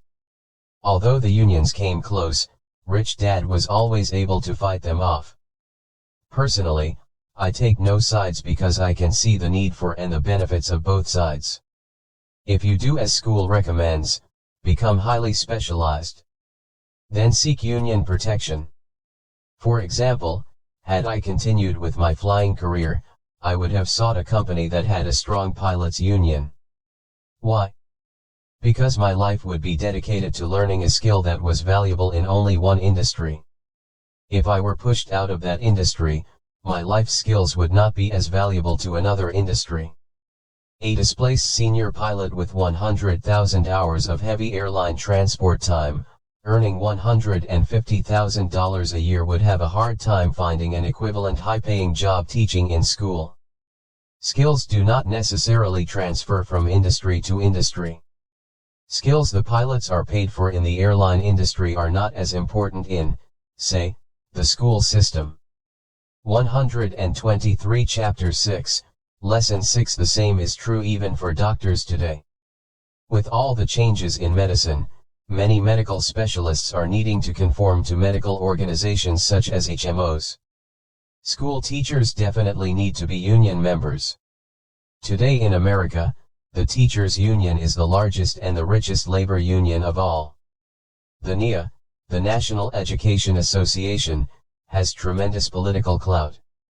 Teachers need the protection of their union because their skills are also of limited value to an industry outside of education. So the rule of thumb is, highly specialized, then unionize. It's the smart thing to do. When I ask the classes I teach, how many of you can cook a better hamburger than McDonald's, almost all the students raise their hands. I then ask, so if most of you can cook a better hamburger, how come McDonald's makes more money than you? The answer is obvious, McDonald's is excellent at business systems. The reason so many talented people are poor is because they focus on building a better hamburger and know little to nothing about business systems. A friend of mine in Hawaii is a great artist. He makes a sizable amount of money. One day his mother's attorney called to tell him that she had left him $35,000. That is what was left of her estate after the attorney and the government took their shares. Immediately, he saw an opportunity to increase his business by using some of this money to advertise. 2 months later, his first 4-color, full-page ad appeared in an expensive magazine that targeted the very rich. The ad ran for 3 months. He received no replies from the ad, and all of his inheritance is now gone. He now wants to sue the magazine for misrepresentation. This is a common case of someone who can build a beautiful hamburger, but knows little about business. When I asked him what he learned, his only reply was, advertising salespeople are crooks. I then asked him if he would be willing to take a course in sales and a course in direct marketing. His reply, I don't have the time, and I don't want to waste my money. The world is filled with talented poor people. All too often, they're poor or struggle financially or earn less than they are capable of. Not 124 Rich Dad Poor Dad because of what they know, but because of what they do not know. They focus on perfecting their skills at building a better hamburger rather than the skills of selling and delivering the hamburger. Maybe McDonald's does not make the best hamburger, but they are the best at selling and delivering a basic average burger.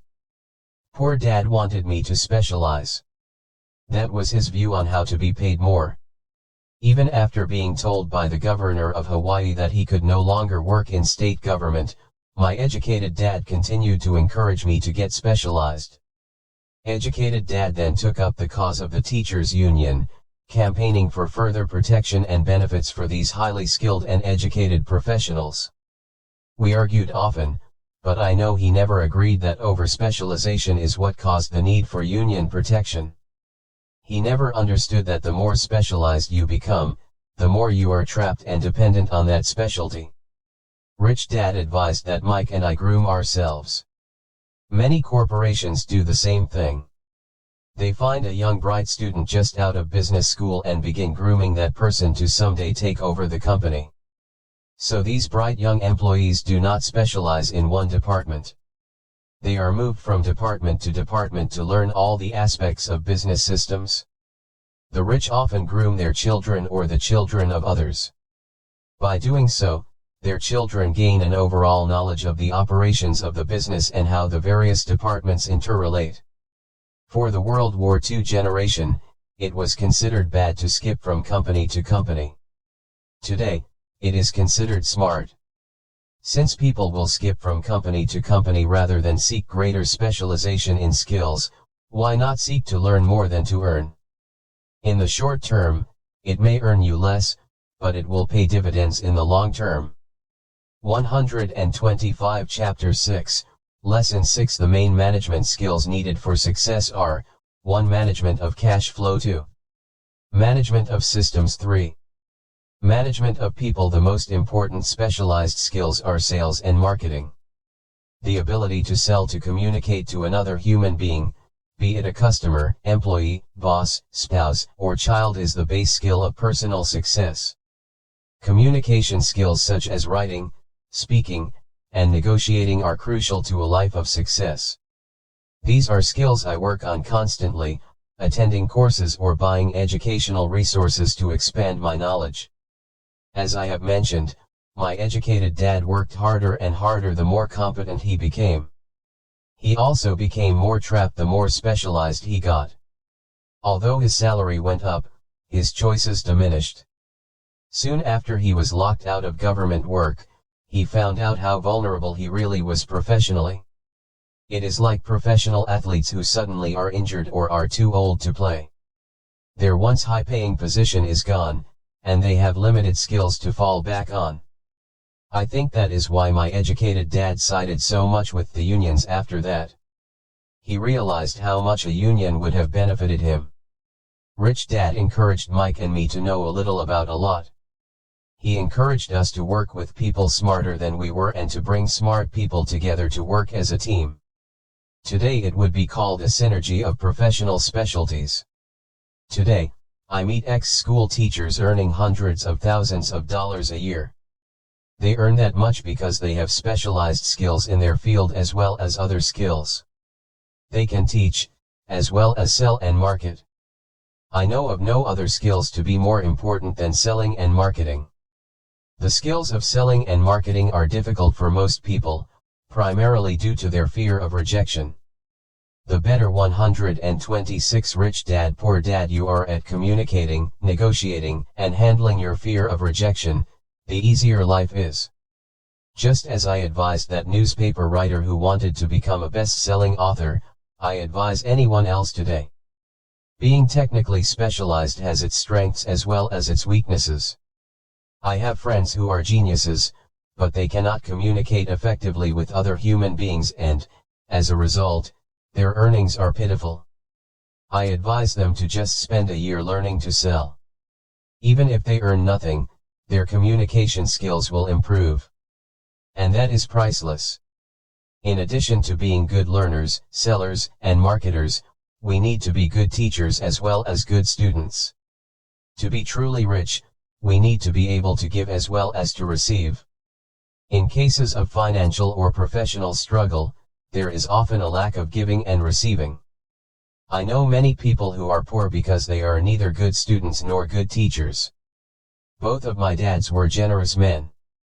Both made it a practice to give first. Teaching was one of their ways of giving. The more they gave, the more they received. One glaring difference was in the giving of money. My rich dad gave lots of money away. He gave to his church, to charities, and to his foundation. He knew that to receive money, you had to give money. Giving money is the secret to most great wealthy families. That is why there are organizations like the Rockefeller Foundation and the Ford Foundation. These are organizations designed to take their wealth and increase it, as well as give it away in perpetuity.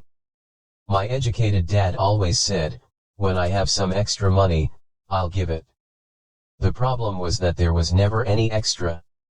So he worked harder to draw more money in, rather than focus on the most important law of money: give, and you shall receive.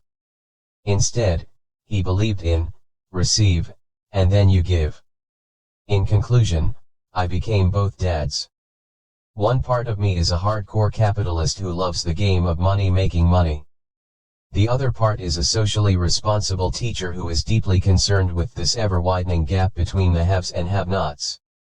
I personally hold the archaic educational system primarily responsible for this growing gap. 127 Chapter 7 Overcoming Obstacles. The primary difference between a rich person and a poor person is how they manage fear. Once people have studied and become financially literate, they may still face roadblocks to becoming financially independent. There are 5 main reasons why financially literate people may still not develop abundant asset columns that could produce a large cash flow. The 5 reasons are: 1. Fear. 2. Cynicism. 3. Laziness. 4. Bad habits 5. Arrogance overcoming fear. I have never met anyone who really likes losing money. And in all my years, I have never met a rich person who has never lost money. But I have met a lot of poor people who have never lost a dime investing, that is. The fear of losing money is real. Everyone has it. Even the rich. But it's not having fear that is the problem. It's how you handle fear. It's how you handle losing. It's how you handle failure that makes the 129 Chapter 7, Overcoming Obstacles difference in one's life. The primary difference between a rich person and a poor person is how they manage that fear. It's okay to be fearful. It's okay to be a coward when it comes to money. You can still be rich. We're all heroes at something, and cowards at something else. My friend's wife is an emergency room nurse. When she sees blood, she flies into action. When I mention investing, she runs away. When I see blood, I don't run. I pass out. My rich dad understood phobias about money.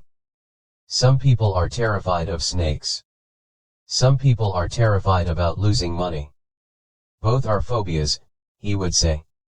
So his solution to the phobia of losing money was this little rhyme: if you hate risk and worry, start early. If you start young, it's easier to be rich. I won't go into it here, but there is a staggering difference between a person who starts investing at age 20 versus age 30.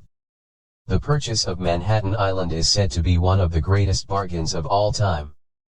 New York was purchased for $24 in trinkets and beads. Yet if that $24 had been invested at 8% annually, that $24 would have been worth more than $28 trillion by 1995. Manhattan could be repurchased with money left over to buy much of Los Angeles. But what if you don't have much time left or would like to retire early? How do you handle the fear of losing money? My poor dad did nothing. He simply avoided the issue, refusing to discuss the subject. My rich dad, on the other hand, recommended that I think like a Texan. I like Texas and Texans, he used to say. In Texas, everything is bigger. When Texans win, they win big. And when they lose, it's spectacular. They like losing. I asked. That's not what I'm saying. Nobody likes losing. Show me a happy loser, and I'll show you a loser, said Rich Dad. It's a Texan's attitude toward risk, reward, and failure I'm talking about. It's how they handle life. They live it big. Not like most of the people around here, living like roaches when it comes to money, terrified that someone will shine a light on them, and whimpering when the grocery clerk shortchanges them a quarter. 130 Rich Dad Poor Dad Rich Dad went on. What I like best is the Texas attitude. They're proud when they win, and they brag when they lose. Texans have a saying, if you're going to go broke, go big. You don't want to admit you went broke over a duplex. He constantly told Mike and me that the greatest reason for lack of financial success was because most people played it too safe. People are so afraid of losing that they lose, were his words. Fran Tarkenton, a one-time great NFL quarterback, says it's still another way: winning means being unafraid to lose. In my own life, I've noticed that winning usually follows losing. Before I finally learned to ride a bike, I first fell down many times. I've never met a golfer who has never lost a golf ball. I've never met people who have fallen in love who have never had their heart broken. And I've never met someone rich who has never lost money. So for most people, the reason they don't win financially is because the pain of losing money is far greater than the joy of being rich. Another saying in Texas is, everyone wants to go to heaven, but no one wants to die. Most people dream of being rich, but are terrified of losing money. So they never, for most people, get to heaven. Reason they don't win. Rich Dad used to tell Mike and me financially is because stories about his trips to Texas. If you the pain of losing money really want to learn the attitude of how is far greater than the to handle risk, losing, and failure, go to San Antonio and visit the Alamo. The joy of being rich. Alamo is a great story of brave people who chose to fight, knowing there was no hope of success. They chose to die instead of surrendering. It's an inspiring story worthy of study. Nonetheless, it's still a tragic military defeat. They got their butts kicked. So how do Texans handle failure? They still shout, "Remember the Alamo." Mike and I heard this story a lot. He always told us this story when he was about to go into a big deal, and he was nervous. After he had done all his due diligence and it was time to put up or shut up, he told us this story. Every time he was afraid of making a mistake or losing 131 Chapter 7, Overcoming Obstacles Money, he told us this story. It gave him strength, for it reminded him that he could always turn a financial loss into a financial win. Rich Dad knew that failure would only make him stronger and smarter. It's not that he wanted to lose. He just knew who he was and how he would take a loss. He would take a loss and make it a win. That's what made him a winner and others losers. It gave him the courage to cross the line when others backed out. That's why I like Texans so much, he would say. They took a great failure and turned it into inspiration, as well a tourist destination that makes them millions. But probably his words that mean the most to me today are these: Texans don't bury their failures. They get inspired by them. They take their failures and turn them into rallying cries. Failure inspires Texans to become winners. But that formula is not just the formula for Texans. It is the formula for all winners. I've said that falling off my bike was part of learning to ride. I remember falling off only made me more determined to learn to ride, not less. I also said that I have never failure inspires winners. Met a golfer who has never lost a ball. Failure defeats losers. For top professional golfers, losing a ball or a tournament provides the inspiration to be better, to practice harder, to study more. That's what makes them better. For winners, losing inspires them. For losers, losing defeats them. I like to quote John D. Rockefeller, who said, "I always try to turn every disaster into an opportunity." And being Japanese American, I can say this. Many people say that Pearl Harbor was an American mistake. I say it was a Japanese mistake. From the movie, Tora, Tora, Tora, a somber Japanese admiral says to his cheering subordinates, "I am afraid we have awakened a sleeping giant." Remember, Pearl Harbor became a rallying cry. It turned one of America's greatest losses into the reason to win. This great defeat gave America strength, and America soon emerged as a world power. Failure inspires winners. And failure defeats losers. It is the biggest secret of winners. It's the secret that losers do not know.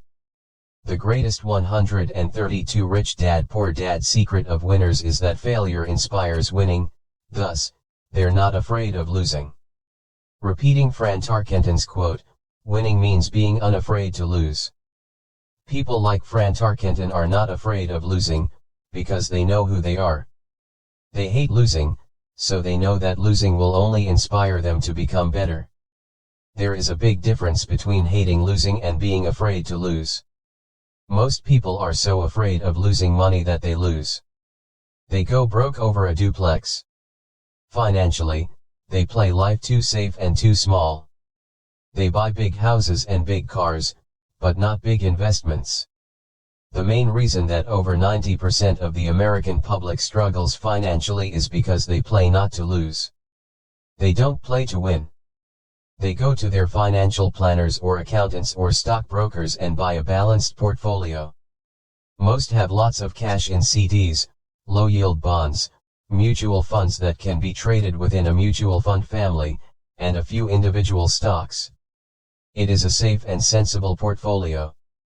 But it is not a winning portfolio.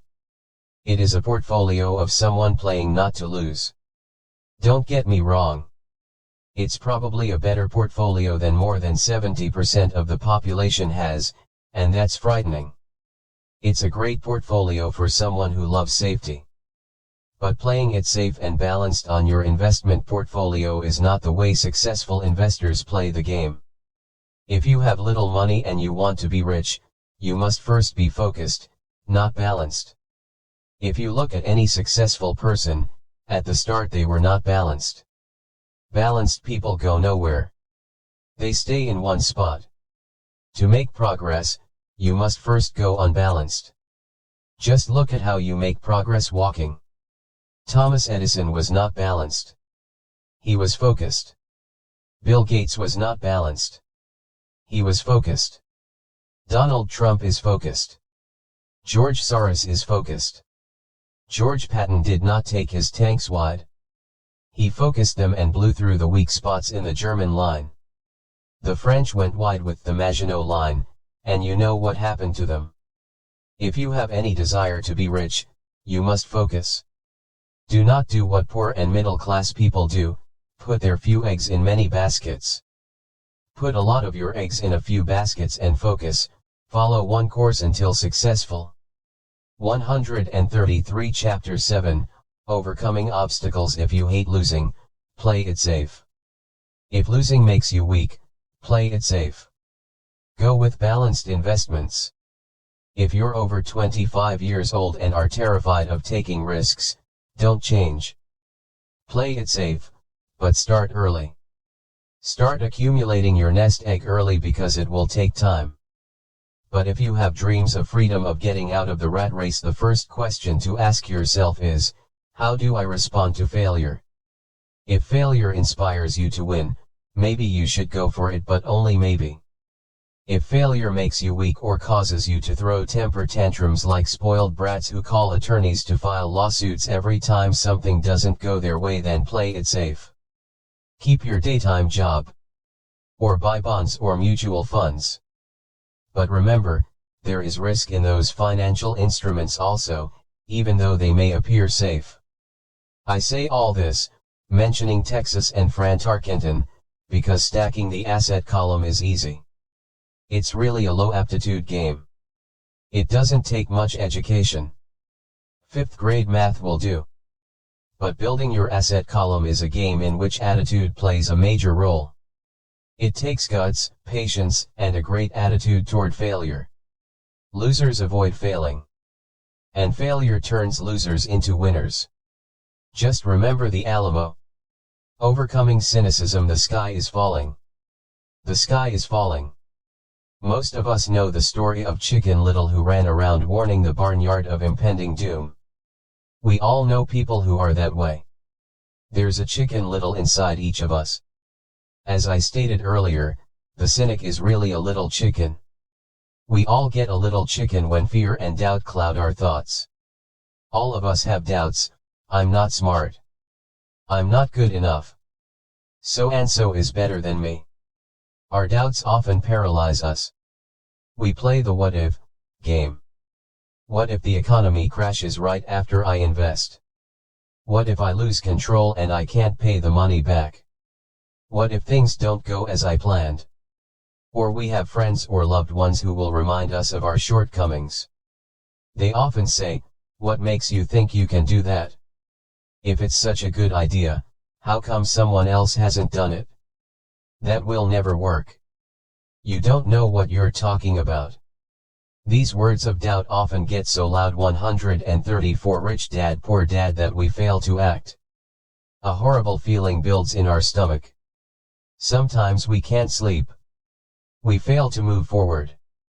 So we stay with what is safe, and opportunities pass us by. We watch life passing by as we sit immobilized with a cold knot in our body.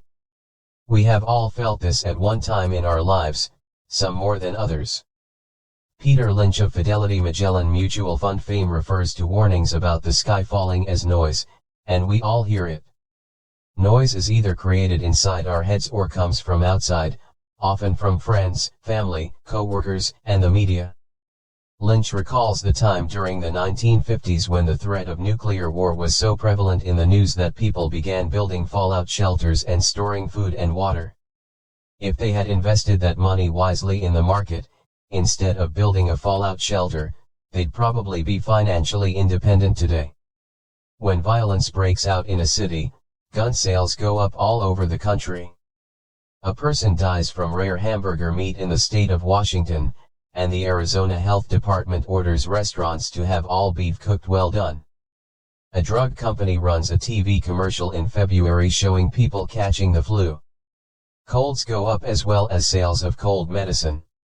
Most people are poor because, when it comes to investing, the world is filled with chicken littles running around yelling, "The sky is falling.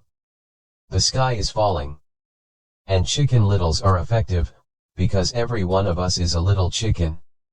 It often takes great courage to not let rumors and talk of doom and gloom affect your doubts and fears.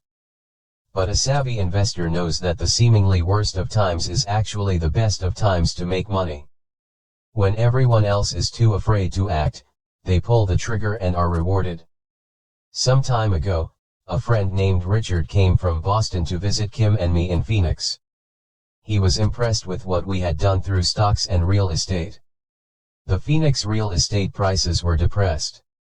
We spent 2 days showing him what we thought were excellent opportunities for cash flow and capital appreciation.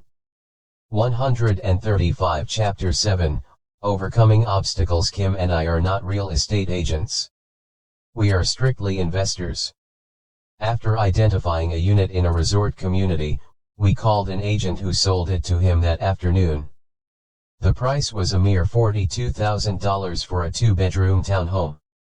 Similar units were going for $65,000. He had found a bargain. Excited, he bought it and returned to Boston. 2 weeks later, the agent called to say that our friend had backed out. I called immediately to find out why. All he said was that he talked to his neighbor, and his neighbor told him it was a bad deal. He was paying too much. I asked Richard if his neighbor was an investor. Richard said he was not. When I asked why he listened to him, Richard got defensive and simply said he wanted to keep looking.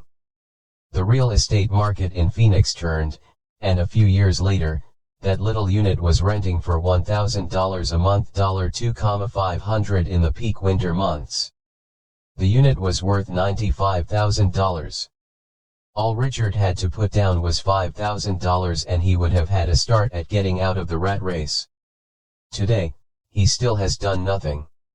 Richard's backing out did not surprise me. It's called buyer's remorse, and it affects all of us.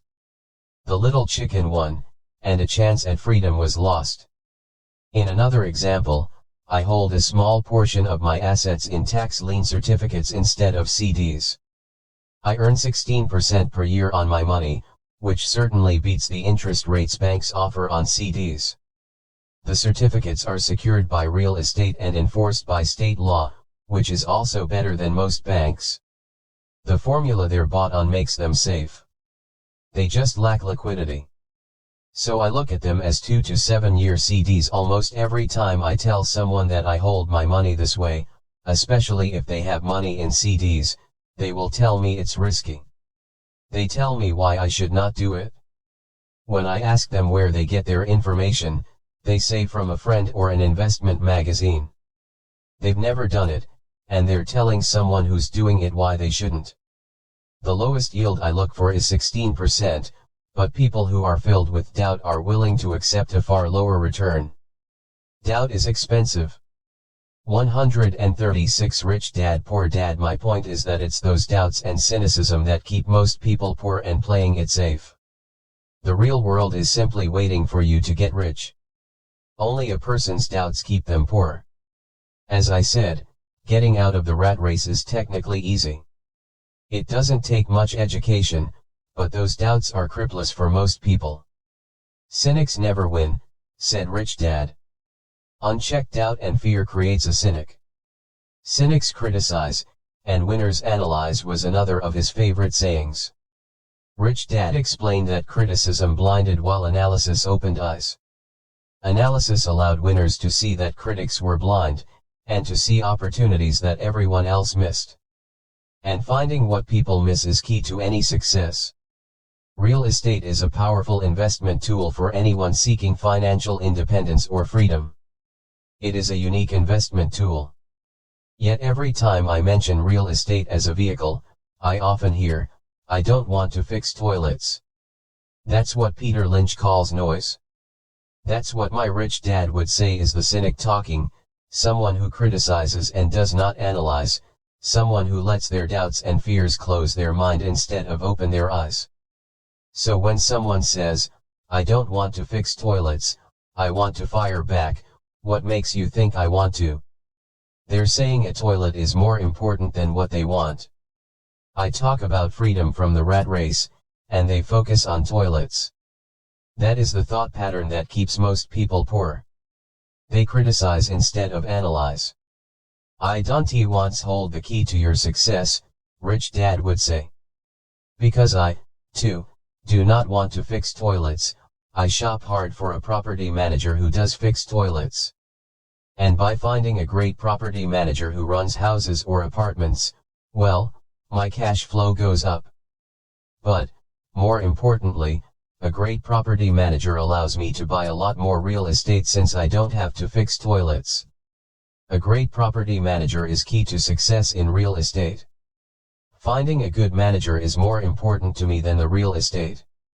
A great property manager often hears of great deals before real estate agents do, which makes them even more valuable. That is what rich dad meant by "I don't want hold the key to your success." Because I do not want to fix toilets either, I figured out 137 Chapter 7, Overcoming Obstacles, how to buy more real estate and expedite my getting out of the rat race. The people who continue to say "I don't want to fix toilets" often deny themselves the use of this powerful investment vehicle. Toilets are more important than their freedom. In the stock market, I often hear people say, "I don't want to lose money." Well, what makes them think I or anyone else likes losing money? They don't make money because they choose to not lose money. Instead of analyzing, they close their minds to another powerful investment vehicle, the stock market. I was riding with a friend past our neighborhood gas station. He looked up and saw that the price of gas was going up and thus the price of oil. My friend is a worrywart or a chicken little. To him, the sky is always going to fall, and it usually does, on him. When we got home, he showed me all the stats as to why the price of oil was going to go up over the next few years, statistics I had never seen before, even though I already owned substantial shares of an existing oil company. With that information, I immediately began looking for and found a new, undervalued oil company that was about to find some oil deposits. My broker was excited about this new company, and I bought 15,000 shares for 65 cents per share. 3 months later, this same friend and I drove by the same gas station, and sure enough, the price per gallon had gone up nearly 15%. Again, the chicken little worried and complained. I smiled because, a month earlier, that little oil company hit oil and those 15,000 shares went up to more than $3 per share since he had first given me the tip. And the price of gas will continue to go up if what my friend says is true. If most people understood how a stop worked in stock market investing, there would be more people investing to win instead of investing not to lose. A stop is simply a computer command that sells your stock automatically if the price begins to drop, helping to minimize your losses and maximize some gains. It's a great tool for those who are terrified of losing. So whenever I hear people focusing on their "I don't wants," rather than what they do want, I know the noise in their head must be loud. Chicken Little has taken over their brain and is yelling, "The sky is 138 rich dad poor dad falling, and toilets are breaking." So they avoid their "don't wants," but they pay a huge price. They may never get what they want in life. Instead of analyzing, their inner Chicken Little closes their mind. Rich Dad gave me a way of looking at Chicken Little. Just do what Colonel Sanders did. At the age of 66, he lost his business and began to live on his Social Security check. It wasn't enough. He went around the country selling his recipe for fried chicken. He was turned down 1009 times before someone said yes. And he went on to become a multimillionaire at an age when most people are quitting. He was a brave and tenacious man, Rich Dad said of Harlan Sanders. So when you're in doubt and feeling a little afraid, just do what Colonel Sanders did to his little chicken. He fried it. Overcoming laziness. Busy people are often the most lazy. We have all heard stories of a businessman who works hard to earn money. He works hard to be a good provider for his wife and children. He spends long hours at the office and brings work home on weekends. One day he comes home to an empty house. His wife has left with the kids. He knew he and his wife had problems, but rather than work to make the relationship strong, he stayed busy at work. Dismayed, his performance at work slips and he loses his job. Today, I often meet people who are too busy to take care of their wealth. And there are people too busy to take care of their health. The cause is the same. They're busy, and they stay busy as a way of avoiding something they do not want to face. Nobody has to tell them. Deep down they know. In fact, if you remind them, they often respond with anger or irritation. If they aren't busy at work or with the kids, they're often busy watching TV, fishing, playing golf, or shopping. Yet deep down they know they are avoiding something important. That's the most common form of laziness by staying busy. So what is the cure for laziness? The answer is a little greed. For many of us, we were raised thinking of greed or desire as bad. Greedy people are bad people, my mom used to say. Yet we all have inside of us this yearning to have nice, new, or exciting things. 139 Chapter 7, Overcoming Obstacles. So to keep that emotion of desire under control, often parents find ways of suppressing that desire with guilt. You only think about yourself. Don't you know you have brothers and sisters, was one of my mom's favorites. You want me to buy you what, was a favorite of my dad. Do you think we're made of money? Do you think money grows on trees? We're not rich people, you know. It wasn't so much the words, but the angry guilt trip that went with the words that got to me. Or the reverse guilt trip was that I'm sacrificing my life to buy this for you. I'm buying this for you because I never had this advantage when I was a kid. I have a neighbor who is stone broke but can't park his car in his garage. The garage is filled with toys for his kids. Those spoiled brats get everything they ask for. I don't want them to know the rich dad believed feeling of want are his everyday, that the words. He has nothing set aside for I can't afford it, their college or his retirement, but shut down your brain. His kids have every toy ever made.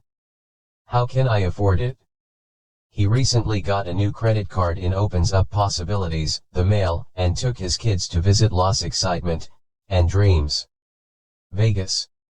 I'm doing it for the kids, he said with great sacrifice. Rich Dad forbade the words, I can't afford it. In my real home, that's all I heard. Instead, Rich Dad required his children to say, how can I afford it? He believed that the words I can't afford it shut down your brain. It didn't have to think anymore. How can I afford it opened up the brain and forced it to think and search for answers. But most importantly, he felt the words, I can't afford it, were a lie. And the human spirit knows it. The human spirit is very, very powerful, he would say. It knows it can do anything. By having a lazy mind that says, I can't afford it, a war breaks out inside you. Your spirit is angry, and your lazy mind must defend its lie. The spirit is screaming, come on. Let's go to the gym and work out. And the lazy mind says, but I'm tired. I worked really hard today. Or the human 140 rich dad poor dad spirit says, I'm sick and tired of being poor. Let's get out there and get rich. To which the lazy mind says, rich people are greedy. Besides, it's too much bother. It's not safe. I might lose money. I'm working hard enough as it is. I've got too much to do at work anyway. Look at what I have to do tonight. My boss wants it finished by morning. I can't afford it. Also causes sadness, a helplessness that leads to despondency and often depression. How can I afford it? Opens up possibilities, excitement, and dreams. So Rich Dad was not so concerned about what we wanted to buy as long as we understood that how can I afford it, creates a stronger mind and a dynamic spirit. Thus he rarely gave Mike or me anything. He would instead ask, how can you afford it? And that included college, which we paid for ourselves.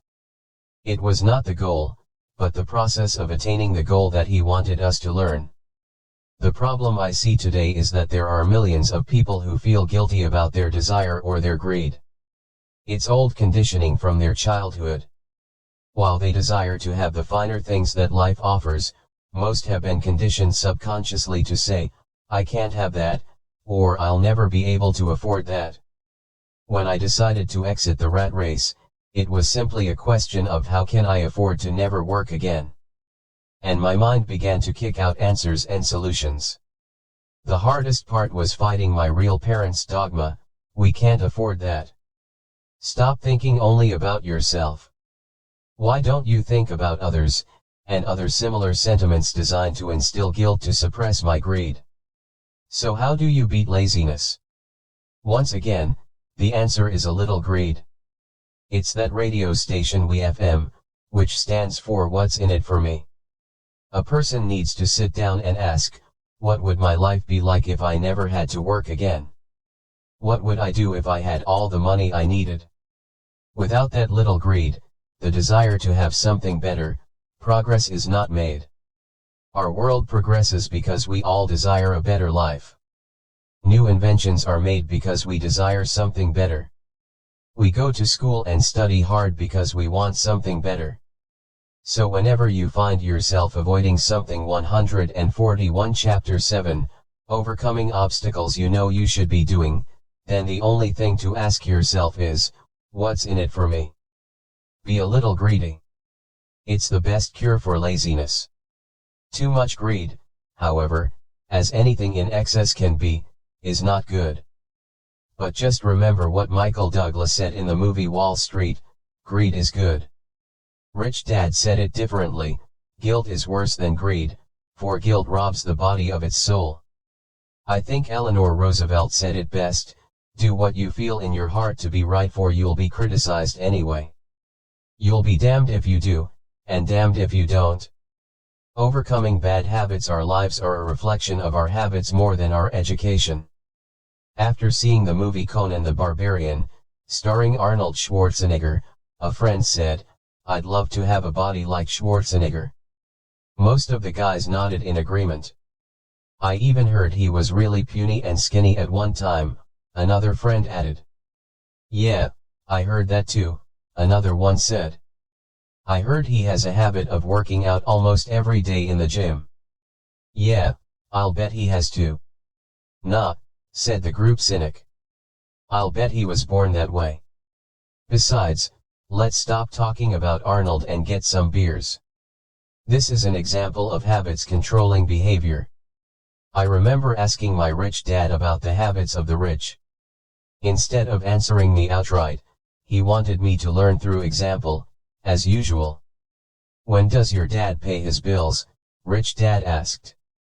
The first of the month, I said. Does he have anything left over? He asked. Very little, I said. That's the main reason he struggles, said Rich Dad. He has bad habits. Your dad pays everyone else first. He pays himself last, but only if he has anything left over. Which he usually doesn't, I said. But he has to pay his bills, doesn't he? You're saying he shouldn't pay his bills. 142 Rich Dad Poor Dad. Of course not, said Rich Dad. I firmly believe in paying my bills on time. I just pay myself first. Before I pay even the government. But what happens if you don't have enough money? I asked. What do you do then? The same, said Rich Dad. I still pay myself first. Even if I'm short of money. My asset column is far more important to me than the government. But, I said. Don't they come after you? Yes, if you don't pay, said Rich Dad. Look, I did not say not to pay. I just said I pay myself first, even if I'm short of money. But, I replied. How do you do that? It's not how. The question is why, Rich Dad said. Okay, why? Motivation, said Rich Dad. Who do you think will complain louder if I don't pay them, me, or my creditors? Your creditors will definitely scream louder than you, I said, responding to the obvious. You wouldn't say anything if you didn't pay yourself. So you see, after paying myself, the pressure to pay my taxes and the other creditors is so great that it forces me to seek other forms of income. The pressure to pay becomes my motivation. I've worked extra jobs, started other companies, traded in the stock market, anything just to make sure those guys don't start yelling at me. That pressure made me work harder, forced me to think, and all in all, made me smarter and more active when it comes to money. If I had paid myself last, I would have felt no pressure, but I'd be broke. So it is the fear of the government or other people you owe money to that motivates you. That's right, said Rich Dad. You see, government bill collectors are big bullies. So are bill collectors in general. Most people give in to these bullies. They pay them and never pay themselves. You know the story of the 98-pound weakling who gets sand kicked in his face. I nodded. I see that ad for weightlifting and bodybuilding lessons in the comic books all the time. 143 Chapter 7, Overcoming Obstacles. Well, most people let the bullies, if I pay myself first, kick sand in their faces.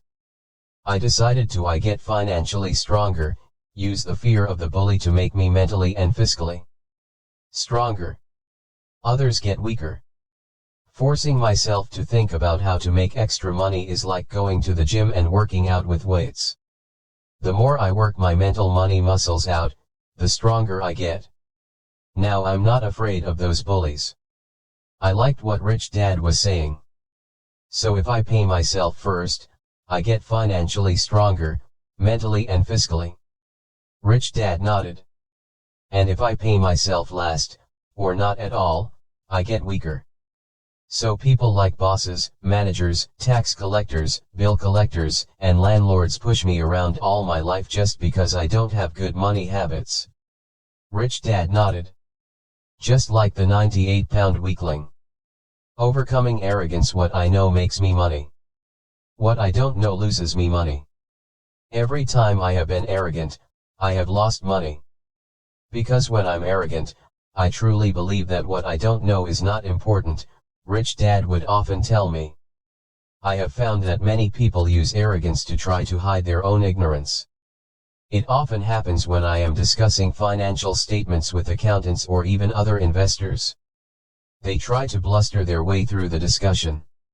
It is clear to me that they don't know what they're talking about. They're not lying, but they are not telling the truth.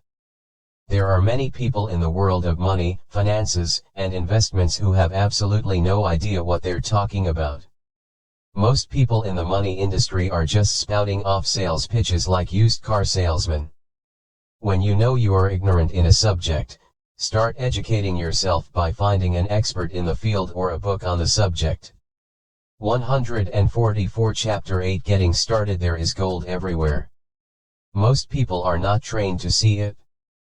I wish I could say acquiring wealth was easy for me, but it wasn't. So in response to the question, how do I start? I offer the thought process I go through on a day-to-day basis. It really is easy to find great deals. I promise you that. It's just like riding a bike. After a little wobbling, it's a piece of cake. But when it comes to money, it takes determination to get through the wobbling. That's a personal thing. To find million-dollar deals of a lifetime requires us to call on our financial genius. I believe that each of us has a financial genius within us. The problem is that our financial genius lies asleep, waiting to be called upon. It lies asleep because our culture has educated us into believing that the love of money is the root of all evil. It has encouraged us to learn a profession so we can work for money, but failed to teach us how to have money work for us. It taught us not to worry about our financial future because our company or the government would take care of us when our working days are over. However, it is our children, educated in the same school system, who will end up paying for this absence of financial education. The message is still to work hard, earn money, and spend it, and when we run short, we can always borrow more. Unfortunately, 90% of the Western world subscribes to the above dogma, simply because it's easier to find a job and work for money. If you are not one of the masses, I offer you the following 10 steps to awaken your financial genius. I simply offer you the steps 145 Chapter 8, Getting Started I have personally followed. If you want to follow some of them, great. If you don't, make up your own. Your financial genius is smart enough to develop its own list. While in Peru, I asked a gold miner of 45 years how he was so confident about finding a gold mine. He replied, "There is gold everywhere. Most people are not trained to see it." And I would say that is true. In real estate, I can go out and in a day come up with 4 or 5 great potential deals, while the average person will go out and find nothing, even looking in the same neighborhood. The reason is that they have not taken the time to develop their financial genius. I offer you the following 10 steps as a process to develop your God-given powers over which only you have control. 1. Find a reason greater than reality, the power of spirit. If you ask most people if they would like to be rich or financially free, they would say yes. But then reality sets in. The road seems too long with too many hills to climb. It's easier to just work for money and hand the excess over to your broker. I once met a young woman who had dreams of swimming for the US Olympic team. The reality was that she had to get up every morning at 4 o'clock to swim for 3 hours before going to school. She did not party with her friends on Saturday night. She had to study and keep her grades up, just like everyone else. When I asked her what fueled her superhuman ambition and sacrifice, she simply said, "I do it for myself and the people I love. It's love that gets me over the hurdles and sacrifices." A reason or a purpose is a combination of wants and don't wants. When people ask me what my reason for wanting to be rich is, I tell them that it is a combination of deep emotional wants and don't wants. I will list a few. First, the don't wants, for they create the wants. I don't want to work all my life. I don't want what my parents aspired for, which was job security and a house in the suburbs. I don't like being an employee. I hated that my dad always missed my football games because 146 Rich Dad Poor Dad, he was so busy working on his career. I hated it when my dad worked hard all his life and the government took most of what he worked for at his death. He could not even pass on what he worked so hard for when he died. The rich don't do that. They work hard and pass it on to their children. Now the wants. I want to be free to travel the world and live in the lifestyle I love. I want to be young when I do this. I want to simply be free. I want control over my time and my life. I want money to work for me. Those are my deep-seated emotional reasons. What are yours? If they are not strong enough, then the reality of the road ahead may be greater than your reasons. I have lost money and been set back many times, but it was the deep emotional reasons that kept me standing up and going forward. I wanted to be free by age 40, but it took me until I was 47, with many learning experiences along the way. As I said, I wish I could say it was easy. It wasn't. But it wasn't that hard either. I've learned that, without a strong reason or purpose, anything in life is hard. If you do not have a strong reason, there is no sense reading further. It will sound like too much work. To make daily choices, the power of choice. Choice is the main reason people want to live in a free country. We want the power to choose. Financially, with every dollar we get in our hands, we hold the power to choose our future, to be rich, poor, or middle class. Our spending habits reflect who we are. Poor people simply have poor spending habits. The benefit I had as a boy was that I loved playing Monopoly constantly. Nobody told me Monopoly was only for kids, so I just kept playing the game as an adult. I also had a rich dad who pointed out to me the difference between an asset and a liability. So a long time ago, as a little boy, I chose to be rich, and I knew that all I had to do was learn to acquire assets, real assets. My best friend, Mike, had an asset column handed to him, but he still had to choose 147 Chapter 8, getting started to learn to keep it. Many rich families lose their assets in the next generation simply because there was no one trained to be a good steward over their assets. Most people choose not to be rich. For 90% of the population, being rich is too much of a hassle. So they invent sayings that go, "I'm not interested in money. I'll never be rich. I don't have to worry. I'm still young.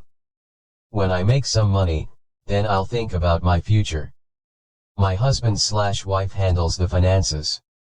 The problem with those statements is that they rob the person who chooses to think such thoughts of two things. One is time, which is your most precious asset. The second is learning. Having no money should not be an excuse to not learn. But that is a choice we all make daily, the choice of what we do with our time, our money, and what we put in our heads.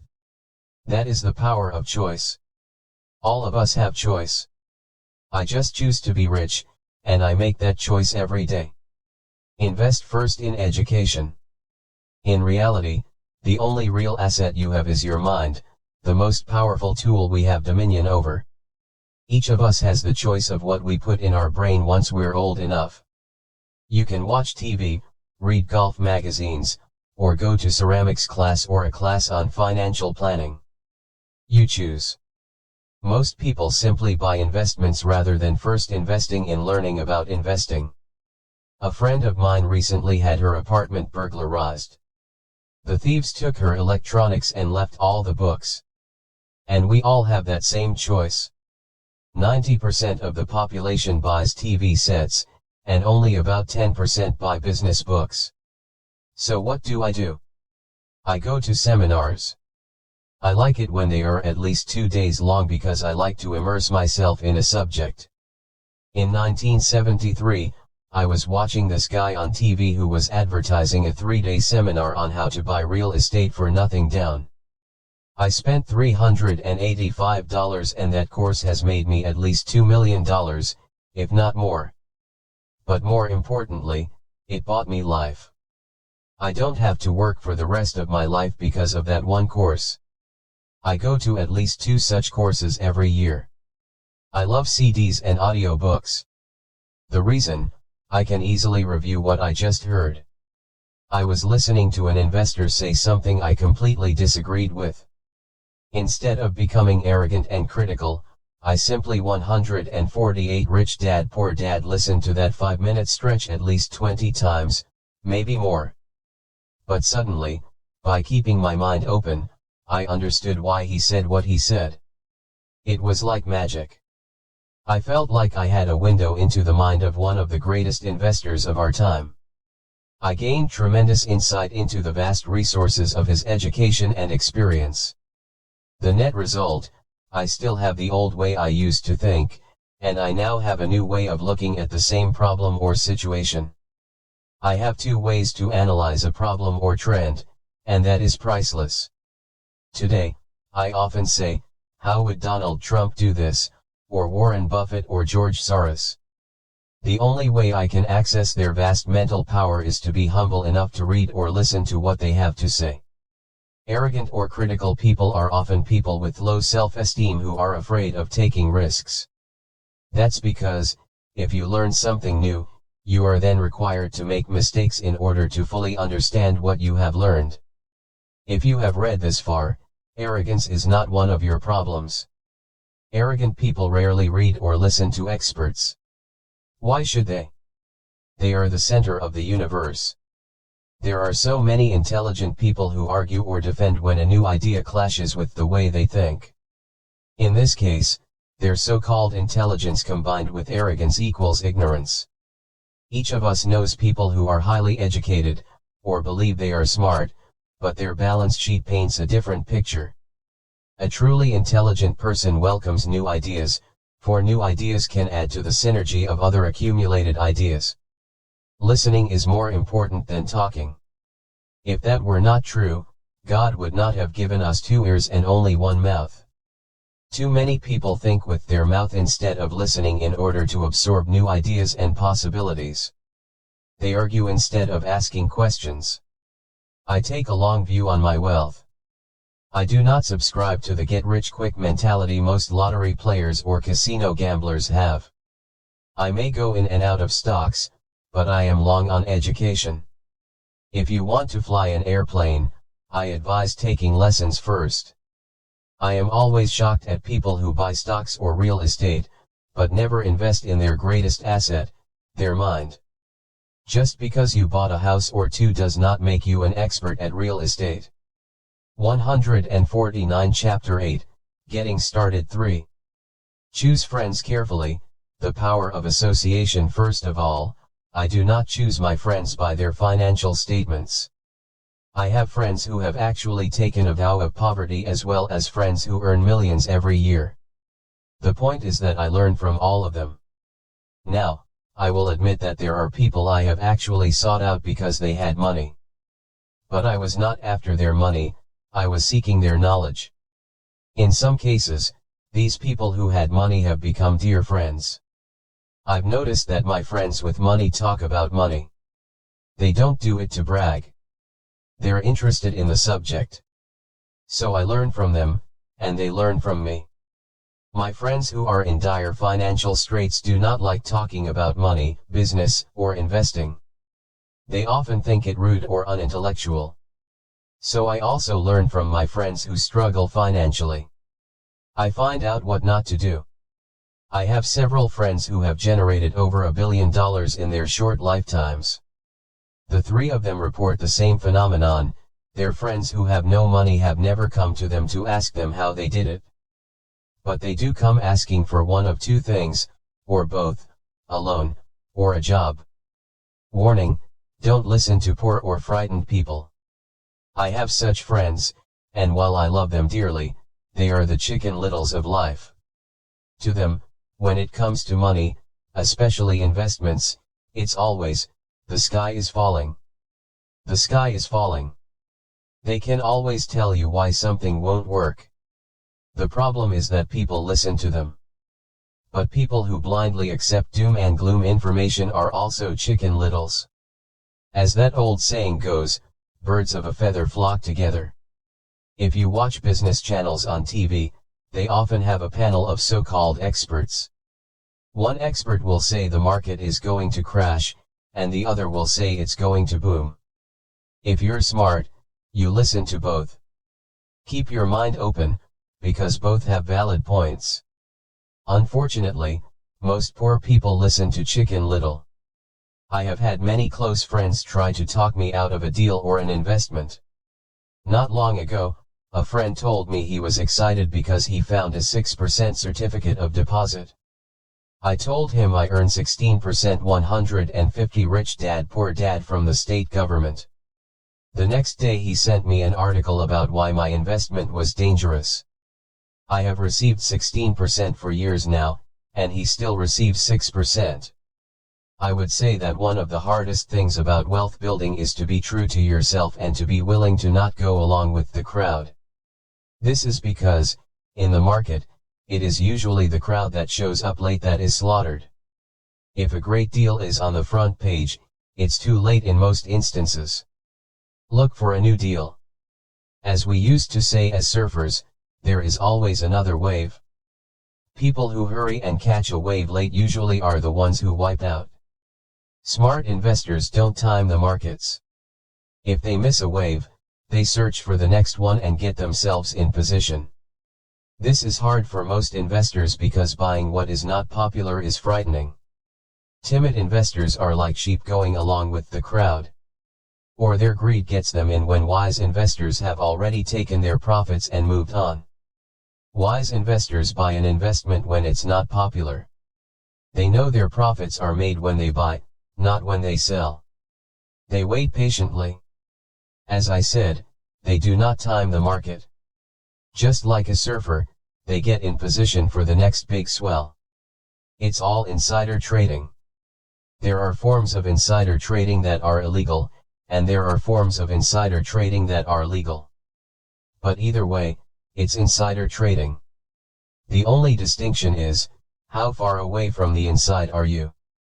The reason you want to have rich friends is because that is where the money is made. It's made on information. You want to hear about the next boom, get in, and get out before the next bust. I'm not saying do it illegally, but the sooner you know, the better your chances are for profits with minimal risk. That is what friends are for. And that is financial intelligence. Master a formula and then learn a new one, the power of learning quickly in order to make bread. Every baker follows a recipe, even if it's only held in their head. The same is true for making money. Most of us have heard the saying, you are what you eat. I have a different slant. I say, you become what you study. In other words, 151 Chapter 8, Getting Started. Be careful what you learn, because your mind is so powerful that you become what you put in your head. For example, if you study cooking, you then tend to cook. If you don't want to be a cook anymore, then you need to study something else. When it comes to money, the masses generally have one basic formula they learned in school, and it's this: work for money. The predominant formula I see in the world is that every day millions of people get up, go to work, earn money, pay bills, balance checkbooks, buy some mutual funds, and go back to work. That is the basic formula, or recipe. If you're tired of what you're doing, or you're not making enough, it's simply a case of changing the formula via which you make money. Years ago, when I was 26, I took a weekend class called How to Buy Real Estate Foreclosures. I learned a formula. The next trick was to have the discipline to actually put into action what I had learned. That is where most people stop. For 3 years, while working for Xerox, I spent my spare time learning to master the art of buying foreclosures. I've made several $1 million using that formula. So after I mastered that formula, I went in search of other formulas. For many of the classes, I did not directly use the information I learned, but I always learned something new. I have attended classes designed for derivative traders, commodity option traders, and chaologists.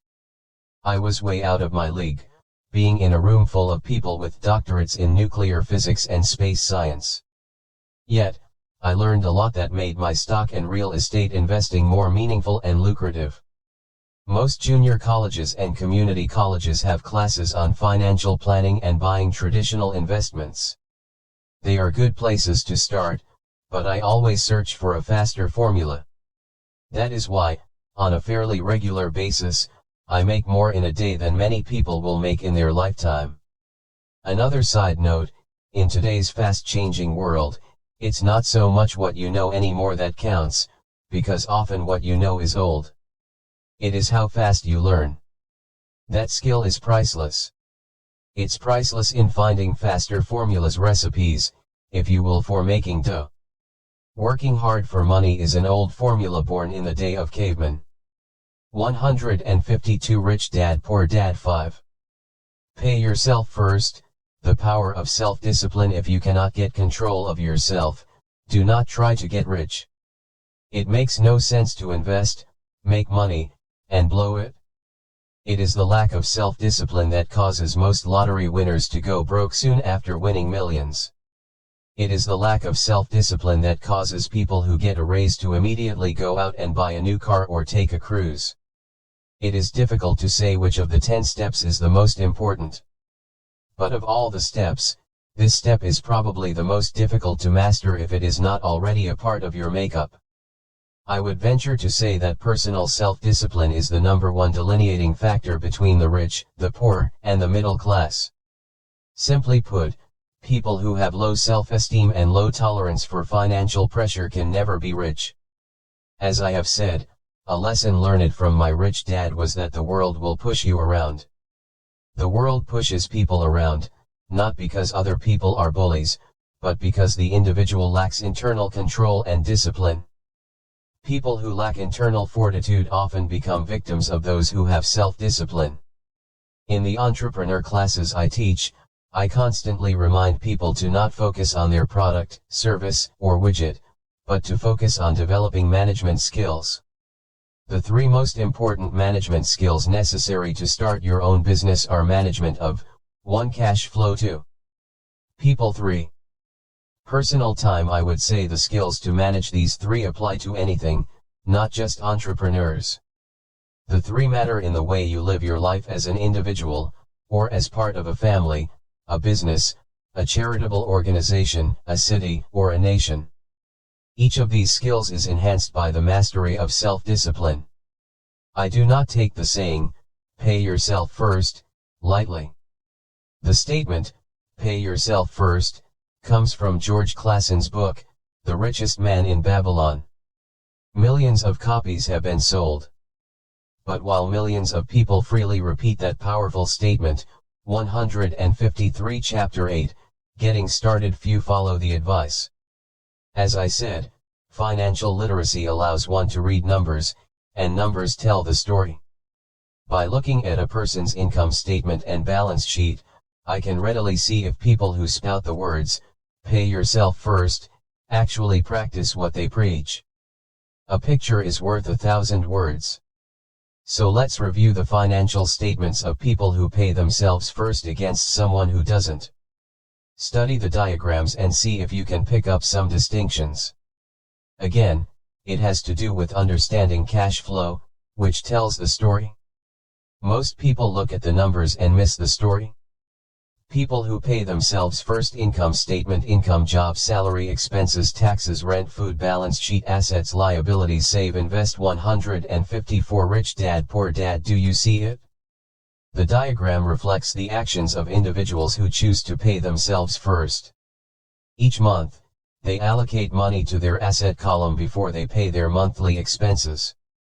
Although millions of people have read Clason's book and understand the words, "Pay yourself first," in reality they pay themselves last. Now I can hear the howls from those of you who sincerely believe in paying your bills first. And I can hear all the responsible people who pay their bills on time. I am not saying be irresponsible and not pay your bills. All I am saying is do what the book says, which is, pay yourself first. And the previous diagram is the correct accounting picture of that action. People who pay everyone else first: income statement, income, job, salary, expenses, taxes, rent, food, balance sheet, assets, liabilities. 155 Chapter 8, Getting Started. If you can truly begin to understand the power of cash flow, you will soon realize what is wrong with the previous diagram, or why 90% of people work hard all their lives and need government support like Social Security when they are no longer able to work. Kim and I have had many bookkeepers, accountants, and bankers who have had a major problem with this way of looking at, pay yourself first. The reason is that these financial professionals actually do what the masses do, they pay themselves last. There have been times in my life when, for whatever reason, cash flow was far less than my bills. I still paid myself first. My accountant and bookkeeper screamed in panic, "They're going to come after you. The IRS is going to put you in jail. You're going to ruin your credit rating. They'll cut off the electricity." I still paid myself first. Why, you ask? Because that's what the story, The Richest Man in Babylon, was all about: the power of self-discipline and the power of internal fortitude. As my rich dad taught me the first month I worked for him, most people allow the world to push them around. A bill collector calls and you pay or else. A sales clerk says, "Oh, just put it on your charge card." Your real estate agent tells you, "Go ahead." The government allows you a tax deduction on your home. That is what the book is really about, having the guts to go against the tide and get rich. You may not be weak, but when it comes to money, many people get wimpy. I am not saying be irresponsible. The reason I don't have high credit card debt, and dad debt, is because I pay myself first. The reason I minimize my income is because I don't want to pay it to the government. That is why my income comes from my asset column, through a Nevada corporation. If I work for money, the government takes it. Although I pay my bills last, I am financially astute enough to not get into a tough financial situation. I don't like consumer debt. I actually have liabilities that are higher than 99% of the population, but I don't pay for them. Other people pay for my liabilities. They're called tenants. So rule number 1 in paying yourself first is, don't get into consumer debt in the first place. Although I pay my bills last, I set it up to have only small unimportant bills that are due. 156 Rich Dad Poor Dad. When I occasionally come up short, I still pay myself first. I let the creditors and even the government scream. I like it when they get tough. Why? Because those guys do me a favor. They inspire me to go out and create more money. So I pay myself first, invest the money, and let the creditors yell. I generally pay them right away anyway. Kim and I have excellent credit. We just don't cave into pressure and spend our savings or liquidate stocks to pay for consumer debt. That is not too financially intelligent. To successfully pay yourself first, keep the following in mind. 1. Don't get into large debt positions that you have to pay for. Keep your expenses low. Build up assets first. Then buy the big house or nice car.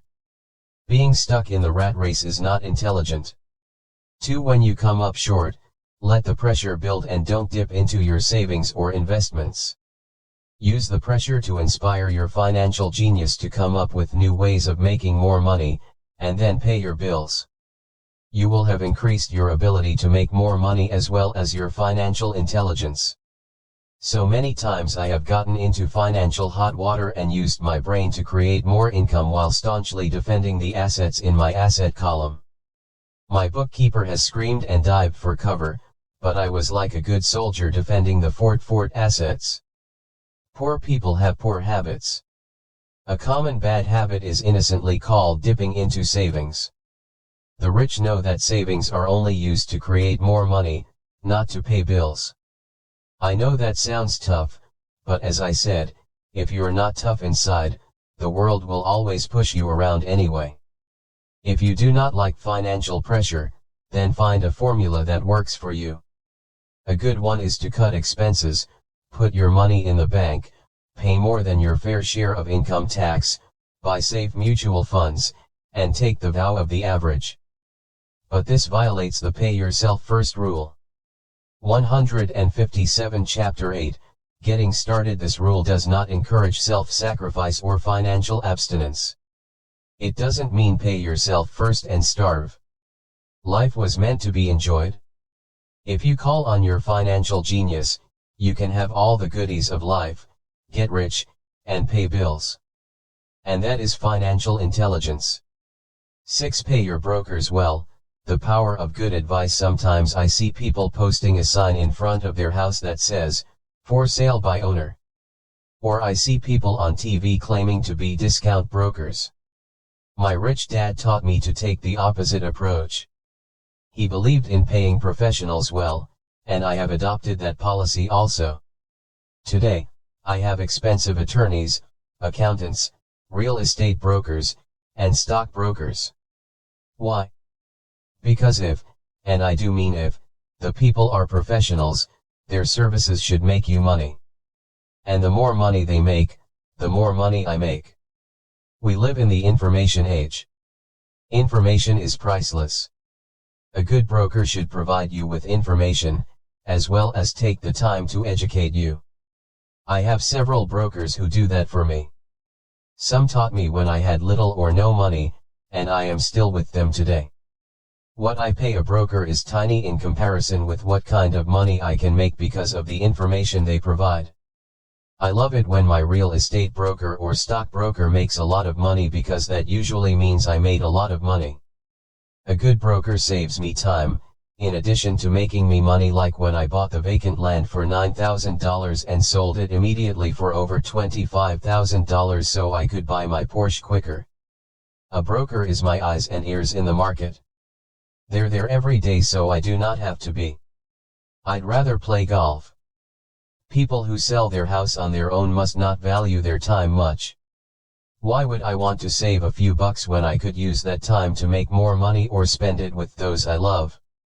What I find funny is that so many poor and middle-class people insist on tipping restaurant help 15 to 20%, even for bad service, but complain about paying a broker 3 to 7%. They enjoy tipping people in the expense column and stiffing people in the asset column. That is not financially intelligent. 158 Rich Dad Poor Dad. Keep in mind that not all brokers are created equal. Unfortunately, most brokers are only salespeople. They sell, but they themselves own little or no real estate. There is a tremendous difference between a broker who sells houses and a broker who sells investments. The same is true for stock, bond, mutual fund, and insurance, brokers who call themselves financial planners.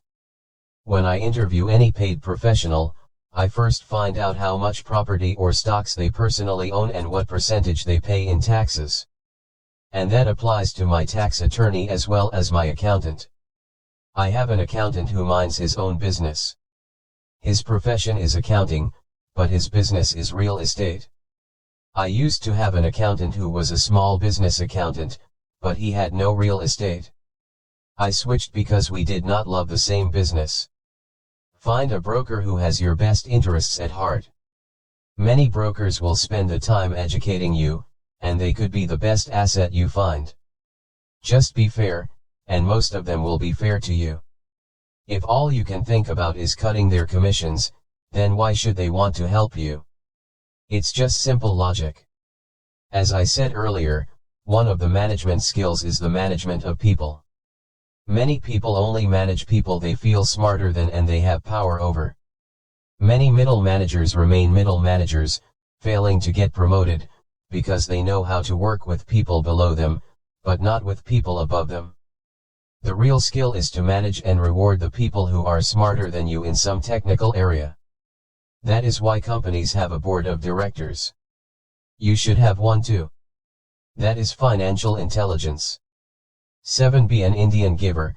The power of getting something for nothing. When the first European settlers came to America, they were taken aback by a cultural practice some American Indians had. For example, if a settler was cold, the Indian would give the person a blanket. Mistaking it for a gift, the settler was often offended when the Indian asked for it back. The Indians also got upset when they realized the settlers did not want to give it back. That is where the term Indian giver came from, a simple cultural misunderstanding. 159 Chapter 8, Getting Started in the World of the Asset Column. Being an Indian giver is vital to wealth. The sophisticated investor's first question is, how fast do I get my money back? They also want to know what they get for free, also called a piece of the action. That is why the ROI, or return on investment, is so important. For example, I found a small condominium that was in foreclosure a few blocks from where I lived.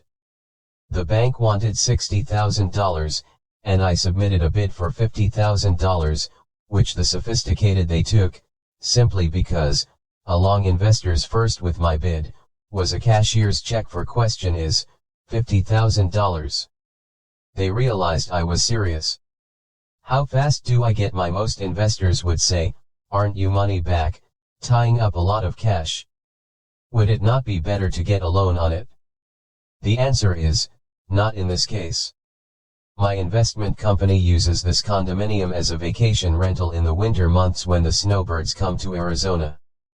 It rents for $2,500 a month for 4 months out of the year. For rental during the off-season, it rents for only $1,000 a month. I had my money back in about 3 years. Now I own this asset, which pumps money out for me, month in and month out. The same is done with stocks.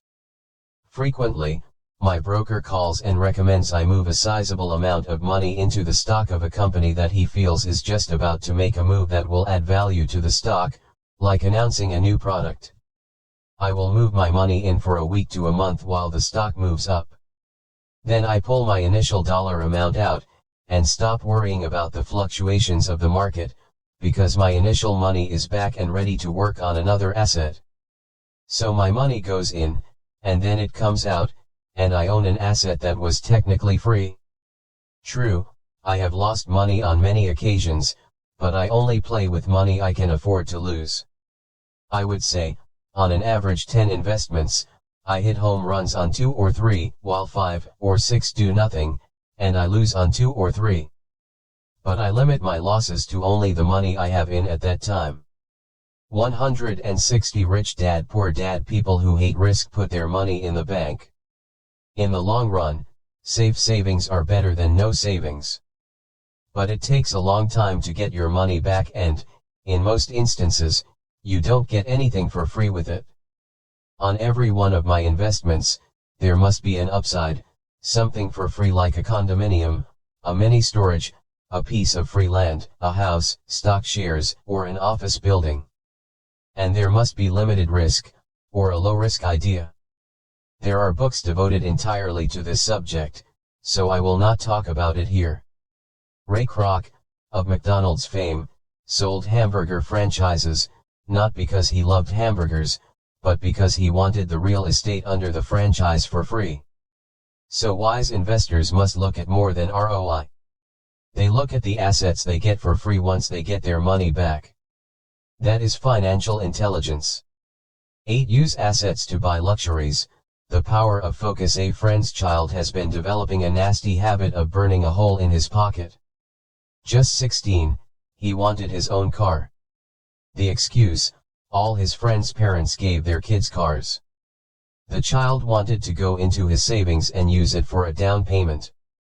That was when his father called me and then came to see me. Do you think I should let him do it, or should I just buy him a car? I answered, it might relieve the pressure in the short term, but what have you taught him in the long term? Can you use this desire to own a car and inspire your son to learn something? Suddenly the lights went on, and he hurried home. 2 months later I ran into my friend again. Does your son have his new car? I asked. No, he doesn't. But I gave him $3,000 for the car.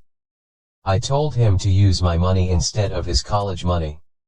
Well, that's generous of you, I said. Not really. The money came with a hitch. 161 Chapter 8, Getting Started. So what was the hitch? I asked. Well, first we played your cash flow game. We then had a long discussion about the wise use of money. After that, I gave him a subscription to the Wall Street Journal and a few books on the stock market. Then what? I asked.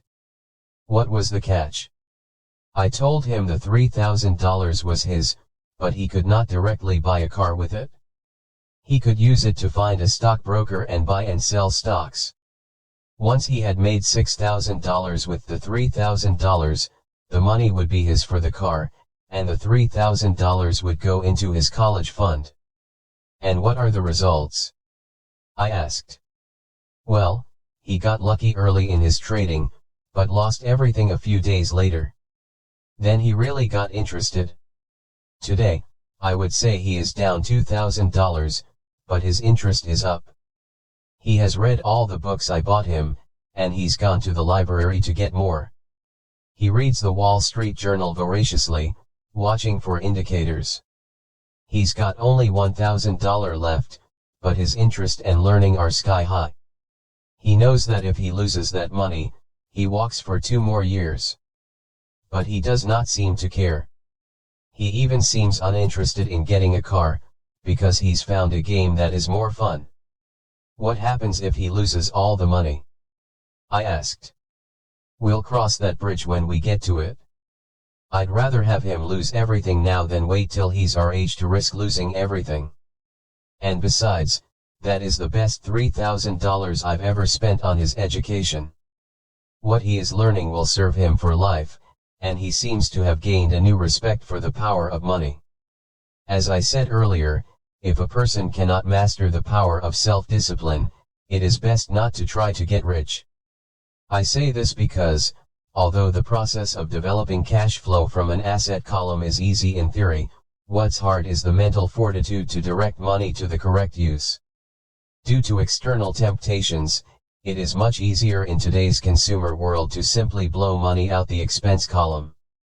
With weak mental fortitude, that money flows into the paths of least resistance.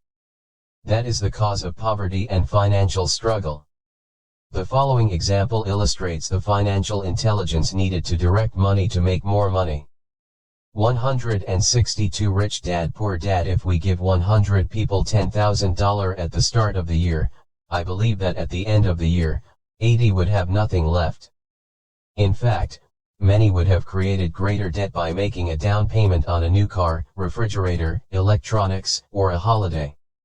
16 would have increased that $10,000 by 5 to 10%.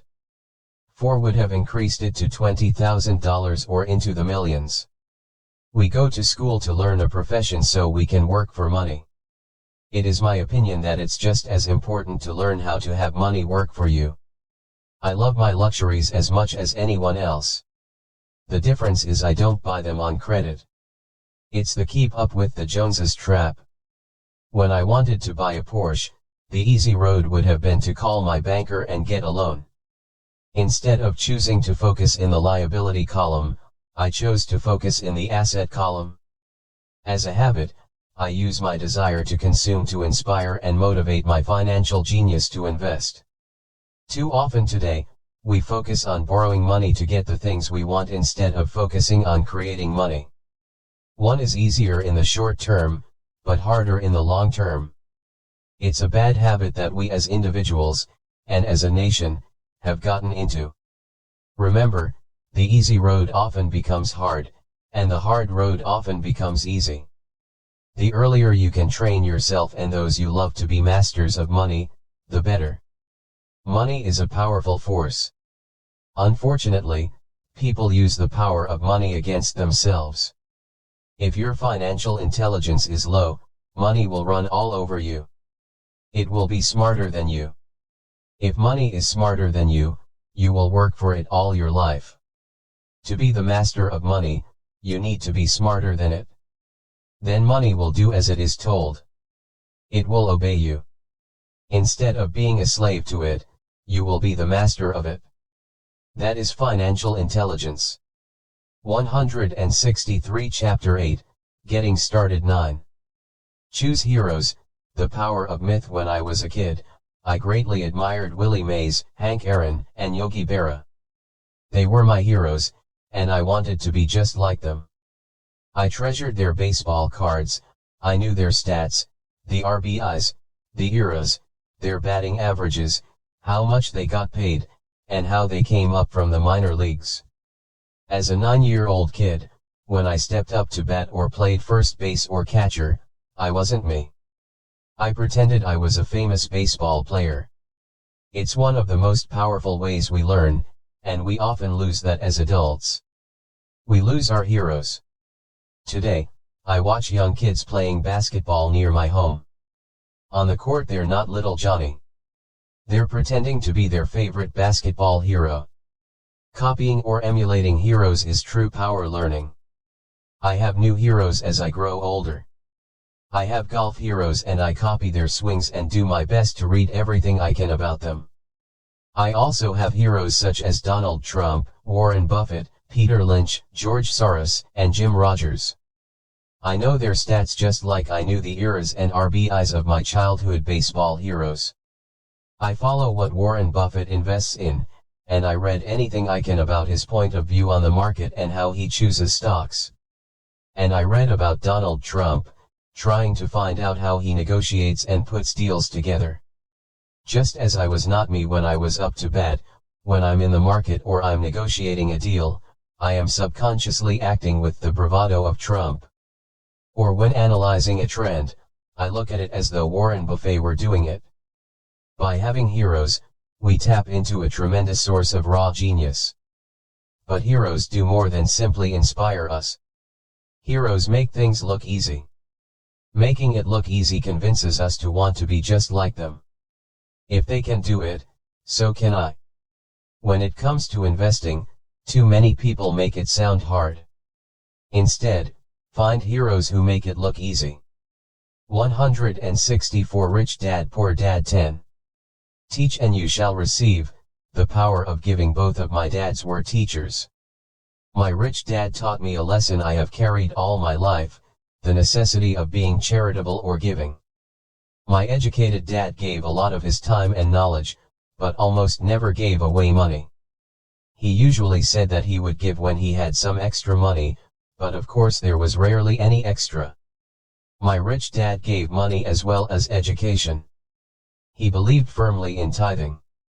If you want something, you first need to give, he would always say. When he was short of money, he gave money to his church or to his favorite charity. If I could leave one single idea with you, it is that idea. Whenever you feel short or in need of something, give what you want first and it will come back in buckets. That is true for money, a smile, love, or friendship. I know it is often the last thing a person may want to do, but it has always worked for me. I trust that the principle of reciprocity is true, and I give what I want. I want money, so I give money, and it comes back in multiples. I want sales, so I help someone else sell something, and sales come to me. I want contacts, and I help someone else get contacts. Like magic, contacts come to me. I heard a saying years ago that went, God does not need to receive, but humans need to give. My rich dad would often say, poor people are more greedy than rich people. He would explain that if a person was rich, that person was providing something that other people wanted.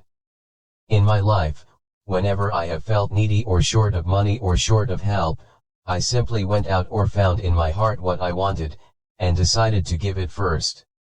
And when I gave, it always came back. It reminds me of the story of the guy sitting with firewood in his arms on a cold, freezing night. He is yelling at the pot-bellied stove, when you give me some heat, then I'll put some wood in you. And when it comes to money, love, happiness, sales, and contacts, all one needs to remember is to give first. 165 Chapter 8, Getting Started. Often just the process of thinking of what I want, and how I could give that to someone else, breaks free a torrent of bounty. Whenever I feel that people aren't smiling at me, I simply begin smiling and saying hello. Like magic, the next thing I know I'm surrounded by smiling people. It is true that your world is only a mirror of you. So that's why I say, teach, and you shall receive. I have found that the more I teach those who want to learn, the more I learn. If you want to learn about money, teach it to someone else. A torrent of new ideas and finer distinctions will come in. There are times when I have given and nothing has come back, or what I have received is not what I wanted. But upon closer inspection and soul searching, I was often giving to receive in those instances, instead of giving for the joy that giving itself brings. My dad taught teachers, and he became a master teacher. My rich dad always taught young people his way of doing business. In retrospect, it was their generosity with what they knew that made them smarter. There are powers in this world that are much smarter than we are.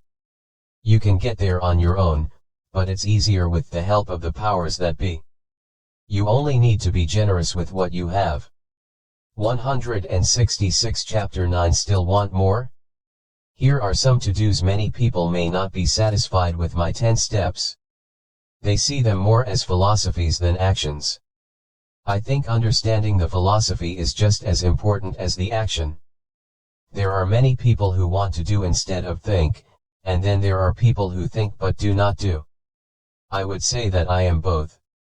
I love new ideas, and I love action. So for those who want a to-do list on how to get started, I will share with you some of the things I do, in abbreviated form. Stop doing what you're doing. In other words, take a break and assess what is working and what is not working. The definition of insanity is doing the same thing over and over and expecting a different result. Stop doing what is not working, and look for something new. Look for new ideas. For new investing ideas, I go to bookstores and search for books on different and unique subjects. I call them formulas. I buy how-to books on formulas I know nothing about. For example, in the bookstore I found the book The 16% Solution by Joel Moskowitz. I bought the book and read it, and the next Thursday, I did exactly as the book said.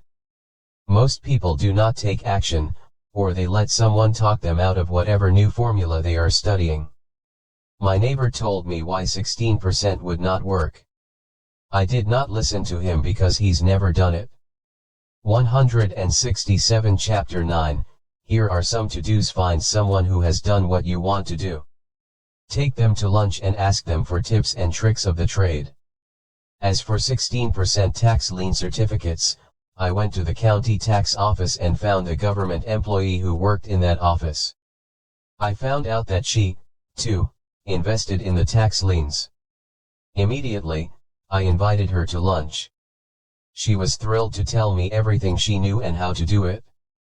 After lunch, she spent all afternoon showing me everything. By the next day, I found 2 great properties with her help that have been accruing interest at 16% ever since. It took a day to read the book, a day to take action, an hour for lunch, and a day to acquire 2 great deals. Take classes, read, and attend seminars. I search newspapers and the internet for new and interesting classes, many of which are free or inexpensive. I also attend and pay for expensive seminars on what I want to learn. I am wealthy and free from needing a job simply because of the courses I took. I have friends who did not take those classes who told me I was wasting my money, and yet they're still at the same job. Make lots of offers. When I want a piece of real estate, I look at many properties and generally write an offer. If you don't know what the right offer is, neither do I. That is the job of the real estate agent. They make the offers. I do as little work as possible. A friend wanted me to show her how to buy apartment houses. So one Saturday she, her agent, and I went and looked at 6 apartment houses. 4 were dogs, but 2 were good. I said to write offers on all 6, offering half of what the owners asked for. She and the agent nearly had heart attacks. They thought it was rude, and would offend the sellers, but I really don't think the agent wanted to work that hard. So they did nothing and went on looking for a better deal. No offers were ever made, and that person is still looking for the right deal at the right price. Well, you don't know what the right price is until 168 Rich Dad Poor Dad. You have a second party who wants to deal. Most sellers ask too much. It is rare that a seller asks a price that is less than something is worth. Moral of the story, make offers. People who are not investors have no idea what it feels like to try to sell something. I have had a piece of real estate that I wanted to sell for months. I would have welcomed any offer. They could have offered me 10 pigs, and I would have been happy not at the offer, but just because someone was interested. I would have countered, maybe for a pig farm in exchange. But that's how the game works. The game of buying and selling is fun. Keep that in mind. It's fun and only a game. Make offers. Someone might say yes. I always make offers with escape clauses. In real estate, I make an offer with language that details subject to contingencies, such as the approval of a business partner. Never specify who the business partner is. Most people don't know that my partner is my cat. If they accept the offer, and I don't want the deal, I call home and speak to my cat. I make this ridiculous statement to illustrate how absurdly easy and simple the game is. So many people make things too difficult and take it too seriously. Finding a good deal, the right business, the right people, the right investors, or whatever is just like dating. You must go to the market and talk to a lot of people, make a lot of offers, counter offers, negotiate, reject, and accept. I know single people who sit at home and wait for the phone to ring, but it's better to go to the market, even if it's only the supermarket. Search, offer, reject, negotiate, and accept are all parts of the process of almost everything in life. Jog, walk, or drive a certain area once a month for 10 minutes. I have found some of my best real estate investments doing this. I will jog a certain neighborhood for a year and look for change. For there to be profit in a deal, there must be two elements, a bargain and change. There are lots of bargains, but it's change that turns a bargain into a profitable opportunity. So when I jog a neighborhood I might like to invest in. It is the repetition that causes me to notice slight differences. 169 Chapter 9, Here are some to-dos. I notice real estate signs that are up for a long time. That means the seller might be more agreeable to deal. I watch for moving trucks going in or out. I stop and talk to the drivers. I talk to the postal carriers. It's amazing how much information they acquire about an area. I find a bad area, especially an area that the news has scared everyone away from. I drive it for sometimes a year waiting for signs of something changing for the better. I talk to retailers, especially new ones, and find out why they're moving in. It takes only a few minutes a month, and I do it while doing something else, like exercising, or going to and from the store. Shop for bargains in all markets. Consumers will always be poor. When the supermarket has a sale, say on toilet paper, the consumer runs in and stocks up. But when the housing or stock market has a sale, most often called a crash or correction, the same consumer often runs away from it. When the supermarket raises its prices, the consumer shops somewhere else. But when housing or the stock market raise their prices, the same consumer often rushes in and starts buying. Always remember, profits are made in the buying, not in the selling. Look in the right places. A neighbor bought a condominium for $100,000. I bought the identical condo next door for $50,000. He told me he's waiting for the price to go up.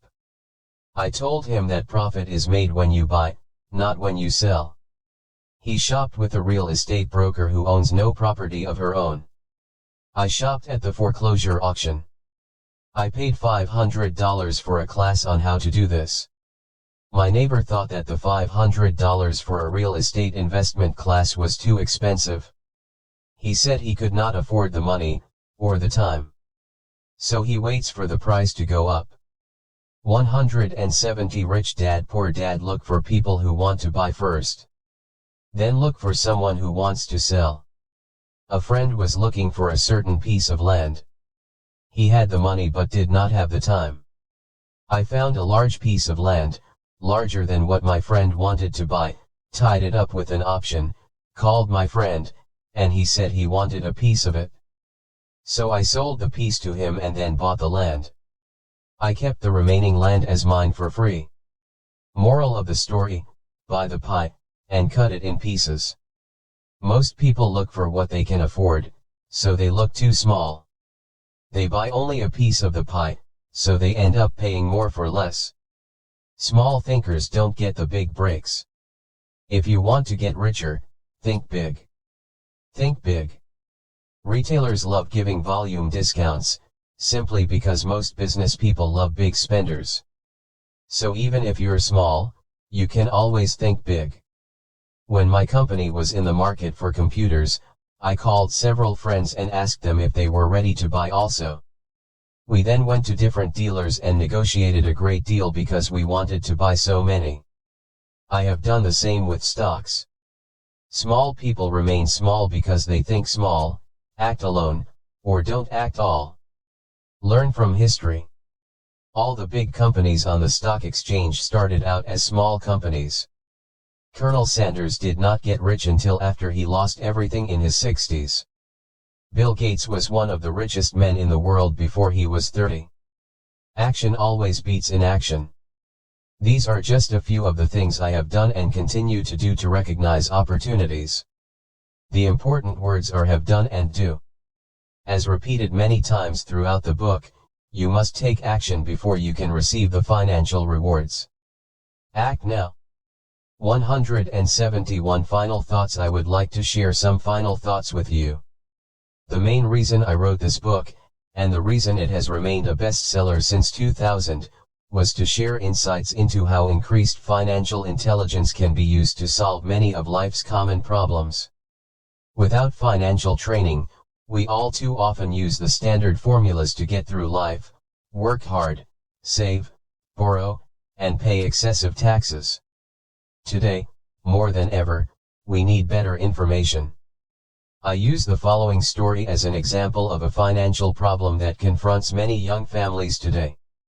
How do you afford a good education for your children and provide for your own retirement? It requires using financial intelligence instead of hard work. A friend of mine was griping one day about how hard it was to save money for his 4 children's college educations. He was putting $300 away in a college fund each month and had so far accumulated only about $12,000. He had about 12 more years to save for college since his oldest child was then 6 years old. At the time, the real estate market in Phoenix was terrible. People were giving houses away. I suggested to my friend that he buy a house with some of the money in his college fund. The idea intrigued him, and we began to discuss the possibility. His primary concern was that he did not have credit with the bank to buy another house since he was so overextended. I assured him that there were other ways to finance a property rather than through the bank. We looked for a house for 2 weeks, a house that would fit all our criteria. There were plenty to choose from, so shopping was fun. Finally, we found a 3-bedroom, 2-bath home in a prime neighborhood.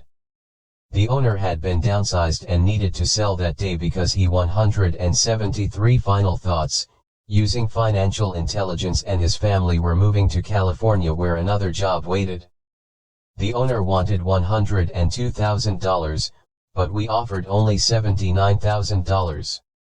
He took it immediately and agreed to carry back the loan with a 10% down payment. All my friend had to come up with was $7,900. As soon as the owner moved, my friend put the house up for rent. After all expenses were paid, including the mortgage, he put about $125 in his pocket each month. His plan was to keep the house for 12 years and let the mortgage get paid down faster by applying the extra $125 to the principal each month. We figured that in 12 years, a large portion of the mortgage would be paid off and he could possibly be clearing $800 a month by the time his first child went to college. He could also sell the house if it had appreciated in value. 3 years later, the real estate market greatly improved in Phoenix and he was offered $156,000 for the same house by the tenant who lived in it. Again, he asked me what I thought. I advised that he sell it, using a 1031 tax-deferred exchange. Suddenly, he had nearly $80,000 to operate with. I called another friend in Austin, Texas, who then moved this tax-deferred capital gain into a mini storage facility. Within 3 months, he began receiving checks for a little less than $1,000 a month, which he then poured back into the college fund. A couple of years later, the mini warehouse sold, and he received a check for nearly $330,000 as proceeds from the sale. He rolled those funds into a new project that would now generate over $3,000 a month in income, again, going into the college fund. He is now very confident that his goal will be met easily. It only took $7,900 to start and a little financial intelligence. His children will be able to afford the education they want, and he will then use the underlying asset, wrapped in his legal entity, to pay for his retirement. As a result of this successful investment strategy, he will be able to retire early. Thank you for reading this book.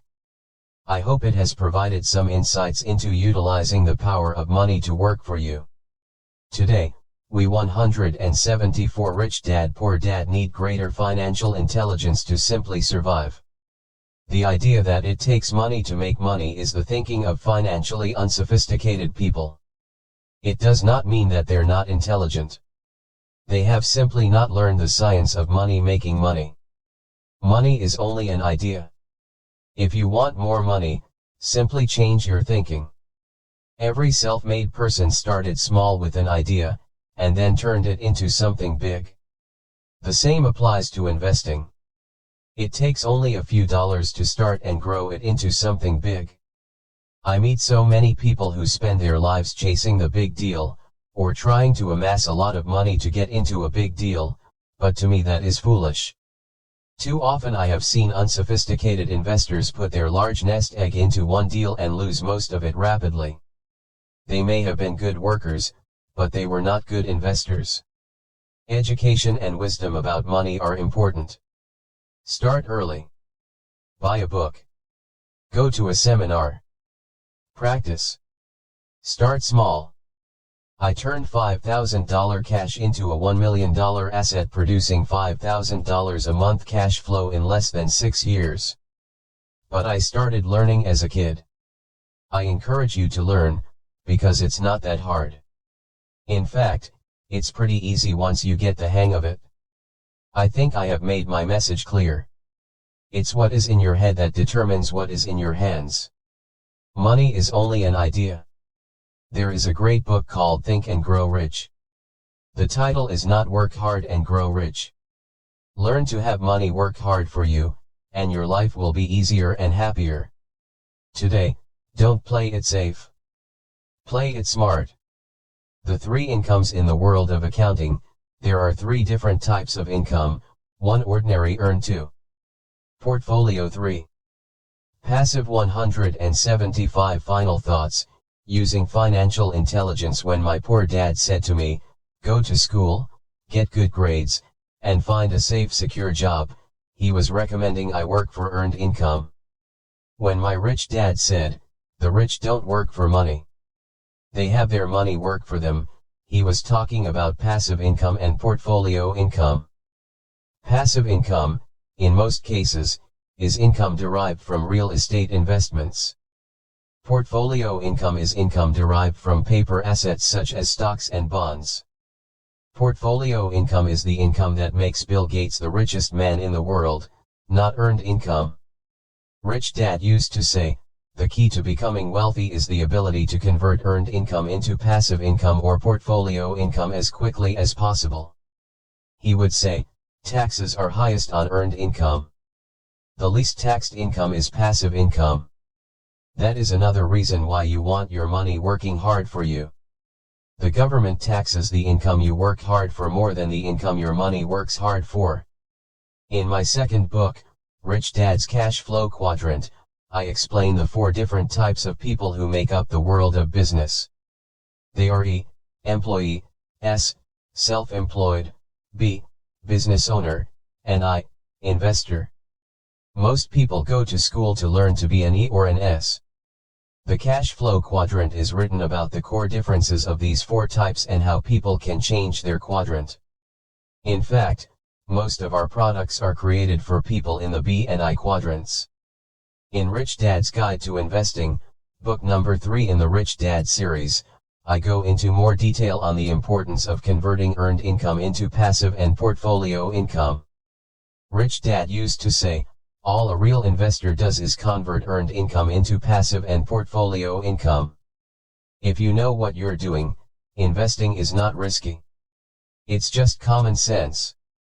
The key to financial freedom and great wealth is a person's ability to convert earned income into passive and/or portfolio income. My rich dad spent a lot of time teaching Mike and me this skill. Having this ability is 176. Rich Dad Poor Dad. The reason my wife Kim and I are financially free, never needing to work again. We continue to work because we choose to. Today we own a real estate investment company for passive income and participate in private placements and initial public offerings of stock for portfolio income. We also went back to work to build a financial education company so that we can continue to create and publish books and games. All of our educational products are created to teach the same skills my rich dad taught me, the skills of converting earned income into passive and portfolio income. The games we create are important because they teach what books cannot teach. For example, you could never learn to ride a bicycle by only reading a book. Our cash flow games for adults and cash flow for kids game are designed to teach players the basic investment skills of converting earned income into passive and portfolio income. They also teach the principles of accounting and financial literacy. These games are the only educational products in the world that teach people all of these skills simultaneously. You can play Cashflow Classic. Cashflow 202 is the advanced on the web at version of Cashflow 101, and www.richdad.com requires the game board from 101, and learn to convert well as a full understanding of 101, earned income into before it can be played. Cashflow Passive and/or 101 and Cashflow for Kids Portfolio Income teach the principles of fundamental investing. Cashflow 202 teaches the principles of technical investing. Technical investing involves advanced trading techniques such as short selling, call options, put options, and straddles. A person who understands these advanced techniques is able to make money when the market goes up, as well as when the market comes down. As my rich dad would say, a real investor makes money in an up market and a down market. That is why they make so much money. One of the reasons they make more money is simply because they have more self-confidence. Rich Dad would say, they have more 177 final thoughts, using financial intelligence self-confidence because they are less afraid of losing. In other words, the average investor does not make as much money because they are so afraid of losing money. The average investor does not know how to protect themselves from losses, and that is what Cashflow 202 teaches. Average investors think investing is risky because they have not been formally trained to be professional investors. As Warren Buffett, America's richest investor, says, risk comes from not knowing what you're doing. My board games teach the simple basics of fundamental investing and technical investing while people are having fun. I occasionally hear someone say, your educational games are expensive, which poses the question of ROI, the return on investment, or the value returned for the price paid. I nod my head and reply, yes, they may be expensive, especially when compared to entertainment board games. But my games are not as expensive as a college education, working hard all your life for earned income, paying excessive taxes, and then living in terror of losing all of your money in the investment markets. When someone walks away mumbling about the price, I can hear my rich dad saying, if you want to be rich, you must know what kind of income to work hard for, how to keep it, and how to protect it from loss. That is the key to great wealth.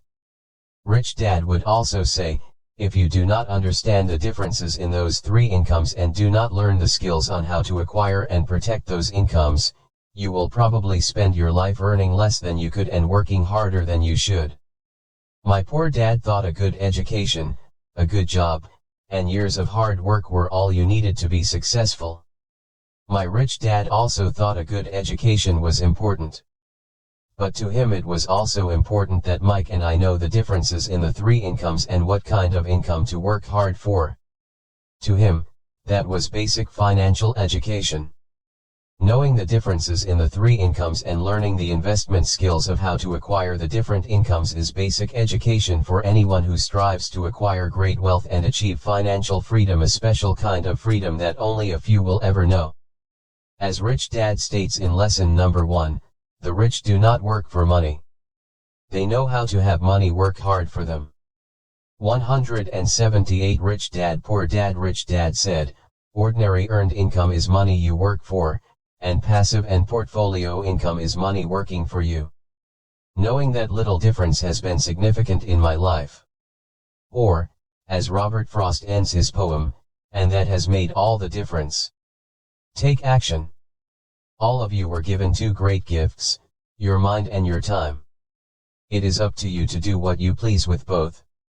With each dollar bill that enters your hand, you, and only you, have the power to determine your destiny. Spend it foolishly, and you choose to be poor. Spend it on liabilities, and you join the middle class. Invest it in your mind and learn how to acquire assets, and you will be choosing wealth as your goal and your future. The choice is yours, and only yours. Every day with every dollar, you decide to be rich, poor, or middle class. Choose to share this knowledge with your children, and you choose to prepare them for the world that awaits. No one else will. You and your children's future will be determined by choices you make today, not tomorrow. I wish you great wealth and much happiness with this fabulous gift called life. Robert Kiyosaki. 179 About the author Robert Kiyosaki, best known as the author of Rich Dad Poor Dad, the #1 personal finance book of all time. Robert Kiyosaki has challenged and changed the way tens of millions of people around the world think about money. He is an entrepreneur, educator, and investor who believes the world needs more entrepreneurs who will create jobs. With perspectives on money and investing that often contradict conventional wisdom, Robert has earned an international reputation for straight talk, irreverence, and courage, and has become a passionate and outspoken advocate for financial education. Robert and Kim Kiyosaki are founders of the Rich Dad Company, a financial education company, and creators of the cash flow registered games. In 2014, the company will leverage the global success of the Rich Dad games in the launch of a new and breakthrough offering in mobile and online gaming.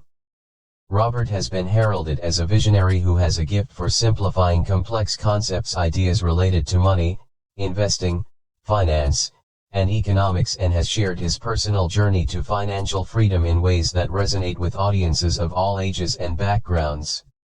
His core principles and messages like "your house is not an asset" and "invest for cash flow" and "savers are losers" have ignited a firestorm of criticism and ridicule, only to have played out on the world economic stage over the past decade in ways that were both unsettling and prophetic.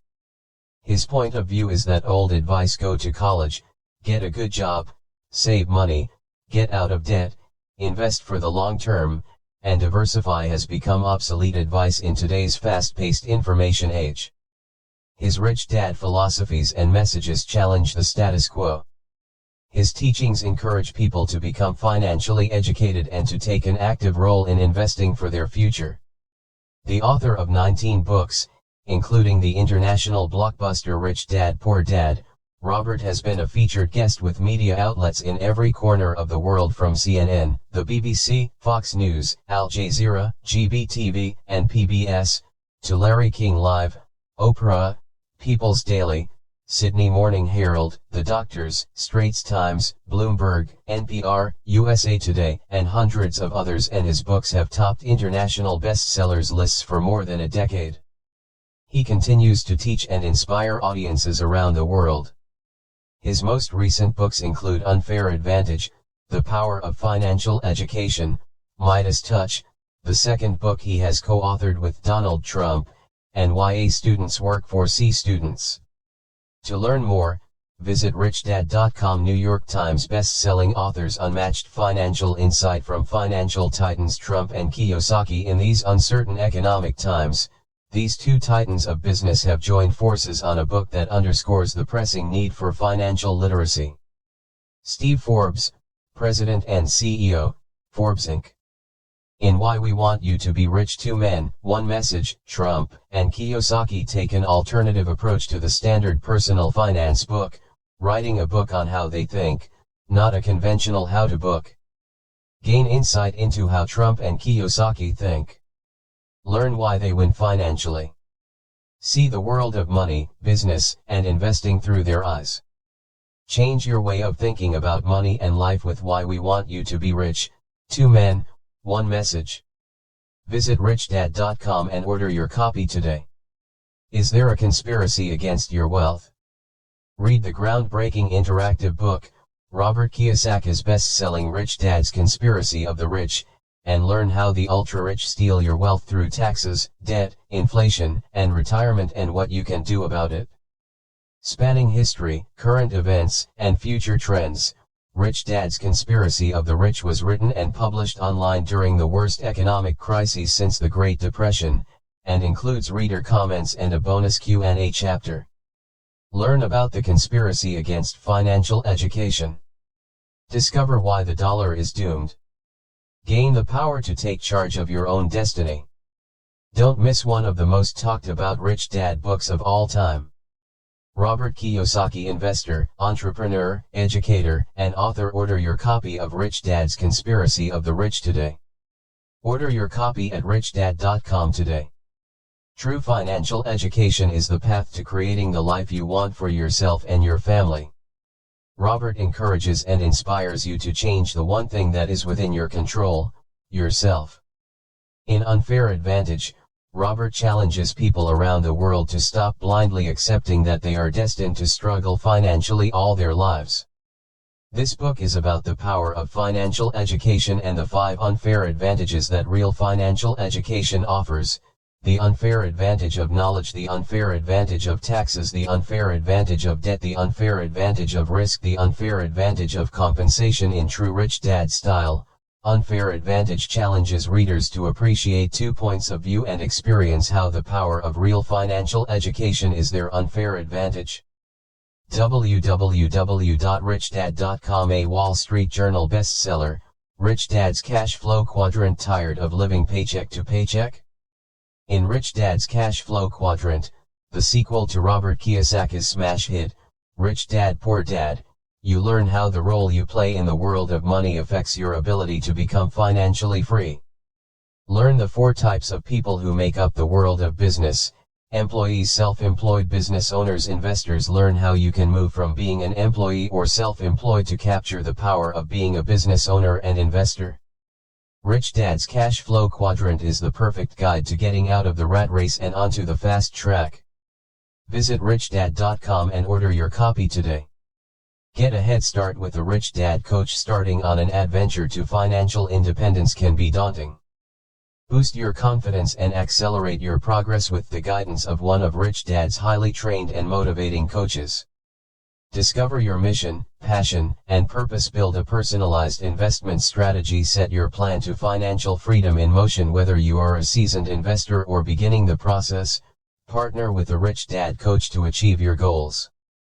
Set your tomorrow in motion today with Rich Dad Coaching. Knowledge is the new money. The path to wealth is the knowledge learned along the way. Join the thousands who have studied the art and science of investing with Robert and Kim Kiyosaki's trainers and advisors. Learn in a hands-on environment and accelerate your learning curve. Maximize your potential by learning from those who practice what they preach. Gain exclusive access to top-tier experts. Begin your training with a free preview in a town near you. Or, participate in advanced classes in the investment category of your choice. Visit richdad.com for more information on coaching opportunities and education classes near you. Start your child off on the right financial footing. When was the last time your child came home from school talking about what they learned about money? Chances are that your answer is never. Rich Dad's Rich Kid Smart Kid and Rich Dad Poor Dad for Teens introduce parents and teens to the financial world, filling the gap in their education, giving them the right context in which to view money, and placing them on the right financial footing for a secure future. They will learn how money works, the difference between assets and liabilities, to think like an entrepreneur, how to make wise financial choices, how to jumpstart their financial success. Take the first step to ensure your child has a secure financial future with Rich Dad's Rich Kid Smart Kid and Rich Dad Poor Dad for Teens. If you are concerned about your child's financial future, you can't afford to pass over these essential books. Visit richdad.com and order your copy today. Bring out the rich woman in you. Let's face it. When it comes to money, men and women are different. There are unique issues that women face when it comes to money and investing. And now there is a book on money uniquely for women. Now is the time for women to get smarter with their money. Kim Kiyosaki's passion is to educate and encourage women to create financial security and peace of mind. That's why she wrote Rich Woman. Stop losing sleep over money. Take control of your financial future. Forget about looking for a rich Prince Charming. Demand true independence. Start your journey to financial independence today. This book is a must-read for all women. Today, more than ever, women need to be financially savvy. Donald Trump, It's Rising Time. A new title, now available, from Kim. Get your copy of Rich Woman today. Order at richwoman.com. Play Cash Flow for Kids registered. Teach your kids financial lessons they'll keep for a lifetime. Jumpstart the financial education of your entire family. Kim and Robert Kiyosaki, investors, entrepreneurs, educators, and authors. Leading researchers say that we only retain 10% of what we read, but 90% of what we experience. The Cash Flow for Kids game was created by Robert and Kim Kiyosaki, best-selling authors of Rich Dad, Poor Dad and Rich Woman, to teach kids valuable financial lessons in a fun, experiential way. Cash Flow for Kids teaches you the difference between an asset and a liability and the principle of cash flow versus capital gains. Kids get to practice real-world investing scenarios with Play Money. Play Cash Flow for Kids at home with your kids and friends today. Get connected to the Rich Dad global community. Join for free. You can expand your world and network in one single step. Join the Rich Dad community free at www.richdad.com and globally expand your access to Robert, Kim, and the Rich Dad advisors. Connect, collaborate, and play games with like-minded people who are committed to increasing their financial IQ just like you. Just for registering, you will enjoy inspiring discussion forums, listening to live web chats with Robert and Kim, exchanging ideas and information with others, challenging gameplay with others all around the world, learning firsthand about new releases from Robert and Kim. Visit www.facebook.com Robert Kiyosaki for what's on Robert's mind. Rich Dad is committed to communicating with you through social media channels. Follow the inspiration threads on Twitter, connect, and participate in Rich Dad Facebook commentary and enjoy the benefits of the financially literate. Visit richdad.com today and join the free Rich Dad community. Bonus book excerpt: Rich Dad's Cash Flow Quadrant, Registered Guide to Financial Freedom by Robert T. Kiyosaki. Registered editors note the times they are a change, and there have been many changes in our economy and the investing landscape since Rich Dad Poor Dad was first published in 1997. 14 years ago, Robert Kiyosaki challenged conventional wisdom with his bold statement that your house is not an asset. His contrarian views on money and investing were met with skepticism, criticism, and outrage. In 2002, Robert's book, Rich Dad's Prophecy, advised that we prepare for an upcoming financial market crash. In 2006, Robert joined forces with Donald Trump to write Why We Want You to Be Rich, a book inspired by their concern for the shrinking middle class in America. Robert continues to be a passionate advocate for the importance and power of financial education. Today, in the wake of the subprime fiasco, record home foreclosures, and a global economic meltdown that is still raging, his words seem not only prophetic, but enlightened. Many skeptics have become believers. In preparing the 2011 edition of Rich Dad's Cash Flow Quadrant, Robert realized two things: that his message and teachings have withstood the test of time, and that the investment landscape, the world in which investors operate, has changed dramatically. These changes have affected, and will continue to affect, those in the investor quadrant, and have fueled Robert's decision to update an important section in this book. Chapter 5, The 5 Levels of Investors. 9 Contents. Introduction. Which quadrant are you in? 1. Part 1, The Cash Flow Quadrant. Chapter 1, Why Don't You Get a Job? 11. Chapter 2, Different Quadrants, Different People. 23. Chapter 3, Why People Choose Security Over Freedom. 57 Chapter 4 The 3 Kinds of Business Systems. 81 Chapter 5 The 5 Levels of Investors. 95 Chapter 6 You Cannot See Money with Your Eyes. 119 Part 2 Bringing Out the Best in You. Chapter 7 Becoming Who You Are. 149 Chapter 8 How Do I Get Rich? 165 Chapter 9 Be the Bank, Not the Banker. 187 Part 3 How to Become a Successful B&I. Chapter 10 Take Baby Steps. 217 The 7 Steps to Finding Your Financial Fast Track. Chapter 11 Step 1, It's Time to Mind Your Own Business. 233 Chapter 12 Step 2, Take Control of Your Cash Flow. 239 Chapter 13 Step 3, Know the Difference Between Risk and Risky. 247 Chapter 14 Step 4, Decide what kind of investor you want to be. 251 Chapter 15 Step 5, Seek Mentors. 259 Chapter 16 Step 6, Make Disappointment Your Strength. 269 Chapter 17 Step 7, The Power of Faith. 275 Chapter 18 In Summary. 281 Preface What is your life's goal? What do you want to be when you grow up? That is a question most of us have been asked. I had many interests as a kid, and it was easy to choose. If it sounded exciting and glamorous, I wanted to do it. I wanted to be a marine biologist, an astronaut, a marine, a ship's officer, a pilot, and a professional football player. I was fortunate enough to achieve 3 of those goals, a Marine Corps officer, a ship's officer, and a pilot. I knew I did not want to become a teacher, a writer, or an accountant. I did not want to be a teacher because I did not like school. I did not want to be a writer because I failed English twice. And I dropped out of my MBA program because I could not stand accounting. Ironically, now that I have grown up, I have become everything I never wanted to become. Although I dislike school, today I own an education company. I personally teach around the world because I love teaching. Although I failed English twice because I could not write, today I am best known as an author. My book, Rich Dad Poor Dad, was on the New York Times bestsellers list for over 7 years and is one of the top 3 best-selling books in the United States. The only books ahead of it are The Joy of Sex and The Road Less Traveled. Adding one more irony, Rich Dad Poor Dad and My Cash Flow Registered Board Game are a book and a game about accounting, another subject I struggled with.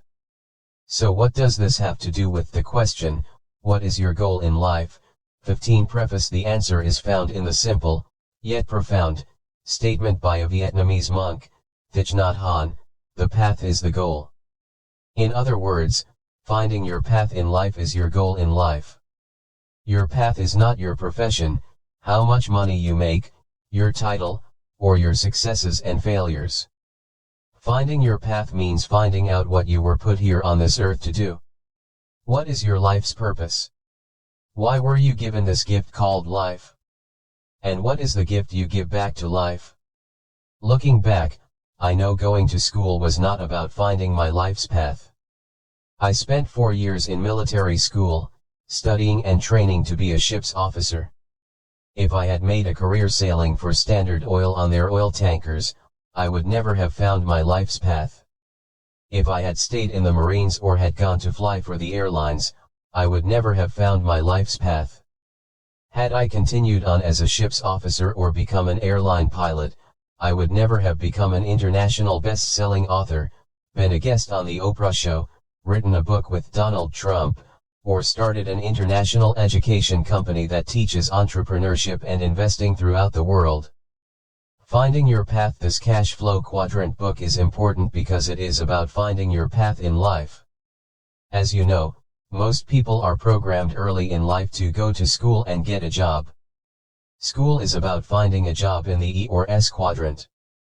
It is not about finding your life's path. I realize there are people who know exactly what they are going to do early in life. They grow up knowing they are going to be a doctor, lawyer, musician, golfer, or actor. We have all heard about child prodigies, kids with exceptional talents. Yet you may notice, these are professions, not necessarily a life's path. 16 cash flow quadrants. So how does one find their path in life? My answer is, I wish I knew. If I could wave my magic wand and your life's path would magically appear, I would. Since I do not have a magic wand nor can I tell you what to do, the best thing I can do is tell you what I did. And what I did was trust my intuition, my heart, and my guts. For example, in 1973, returning from the war, when my poor dad suggested I go back to school, get my higher degrees, and work for the government, my brain went numb, my heart went heavy and my gut said, no way. When he suggested I get my old job back with Standard Oil or fly for the airlines, again my mind, heart, and gut said no. I knew I was through sailing and flying, although they were great professions and the pay was pretty good. In 1973 at the age of 26, I was growing up. I had followed my parents' advice and gone to school, received my college degree, and had two professions, a license to be a ship's officer and a license to fly. The problem was, they were professions and the dreams of a child. At the age of 26, I was old enough to know that education is a process. For example, when I wanted to be a ship's officer, I went to a school that turned out ship's officers. And when I wanted to learn to fly, I went to Navy flight school, a 2-year process that turns non-pilots into pilots. I was cautious about my next educational process. I wanted to know what I was going to become before I started my next educational process. Traditional schools had been good to me. I had achieved my childhood professions. Reaching adulthood was confusing because there were no signs saying, this is the way. I knew what I didn't want to do, but I did not know what I wanted to do. It would have been simple if all I wanted was a new profession. If I had wanted to be a medical doctor, I would have gone to medical school. If I had wanted to be a lawyer, I would have gone to law school. But I knew there was more to life than just going to school to gain another professional credential. I did not realize it at the time, but at 26 years of age, I was now looking for my path in life, not my next profession. 17 Preface a different education. In 1973, in my last year of active duty flying for the Marine Corps when I was stationed near home in Hawaii, I knew I wanted to follow in my rich dad's footsteps. While in the Marines, I signed up for real estate courses and business courses on the weekends, preparing to become an entrepreneur in the B and I quadrants. At the same time, upon a friend's recommendation of a friend, I signed up for a personal development course, hoping to find out who I really was. A personal development course is non-traditional education because I was not taking it for credits or grades. I did not know what I was going to learn, as I did when I signed up for real estate courses. All I knew was that it was time to take courses to find out about me. In my first weekend course, the instructor drew this simple diagram on the flip chart: physical, mental, emotional, spiritual, 18 cash flow quadrant. With the diagram complete, the instructor turned and said, to develop into a whole human being, we need mental, physical, emotional, and spiritual education. Listening to her explanation, it was clear to me that traditional schools were primarily about developing students mentally. That is why so many students who do well in school, do not do well in real life, especially in the world of money. As the course progressed over the weekend, I discovered why I disliked school.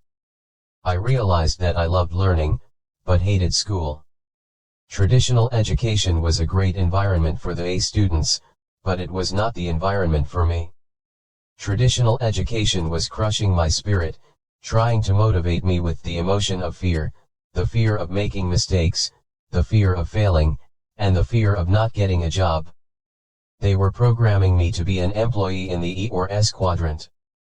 I realized that traditional education is not the place for a person who wants to be an entrepreneur in the B and I quadrants.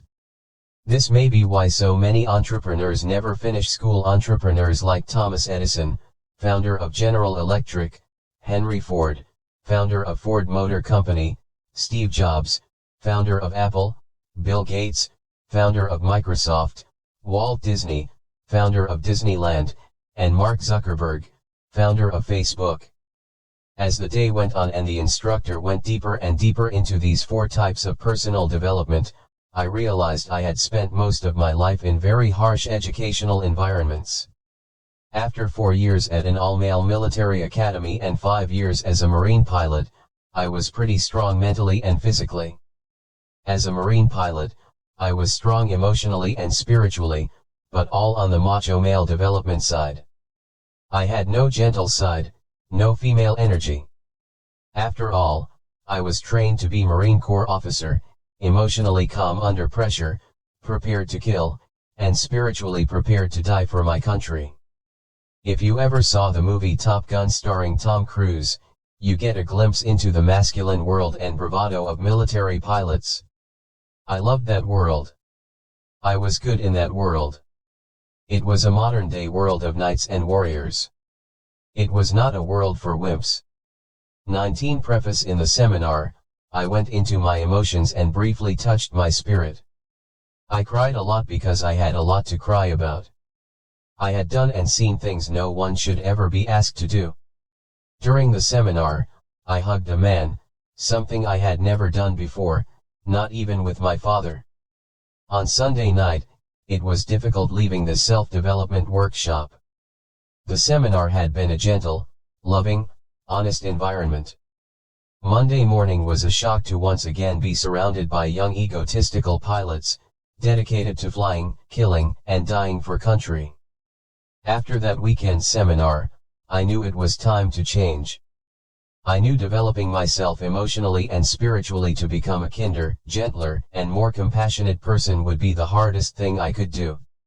It went against all my years at the military academy and flight school. I never returned to traditional education again. I had no desire to study for grades, degrees, promotions, or credentials again. From then on, if I did attend a course or school, I went to learn, to become a better person. I was no longer in the paper chase of grades, degrees, and credentials. Growing up in a family of teachers, your grades, the high school and college you graduated from, and your advanced degrees were everything. Like the medals and ribbons on a Marine pilot's chest, advanced degrees and brand name schools were the status and the stripes that educators wore on their sleeves. In their minds, people who did not finish high school were the unwashed, the lost souls of life. Those with master's degrees looked down on those with only bachelor degrees. Those with a PhD were held in reverence. At the age of 26, I knew I would never return to that world. Editor's note: in 2009, Robert received an honorary PhD in entrepreneurship from prestigious San Ignacio de Loyola in Lima, Peru. The few other recipients of this award are political leaders, such as the former president of Spain. XX Cash Flow Quadrant. Finding my path. I know some of you are now asking, why is he spending so much time talking about non-traditional education courses? The reason is, that first personal development seminar rekindled my love of learning, but not the type of learning that is taught in school. Once that seminar was over, I became a seminar junkie, going from seminar to seminar, finding out more about the connection between my body, my mind, my emotions, and my spirit. The more I studied, the more curious about traditional education I became. I began to ask questions such as, why do so many kids hate school? Why do so few kids like school? Why are many highly educated people not successful in the real world? Does school prepare you for the real world? Why did I hate school but love learning?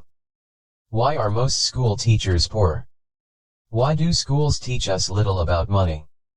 Those questions led me to become a student of education outside the hallowed walls of the school system.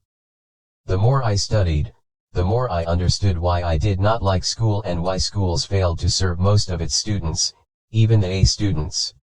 My curiosity touched my spirit, and I became an entrepreneur in education. If not for this curiosity, I might never have become an author and a developer of financial education games. My spiritual education led me to my path in life. It seems that our paths in life are not found in our minds. Our path in life is to find out what is in our hearts. This does not mean a person cannot find their path in traditional education. I am sure many do. I am just saying that I doubt I would have found my path in traditional school. XXI preface. Why is a path important? We all know people who make a lot of money, but hate their work. We also know people who do not make a lot of money and hate their work. And we all know people who just work for money. A classmate of mine from the Merchant Marine Academy also realized he did not want to spend his life at sea. Rather than sail for the rest of his life, he went to law school after graduation, spending 3 more years becoming a lawyer and entering private practice in the S quadrant. He died in his early 50s. He had become a very successful, unhappy lawyer. Like me, he had 2 professions by the time he was 26. Although he hated being a lawyer, he continued being a lawyer because he had a family, kids, a mortgage, and bills to pay.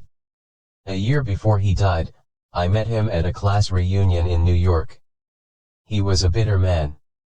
All I do is sweep up behind rich guys like you. They pay me nothing. I hate what I do and who I work for. Why don't you do something else? I asked. I can't afford to stop working. My first child is entering college. He died of a heart attack before she graduated. He made a lot of money via his professional training, but he was emotionally angry, spiritually dead, and soon his body followed. I realize this is an extreme example. Most people do not hate what they do as much as my friend did. Yet it illustrates the problem when a person is trapped in a profession and unable to find their path. To me, this is the shortcoming of traditional education. Millions of people leave school, only to be trapped in jobs they do not like. They know something is missing in life. Many people are also trapped financially, earning just enough to survive, wanting to earn more but not knowing what to do. Without awareness of the other quadrants, many people go back to school and look for new professions or pay raises in the E or S quadrant, unaware of the world of the B and I quadrants. XXII cash flow quadrant. My reason for becoming a teacher. My primary reason for becoming a teacher in the B quadrant was a desire to provide financial education. I wanted to make this education available to anyone who wanted to learn, regardless of how much money they had or what their grade point averages were. That is why the Rich Dad Company started with the cash flow game. This game can teach in places I could never go. The beauty of the game is that it was designed to have people teach people. There is no need for an expensive teacher or classroom. The cash flow game is now translated into over 16 languages, reaching millions of people all over the world. Today, the Rich Dad Company offers financial education courses as well as the services of coaches and mentors to support a person's financial education. Our programs are especially important for anyone wanting to evolve out of the E and S quadrants into the B and I quadrants. There is no guarantee that everyone will make it to the B and I quadrants, yet they will know how to access those quadrants if they want to. Change is not easy for me. Changing quadrants was not easy. It was hard work mentally, but more so emotionally and spiritually. Growing up in a family of highly educated employees in the E quadrant, I carried their values of education, job security, benefits, and a government pension. In many ways, my family values made my transition difficult. I had to shut out their warnings, concerns, and criticisms about becoming an entrepreneur and investor. Some of their values I had to discount were, but you have to have a job. You're taking too many risks. What if you fail? Just go back to school and get your master's degree. Become a doctor. They make a lot of money. The rich are greedy. XXII preface. Why is money so important to you? Money won't make you happy. Just live below your means. Play it safe. Don't go for your dreams. Diet and exercise. I mention emotional and spiritual development because that is what it takes to make a permanent change in life. For example, it rarely works to tell an overweight person, just eat less and exercise more. Diet and exercise may make sense mentally, but most people who are overweight do not eat because they are hungry. They eat to feed an emptiness in their emotions and their soul. When a person goes on a diet and exercise program, they are only working on their mind and their body. Without emotional development and spiritual strength, the overweight person may go on a diet for 6 months and lose a ton of weight, only to put even more weight back on later. The same is true for changing quadrants.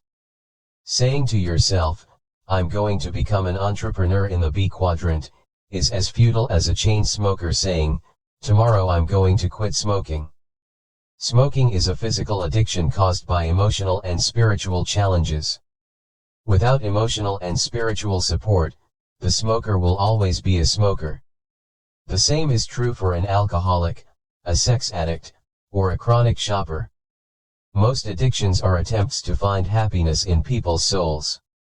This is why my company offers courses for the mind and body, but also coaches and mentors to support the emotional and spiritual transitions. A few people are able to make the journey alone, but I was not one of them. If not for a coach like my rich dad and the support of my wife Kim, I would not have made it. There were so many times I wanted to quit and give up. If not for Kim and my rich dad, I would have quit. XXIV Cash Flow Quadrant. Why A students fail. Looking at the diagram again, it is easy to see why so many A students fail in the world of money. Body, mind, emotion, spirit. A person may be highly educated mentally, but if they are not educated emotionally, their fear will often stop their body from doing what it must do. That is why so many A students get stuck in analysis paralysis, studying every little detail, but failing to do anything. This analysis paralysis is caused by our educational system punishing students for making mistakes. If you think about it, A students are A students simply because they made the fewest mistakes. The problem with that emotional psychosis is that, in the real world, people who take action are the ones who make the most mistakes and learn from them to win in the game of life. Just look at Presidents Clinton and Bush. Clinton could not admit he had sex and Bush could not recall any mistakes he made during his presidency. Making mistakes is human, but lying about your mistakes is criminal, a criminal act known as perjury. XXV Preface. When criticized for making 1014 mistakes before creating the electric light bulb, Thomas Edison said, "I did not fail 1014 times. I successfully found out what did not work 1014 times."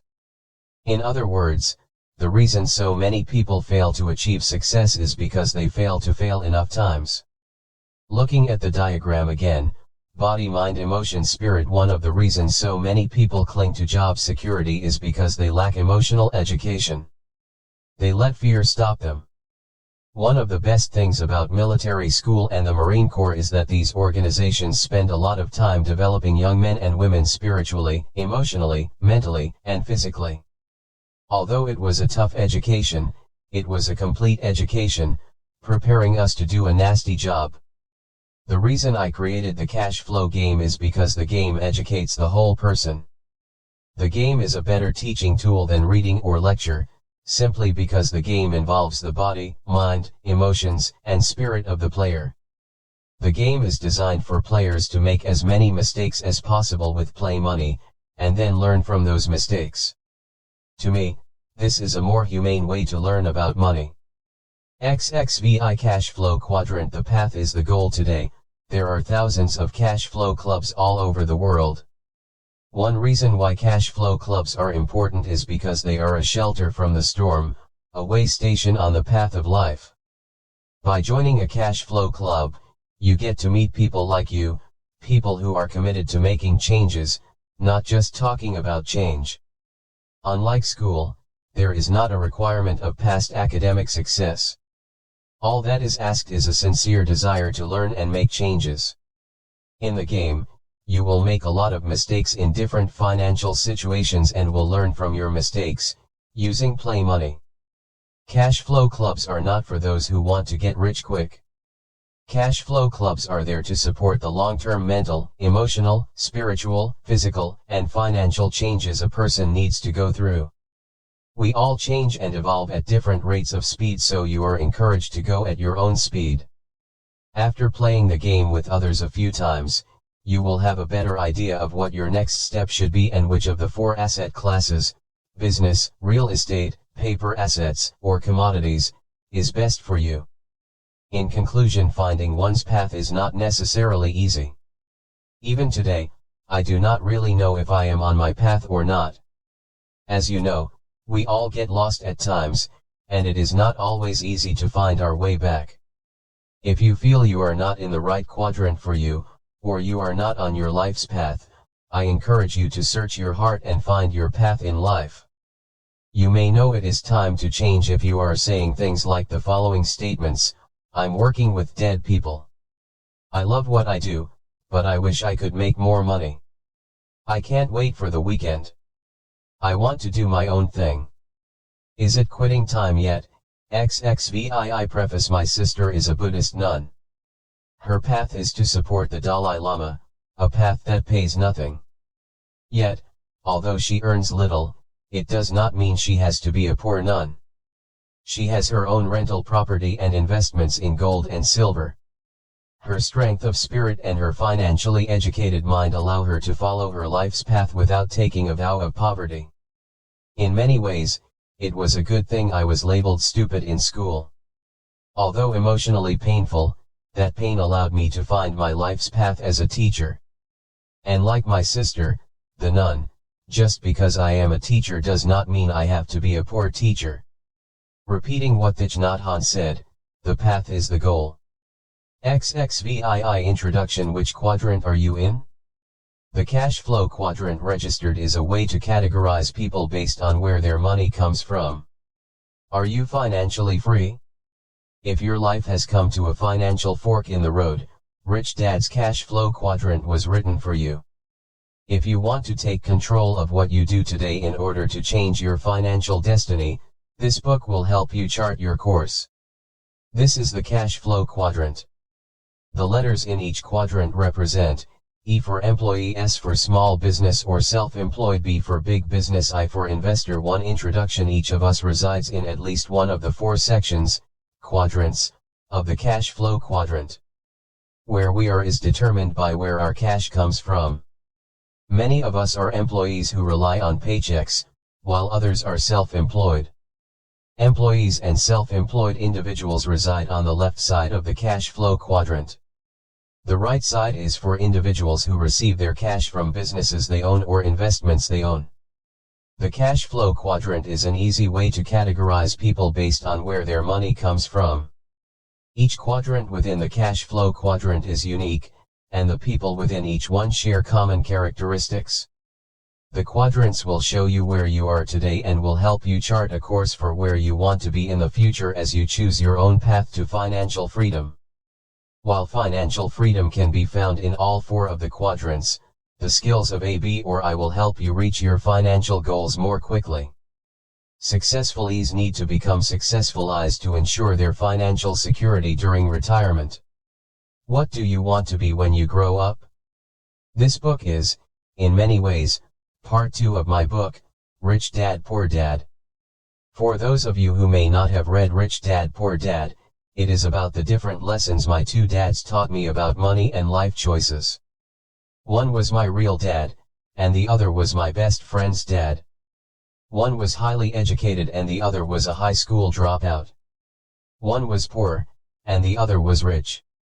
2. Cash flow quadrant. Poor dad's advice growing up: my highly educated, but poor, dad always said, go to school, get good grades, and find a safe, secure job.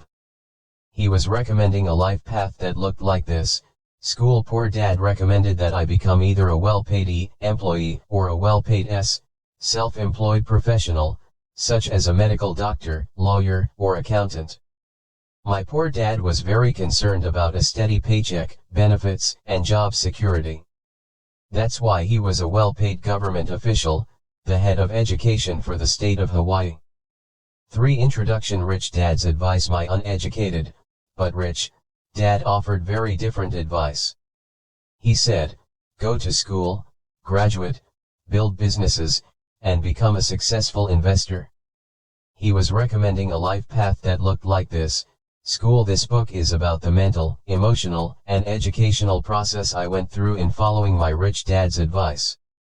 Who is this book for? This book is written for people who are ready to change quadrants, especially for individuals who are currently in the E and S categories and are contemplating moving to the B or I category. This book is for people who are ready to move beyond job security and begin to achieve financial security. It's not an easy life path, but the prize at the end of the road, financial freedom, is worth the journey. When I was 12 years old, Rich Dad told me a simple story that guided me to great wealth and financial freedom.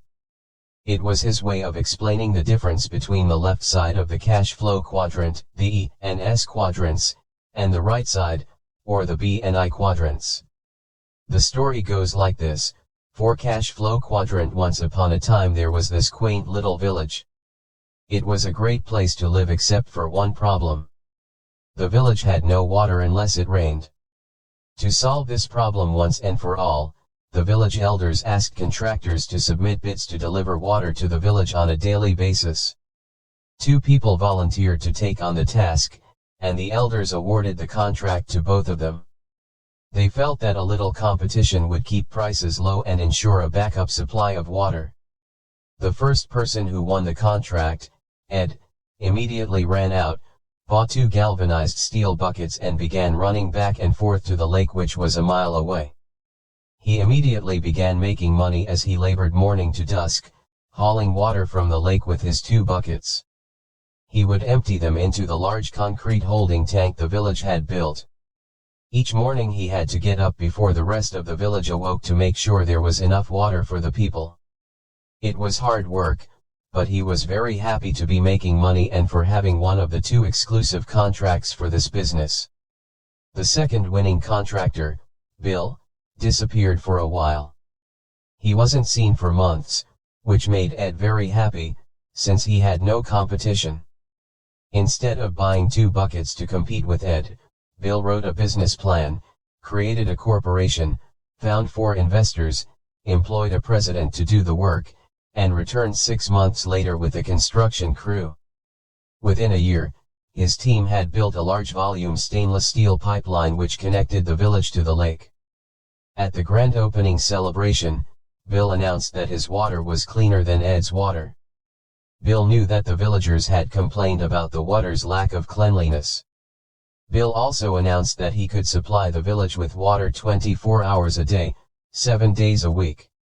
Ed could only deliver water on weekdays because he didn't want to work on weekends. Then Bill announced that he would charge 75% less than Ed did for this higher quality, more reliable water. The villagers cheered and immediately ran for the faucet at the end of Bill's pipeline.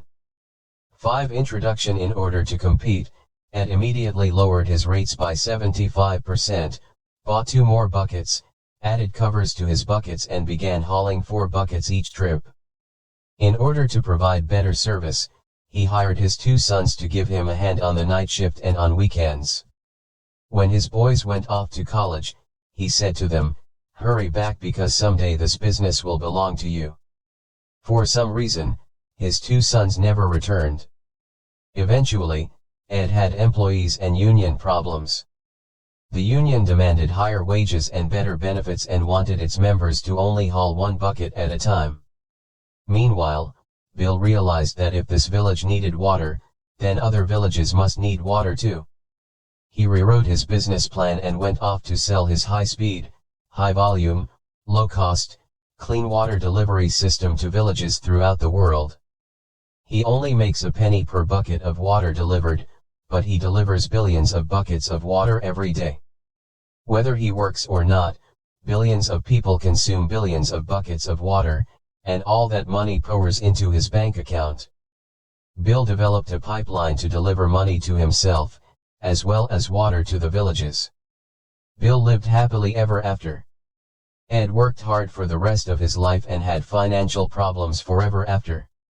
The end. That story about Bill and Ed has guided me for years. It has assisted me in my life's decision-making process. I often ask myself, am I building a pipeline or hauling buckets? Am I working hard, or am I working smart?